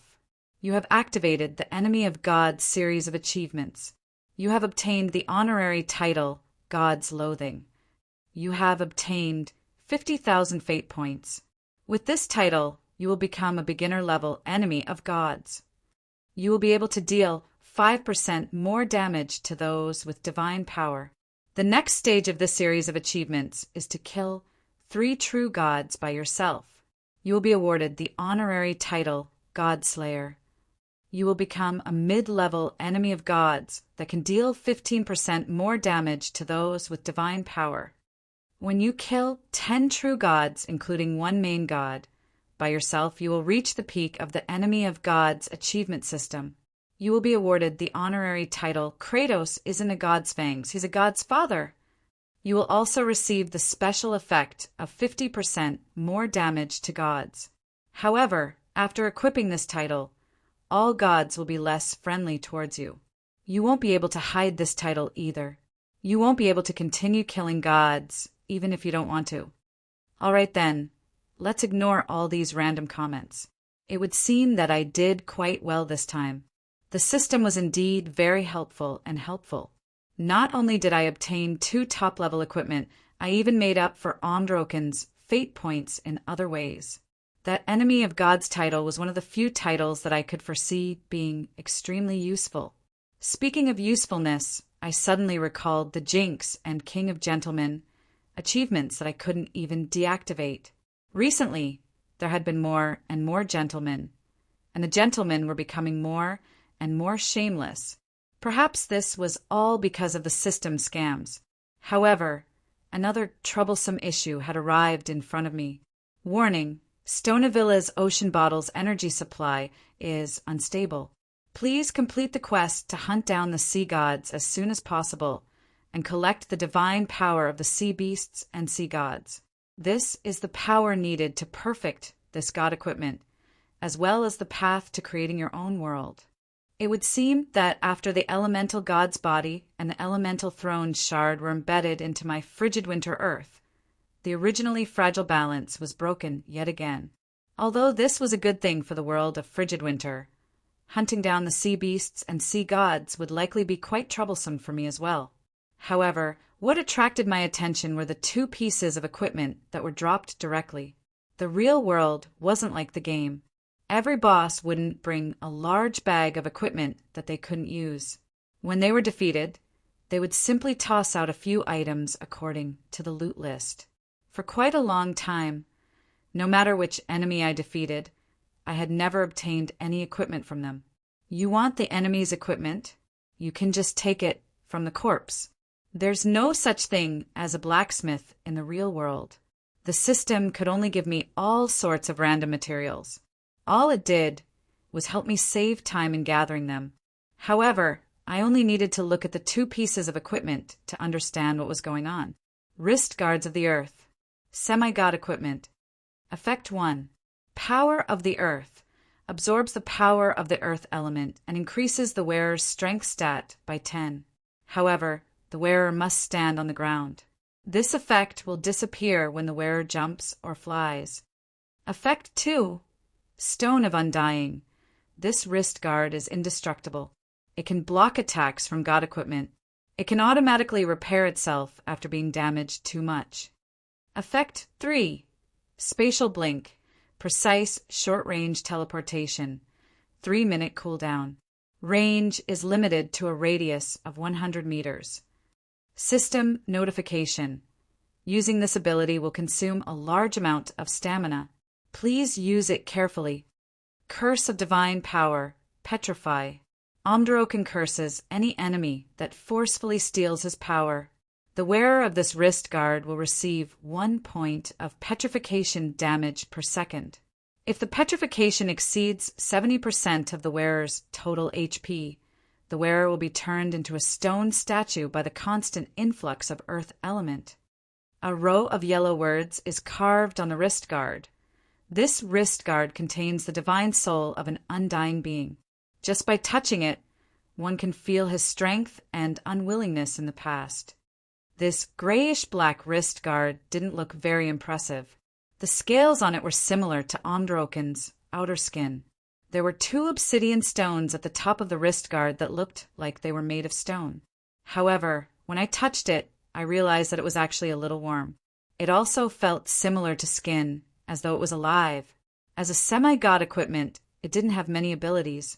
However, its effects were surprisingly practical. Omdroken's strongest abilities were all here.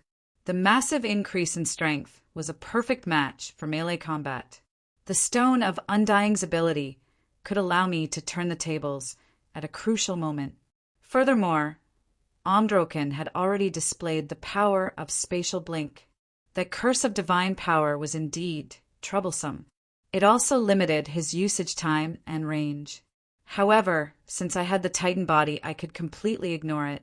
It seems that, just like that god equipment dagger from before, god-level existences can use their divine soul and divine power to create powerful equipment. Looking at these stats, it's as though they were tailor-made for me. I gleefully put on the wrist guard. I couldn't help but smile in delight when I felt my body's tremendous increase in strength. Strength would forever be the foundation of any melee combat job. I had never even heard of equipment that greatly increased my physical strength before. Who knows? I can finally compete with Amelia in strength. As for the other epic rank shield, it was a tower shield that could protect most of one's body. It looked like a mortal Orcan's face, and the eyes on it seemed to be glaring at him. It was a horrifying sight. I took a look at its stats. They were as practical as always.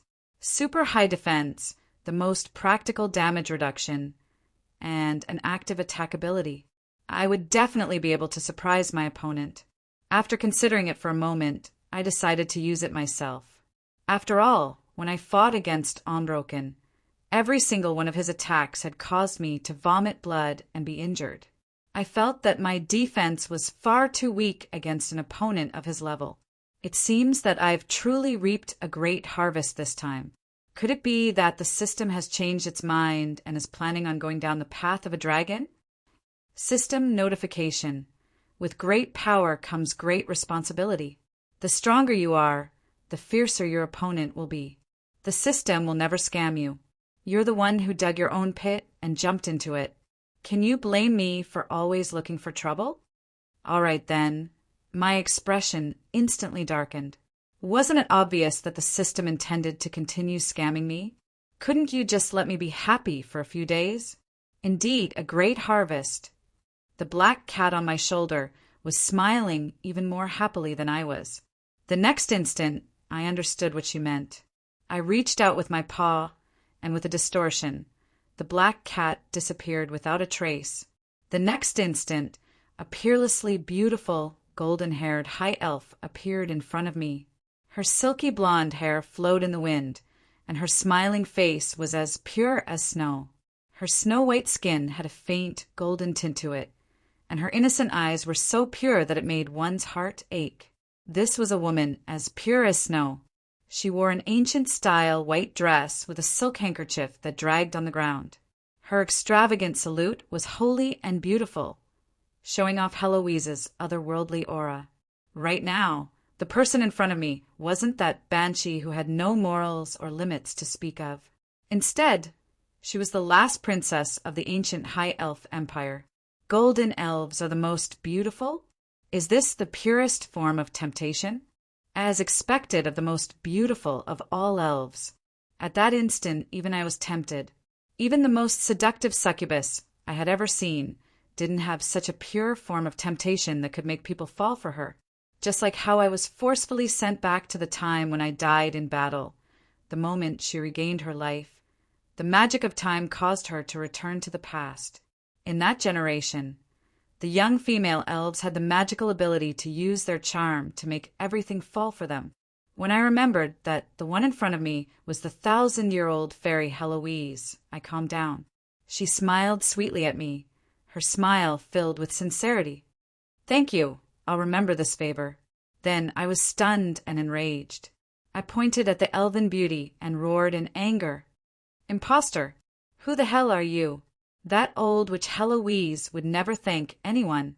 It was even more impossible for her to smile so sweetly. Aha! Goosebumps rose all over my body. "What kind of monster are you? Hurry up and reveal your true form." Heloise's eyebrows trembled in anger, but she still did her best to suppress her anger. She took 2 deep breaths and forced out a smile. "Hee, you really know how to joke. Who else could I be if not Heloise? Have you forgotten that I'm the last gold elf? This form is what I looked like before I died."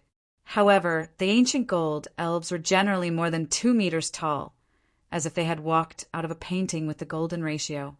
They were fit and energetic, with beautiful curves that didn't lose their elegance. They actually had an unscientific chest size that was completely different from other gold elves, far surpassing those so-called supermodels. The most ridiculous part was that Heloise was probably the tallest among the gold elves, but she actually had to lower her head when she saw me who was around one. 8 meters tall. Objection. If you didn't mention it, I would have forgotten. Weren't you still underage when you died? Who are you trying to fool? Magical pet order. Remove your disguise. I instantly understood. She was definitely putting on a brave front. She probably used her transformation ability to make herself look like this. The contract between magical pets didn't disappear with Heloise's revival. On the contrary, due to Heloise's fusion with Shadow, the single contract became two types of contracts, which became even stronger. If I forcefully gave the order, it would definitely be carried out. Roland, you bastard. This is my expected adult appearance, don't. The magical pets order had already been given, and so a sudden flash of light represented that the hidden truth had been revealed.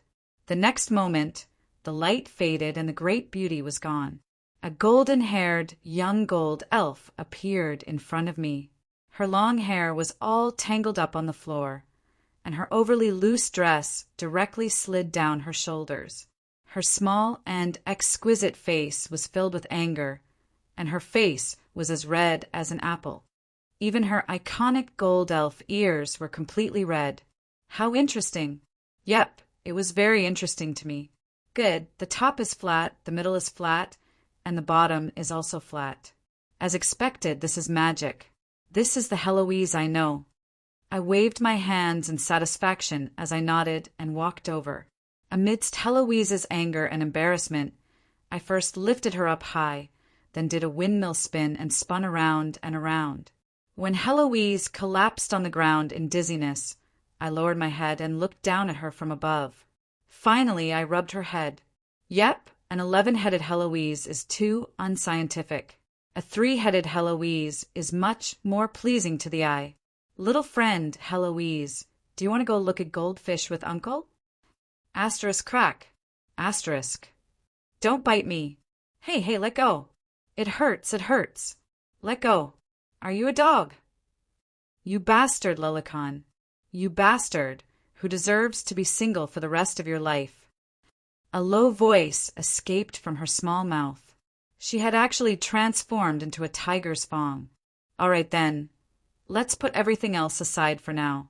I should first think of a way to take off that glove on my hand. Chapter 230. Ever since I became slightly famous, most people would mention my name in prefixes, such as damned Roland, bastard Roland, and why haven't you died yet, Roland? It seemed that the more familiar people were with me, the more they liked to call me by these prefixes. Perhaps it was because they had deep feelings for me that they used these prefixes. I could understand that they wanted to express their friendliness towards me by addressing me as Roland the Wise or Roland the Dearest to my face. That was why they used alternative terms like Roland the Wise and Roland the Dearest. Yep, they were just using this special method to express their deep friendship with me. They definitely didn't really have anything against me. For example, the one on my head. Although she was a bit moody, I was sure that she was just shy. That's enough. There's a limit to being shy. I know that you're very grateful to me, so don't be shy. It's bleeding again. Stop biting me. Hey, did you hear me? Kacha. Kacha. Why did you transform your teeth into those sharp fangs? Did you intend to cosplay as a saber-toothed tiger? That's not how you should use your transformation ability. All right then, let's ignore the bleeding head and the overly shy young elf on my head. At the very least, I still had many other important things to do. Bei Fong wasn't lying when he told me that I wouldn't be able to leave this world for the time being, so I could only have them go back first. Even with the newly born Earth elemental pillar as a converter, the newly born world would still require a large amount of Earth element as its foundation. And in terms of Earth element quantity and quality, no other world would be able to compare to the Earth elemental plane. My system's hint was quite clear. It told me to stay in this plane for the time being and not go anywhere. After Omdroken died, the connection between the two planes was reestablished. A certain shameless elemental god directly blamed Omdroken for the interruption of the Earth elemental plane, since nobody dared to ask him about it. In the end, it was likely that nothing would happen. After the Earth elemental plane's connection was reestablished, I spent a lot of time just dealing with inquiries from the mortal plane. However, the information I received made me heave a sigh of relief. The situation in the Northlands was quite good. Amelia's new crops had already been verified by Droll to be effective. They would all be sown at the beginning of next month's spring. My Knight Army's reorganization was also progressing smoothly, and the Mist Alliance's contract negotiations had also begun. Everything seemed to be developing in a good direction. Of course, even if it was a good place, there was also a lot of noise. I might as well tell the truth. I didn't spend much time on proper business. Most of my time was spent on defending against the rumors that spread faster than dimensional communication. The rumors about Prince Roland and a legendary, which had already reached the 3rd edition. Judging from the sounds of people scratching and tearing at the wall, a certain Marchioness seemed to be quite angry. That was why she needed to calm down before she could do so. I'd better stay away for the time being. Cough, cough, I'd better cultivate outside for a while. Since the Northlands were temporarily not at war, most of the other information didn't have much to do with me. However, there was still some information that I really cared about. The Ottoman Empire's plan to retake their capital city has been thwarted. Rain City's surface area is continuously expanding, and a large number of Sea Tribe members have begun constructing defensive fortresses. Ancient sea monsters have even appeared to assist them. The waves and the sea level are rising day by day. The human side situation isn't optimistic. Although these were all frontline battles caused by the elemental gods' troops, the results seemed quite different. However, the outcome seems to be very different. From the news I received, the Alland Empire doesn't seem to be in a good state. Lady Storm actually managed to advance in rank as well. A powerful god? Perhaps the Sea Tribe's faith in this guardian goddess was even more pious. Or perhaps it was the Chaos faction's reward for those who contributed. But this Lady Storm, who was notoriously temperamental, had become even stronger in battle. It seems that's the true key to victory. If Rose hadn't been killed off by Cavendish back then, we probably wouldn't have been in such a good situation either. Actually, if I compared both battles, the situation was quite similar. Both battles were being fought on behalf of the Chaos faction's true gods. However, unlike Rose, who had died prematurely, Lady Storm had probably become a new noble of the Chaos faction. From a certain standpoint, she was getting closer and closer to the position of sea god that she had always dreamed of. Oh my, that's quite troublesome. It just so happens that my world also needs divine power and divine souls related to the sea. It seems that we'll have more opportunities to interact with each other in the future. Back then, we still had quite a bit of grudge against each other. In fact, my system even warned me not to get too close to the sea. Actually, Lady Storm had always been famous for being petty. Just because the Borealis was being repaired and docked at the seaside, those annoying sea monsters immediately followed Lady Storm's instructions and attacked us. Although we won that battle, our grudge was also formed. At the time, I didn't have the time to bicker with her, but now it seemed that I could. At the very least, the quest to collect the divine power and divine souls of the sea gods and sea monsters would most likely involve Lady Storm, who had the nickname of Sea Monster King. It's a pity that the Ottoman Empire is more concerned about its reputation than anything else. Not only did it refuse to ask for help from the various gods' churches, it even tactfully refused the other human kingdoms' offers of help. As a rational person, I was unable to understand why the Ottoman Empire would place such a high priority on face and dignity. But since the Ottoman Empire insisted on dealing with this matter by itself, the other countries and gods' churches had no reason to interfere. What's face? Can it be eaten? By Roland. I shook my head and tossed this boring topic to the back of my mind. The only other thing that slightly attracted my attention was something similar to hearsay. Congratulations, Roland. Since you defeated Androken, your calamity rankings have increased by 6 ranks. You're now ranked 27th. You actually entered the top 30 so quickly. I couldn't understand why Amelia had such an envious expression when she said this. Could it be that she felt that her ranking wasn't high enough? Was it really that good to be a humanoid calamity rankings? She would scare Lolis just by going out, but that would be a serious crime. I seemed to have said something wrong. Naughty children were the most annoying. Heloise, how many times have I told you? I'm really not a Lilicon.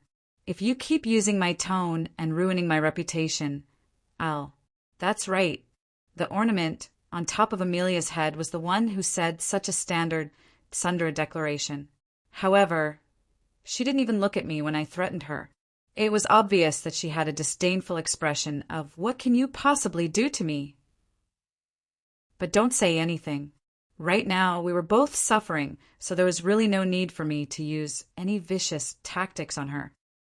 I'll have you wear a student's swimsuit with cat ears and a cat tail to go to school at Caro Plaza. Even Heloise was frightened upon hearing this.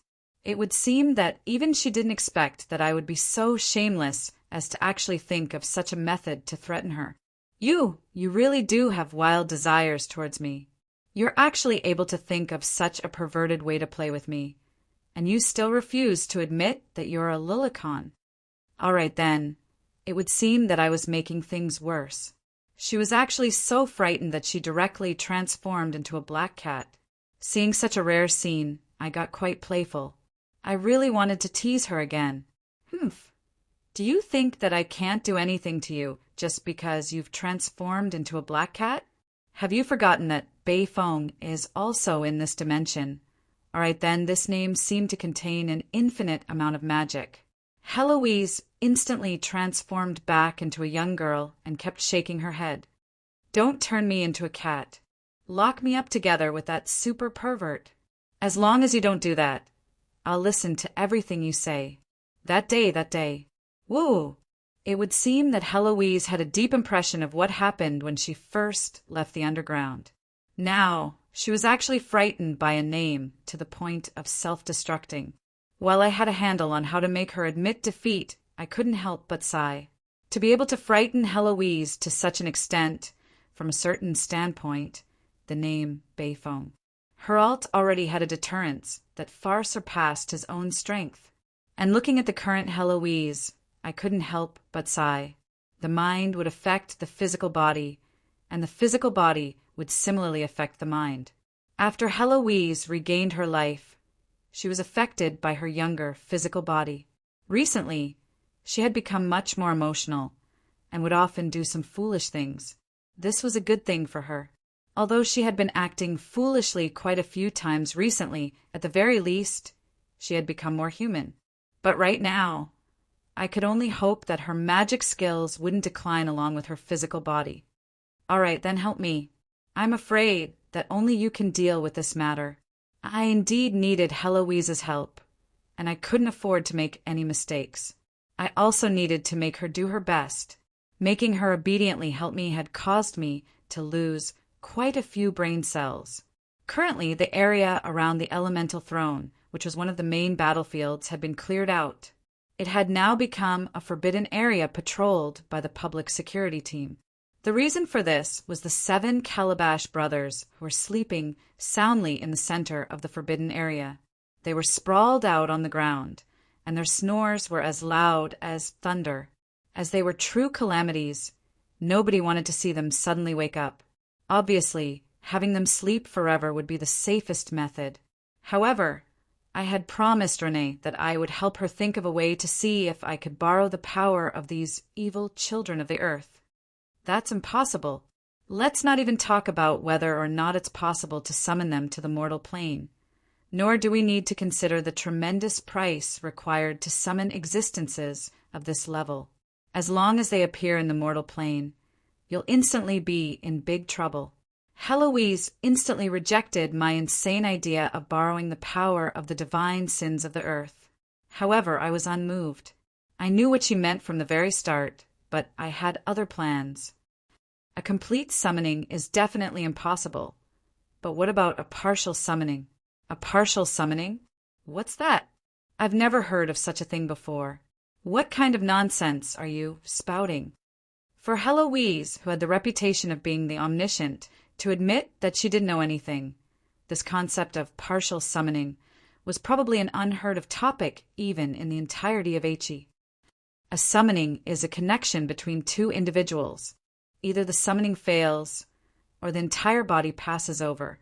What does partial summoning mean? Only half of the body passes over. Every time new magical knowledge was involved, Heloise would easily get excited. This time was no different. She seemed to have forgotten her earlier displeasure as she excitedly asked me about it. I directly nodded in response to Heloise's doubts. Yes, it's a partial summoning. I ignored Heloise's astonished expression as I started explaining my goal. As I explained, Heloise's expression changed from astonishment and disbelief to helplessness. What an interesting plan. You're the best at such unorthodox methods. I've never seen you so serious when learning magic. Is it impossible? Although I don't want to admit it, the success rate is indeed quite high. Let's give it a try. I'm impressed that you're able to come up with so many strange ideas. I nodded in satisfaction. Since Heloise said so, then the success rate was quite satisfactory. Actually, my plan was quite simple. It didn't even require any high-level knowledge. All I needed was the most basic dimensional knowledge. First, I'll open up a small dimensional link that only allows its arms and other limbs to pass through. Then, I'll have Renee awaken a divine sin right in front of me. The awakened divine sin will instinctively attack everything in front of it, and the narrow dimensional link won't allow it to pass through. The only dimensional link will definitely become a channel for the divine sin to vent its power. In that case, the enemies on the other side of the dimensional link will naturally be attacked. Then, Renee will give the command to sleep, which will end the summoning. The theory was quite simple, and it was quite a trick. However, it was fine as long as it was practical. Even I wasn't confident that I would be able to survive a single slap from a divine sin. I've already come up with a name. Behold my golden finger. Golden finger? What golden thigh? What does that mean? It doesn't fit the situation at all. Then what about Buddha's palm and 9 divine hooves? That means that your naming talent has completely failed. It's even worse than a golden finger. Chapter 231. The great stone sculptor is the first to fight? Oh my, I didn't expect him to be so impatient. I wasn't surprised at all when I heard that the Earth Elemental Lords were fighting each other. After all, rather than waiting for the Earth Elemental throne to be re-established before fighting to the death, it would be better to take advantage of the fact that I now had the upper hand to eliminate the Earth Elemental Lords and solidify my advantage. War never required the approval of both sides. It could be said that neither side wanted a war. As long as one side believed that they had an obvious advantage and could obtain tremendous benefits from the war, then it would only be a matter of time before war broke out. Right now, the Earth Elemental Plane was just like a coliseum that had lost its manager. All the wild beasts had been placed in a cage, and when they learned that there would only be one Earth Elemental throne, the strongest wild beasts unhesitatingly began to eliminate those that could threaten them, while the weaker wild beasts began to group together for warmth. And so a chain war began, driven by the temptation of ascending to godhood. It was likely that this war would continue for another 100 years or so in the foreseeable future. While the Earth Elemental Plane was in chaos, the seemingly peaceful mortal plane was in even greater trouble. Rose's death and Lady Storm's ascension to godhood had caused the Order of the Gods, which had been stable for 1,000 years, to become restless. This was more than enough to cause the gods hiding in the shadows to become restless. And these weren't the only 2 gods that had been replaced. Omdroken's death shocked the entire world. It was also confirmed from another source that the fire elemental god had mysteriously died as well, becoming a fire sea marchioness. Of the 4 ancient elemental gods, only 2 remained, and they were the weaker 2. This caused the undying to tremble in fear, but also caused the ambitious ones who were uneasy about the current situation to become restless.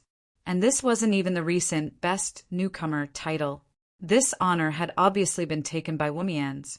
He had gone from an unknown city judge to the god of law, and then from a low god to a medium god. Now he had even obtained the divine concept of the Northland's guardian god and was the national religion of several Northland's countries. This was something that other true gods might not be able to accomplish in thousands of years, but he had accomplished it in just 2 short years.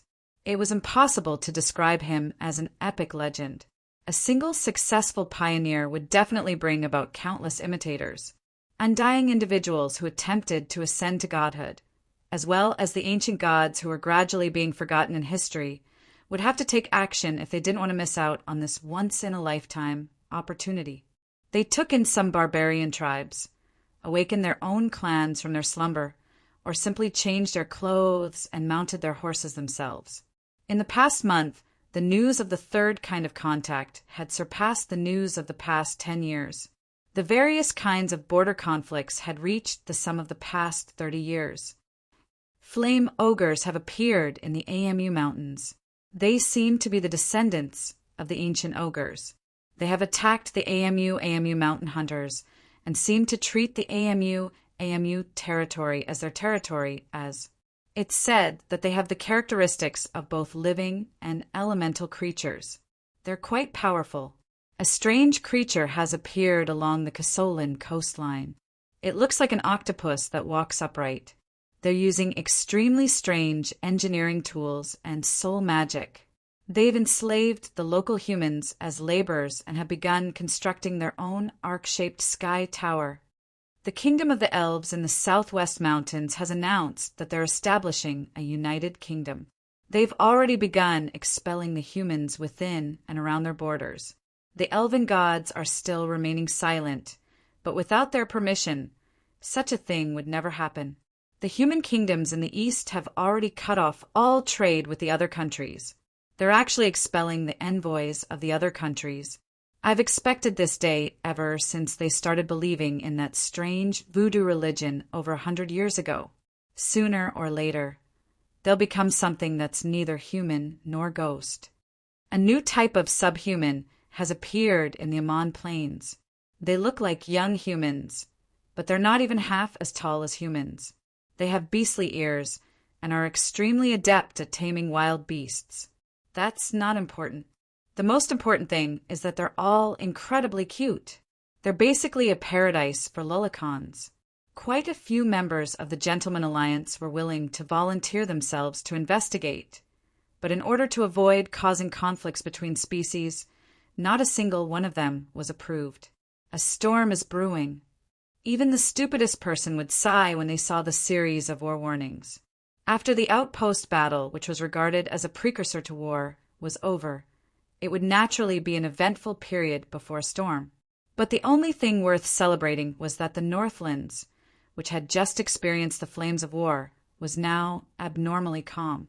In fact, there was even an abnormal vacuum. It would seem that killing the chicken to warn the monkey was useful. At the very least, there aren't any foolish idiots coming to the Northlands for the time being. Perhaps in the eyes of most undying existences, the Northlands had already become Wumien's territory. At the very least, nobody wanted to challenge this powerful upstart for the time being. And this relatively peaceful period was exactly what I was hoping for. Truly unifying the Northlands would require a large amount of time, even if it was only a relatively loose alliance.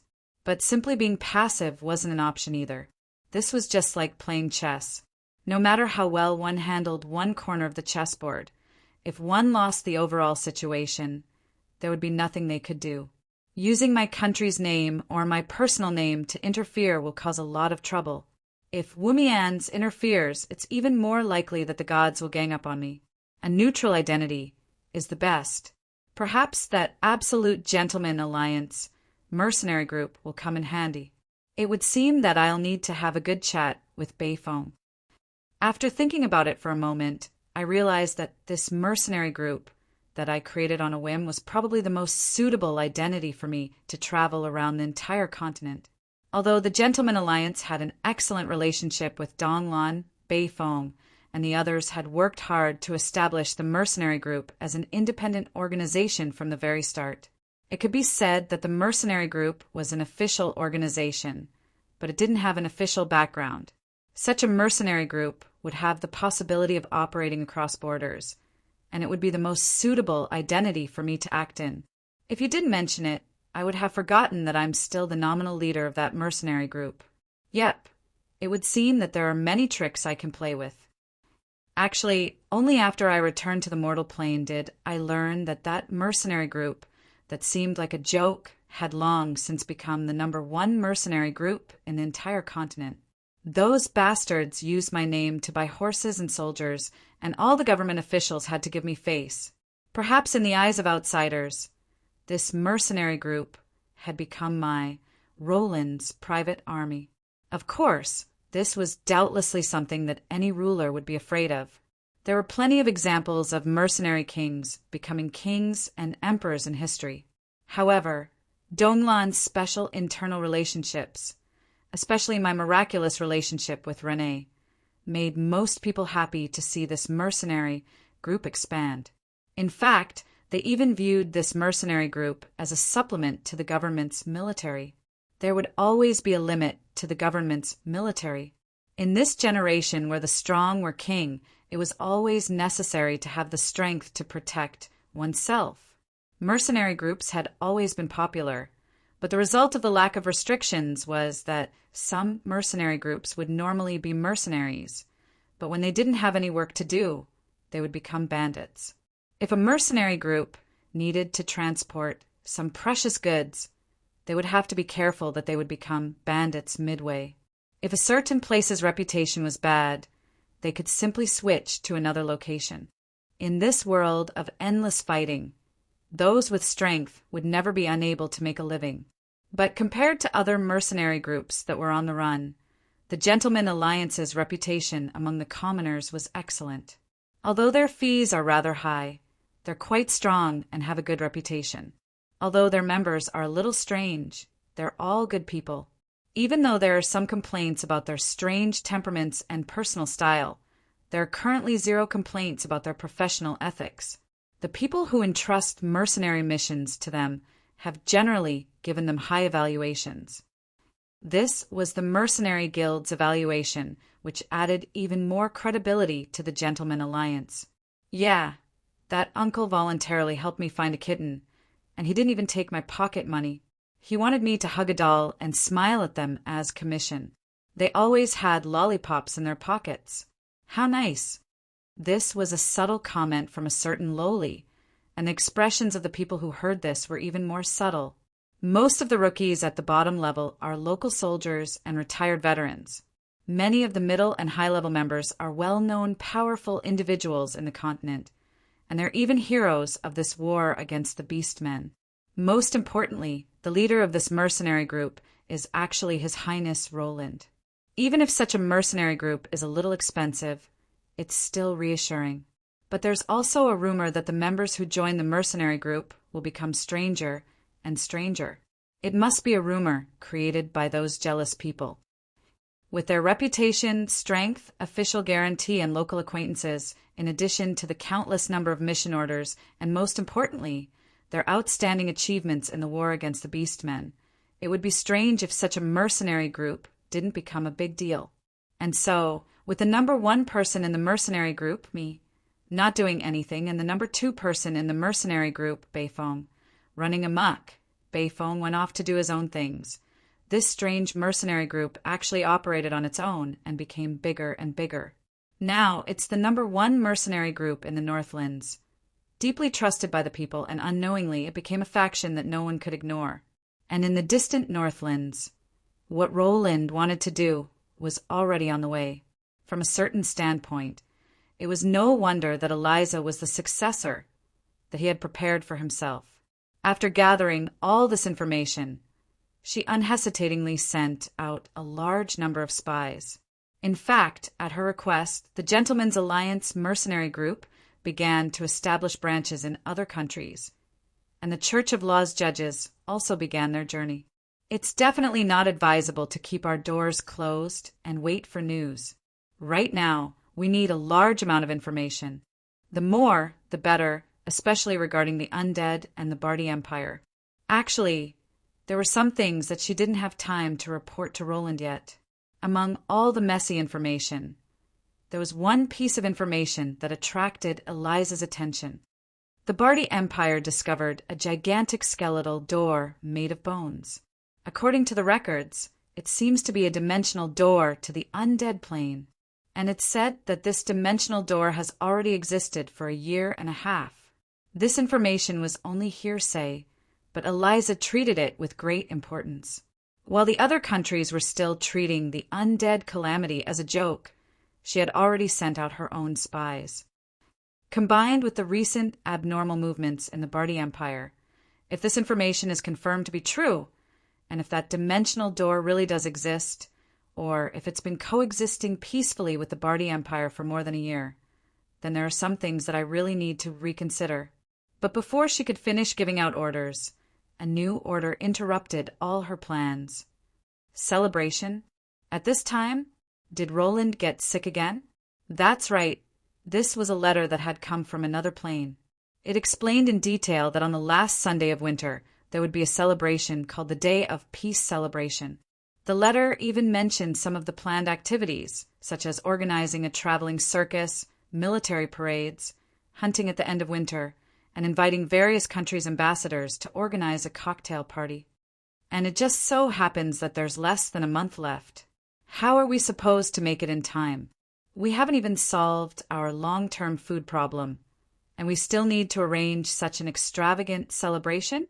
We'll consume at least 3 times more food during the celebration period than usual.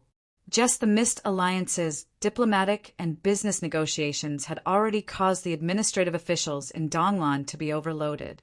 At this time, there was only less than a month left to prepare. Yet they wanted to hold a nationwide celebration? That was impossible no matter how they thought about it. It was said that after seeing this order letter, a dozen administrative officials were frightened to the ground, and the emergency room was filled to the brim. His Highness, Roland, really wants to kill us. Even if we risk our lives, it'll be too late.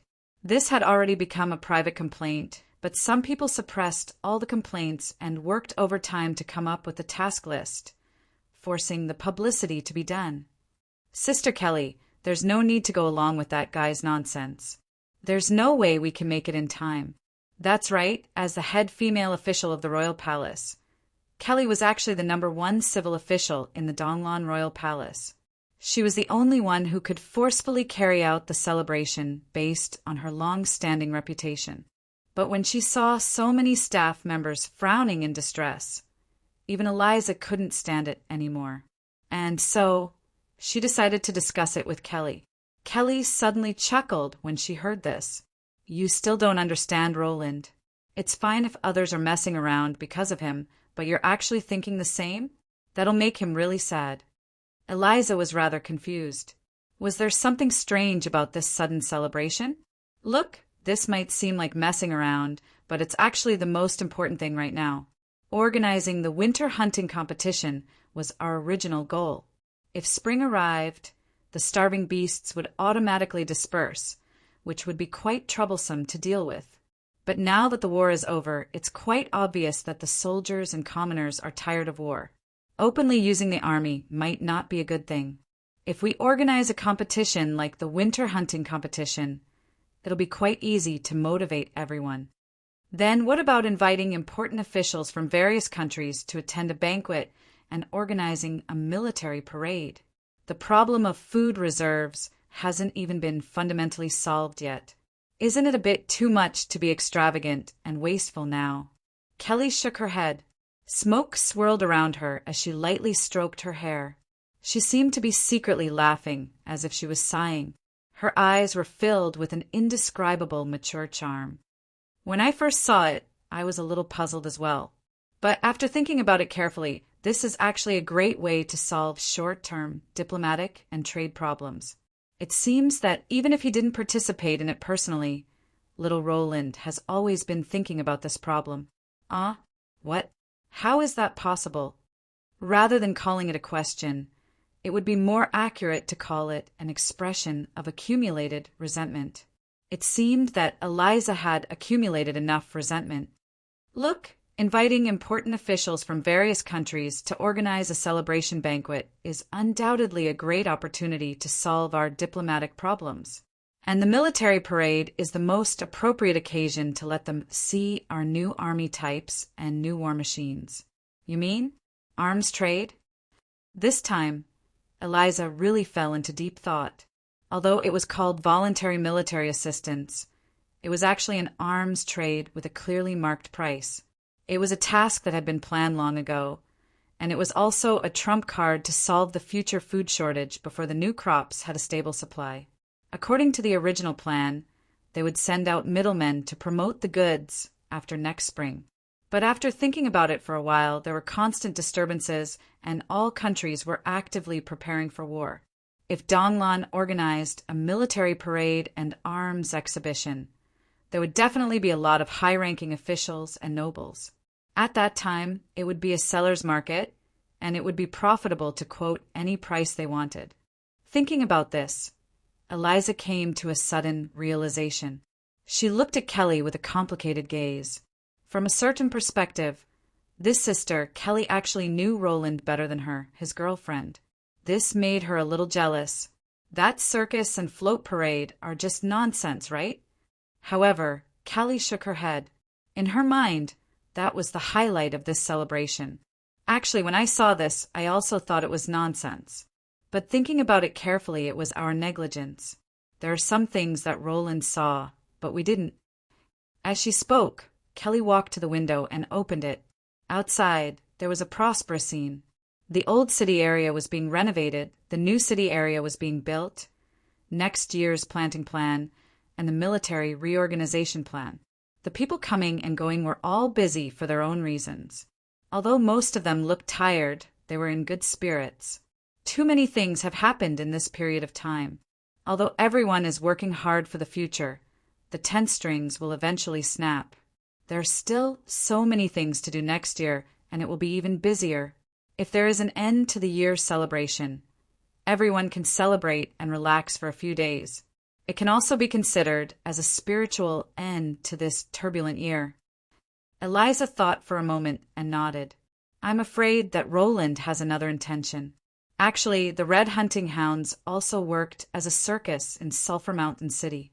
Roland asked to see the circus performance, so he probably wants to use it to close the gap between the living and the dead. Kelly couldn't help but laugh. I didn't think of that. As expected of little Roland's girlfriend. All right, this sudden and direct attack caused Eliza's cheeks to flush red. She seemed to be at a loss for what to do, but very quickly, she adjusted her glasses and calmed down. However, what she was looking at was the seemingly frivolous but deep letter. Let's begin. We don't have much time. We need to organize the grandest celebration before Roland returns. Okay. Several days later, when a thick celebration plan was sent to me through the gnome's expensive teleportation device, I felt rather complicated. We'll prepare everything. Don't worry. I didn't expect you to think so thoroughly. Looking at this note, Heloise read it out in a small voice. Then, she said in astonishment, "Oh my, I didn't expect so many people to have such a goal. You're really amazing." They were actually able to see through it. You found quite a few good helpers. After hesitating for a moment, I finally decided to say it directly. Actually, I didn't expect it either. I just wanted to organize a grand party. Then why did you want to organize a celebration? Why did you have to do it on that day? I just wanted to celebrate my victory. I didn't even think about that much. Just for that? Heloise had an expression of disbelief. She could sense from our soul contract that I was probably hiding something from her. It was quite boring to be stared at by this damned young girl, so I could only helplessly nod. That day was my birthday. Why are you all looking at me like that? I worked so hard to do so much. So can't I just have a grand birthday party? My requirements aren't that high. I just want to watch a circus, go hunting, and host 2 banquets. That's not too much at all. Glancing at the 300-400-page proposal, which was definitely one that had been painstakingly written, Heloise wiped away her cold sweat and felt even more sympathy for the normal people under Roland's command. This proposal covered every aspect, and it was thorough and detailed. It would have been impossible to create without 40 to 50 employees working overtime for half a month. Yet it had only been 3 or 4 days, and the results were already out. It could only be said that the author had put in a lot of effort and put his life on the line. This time, no matter what, don't tell the truth. Just do as the proposal says. Otherwise, even I want to beat you up. At this moment, apart from nodding, what else could I say?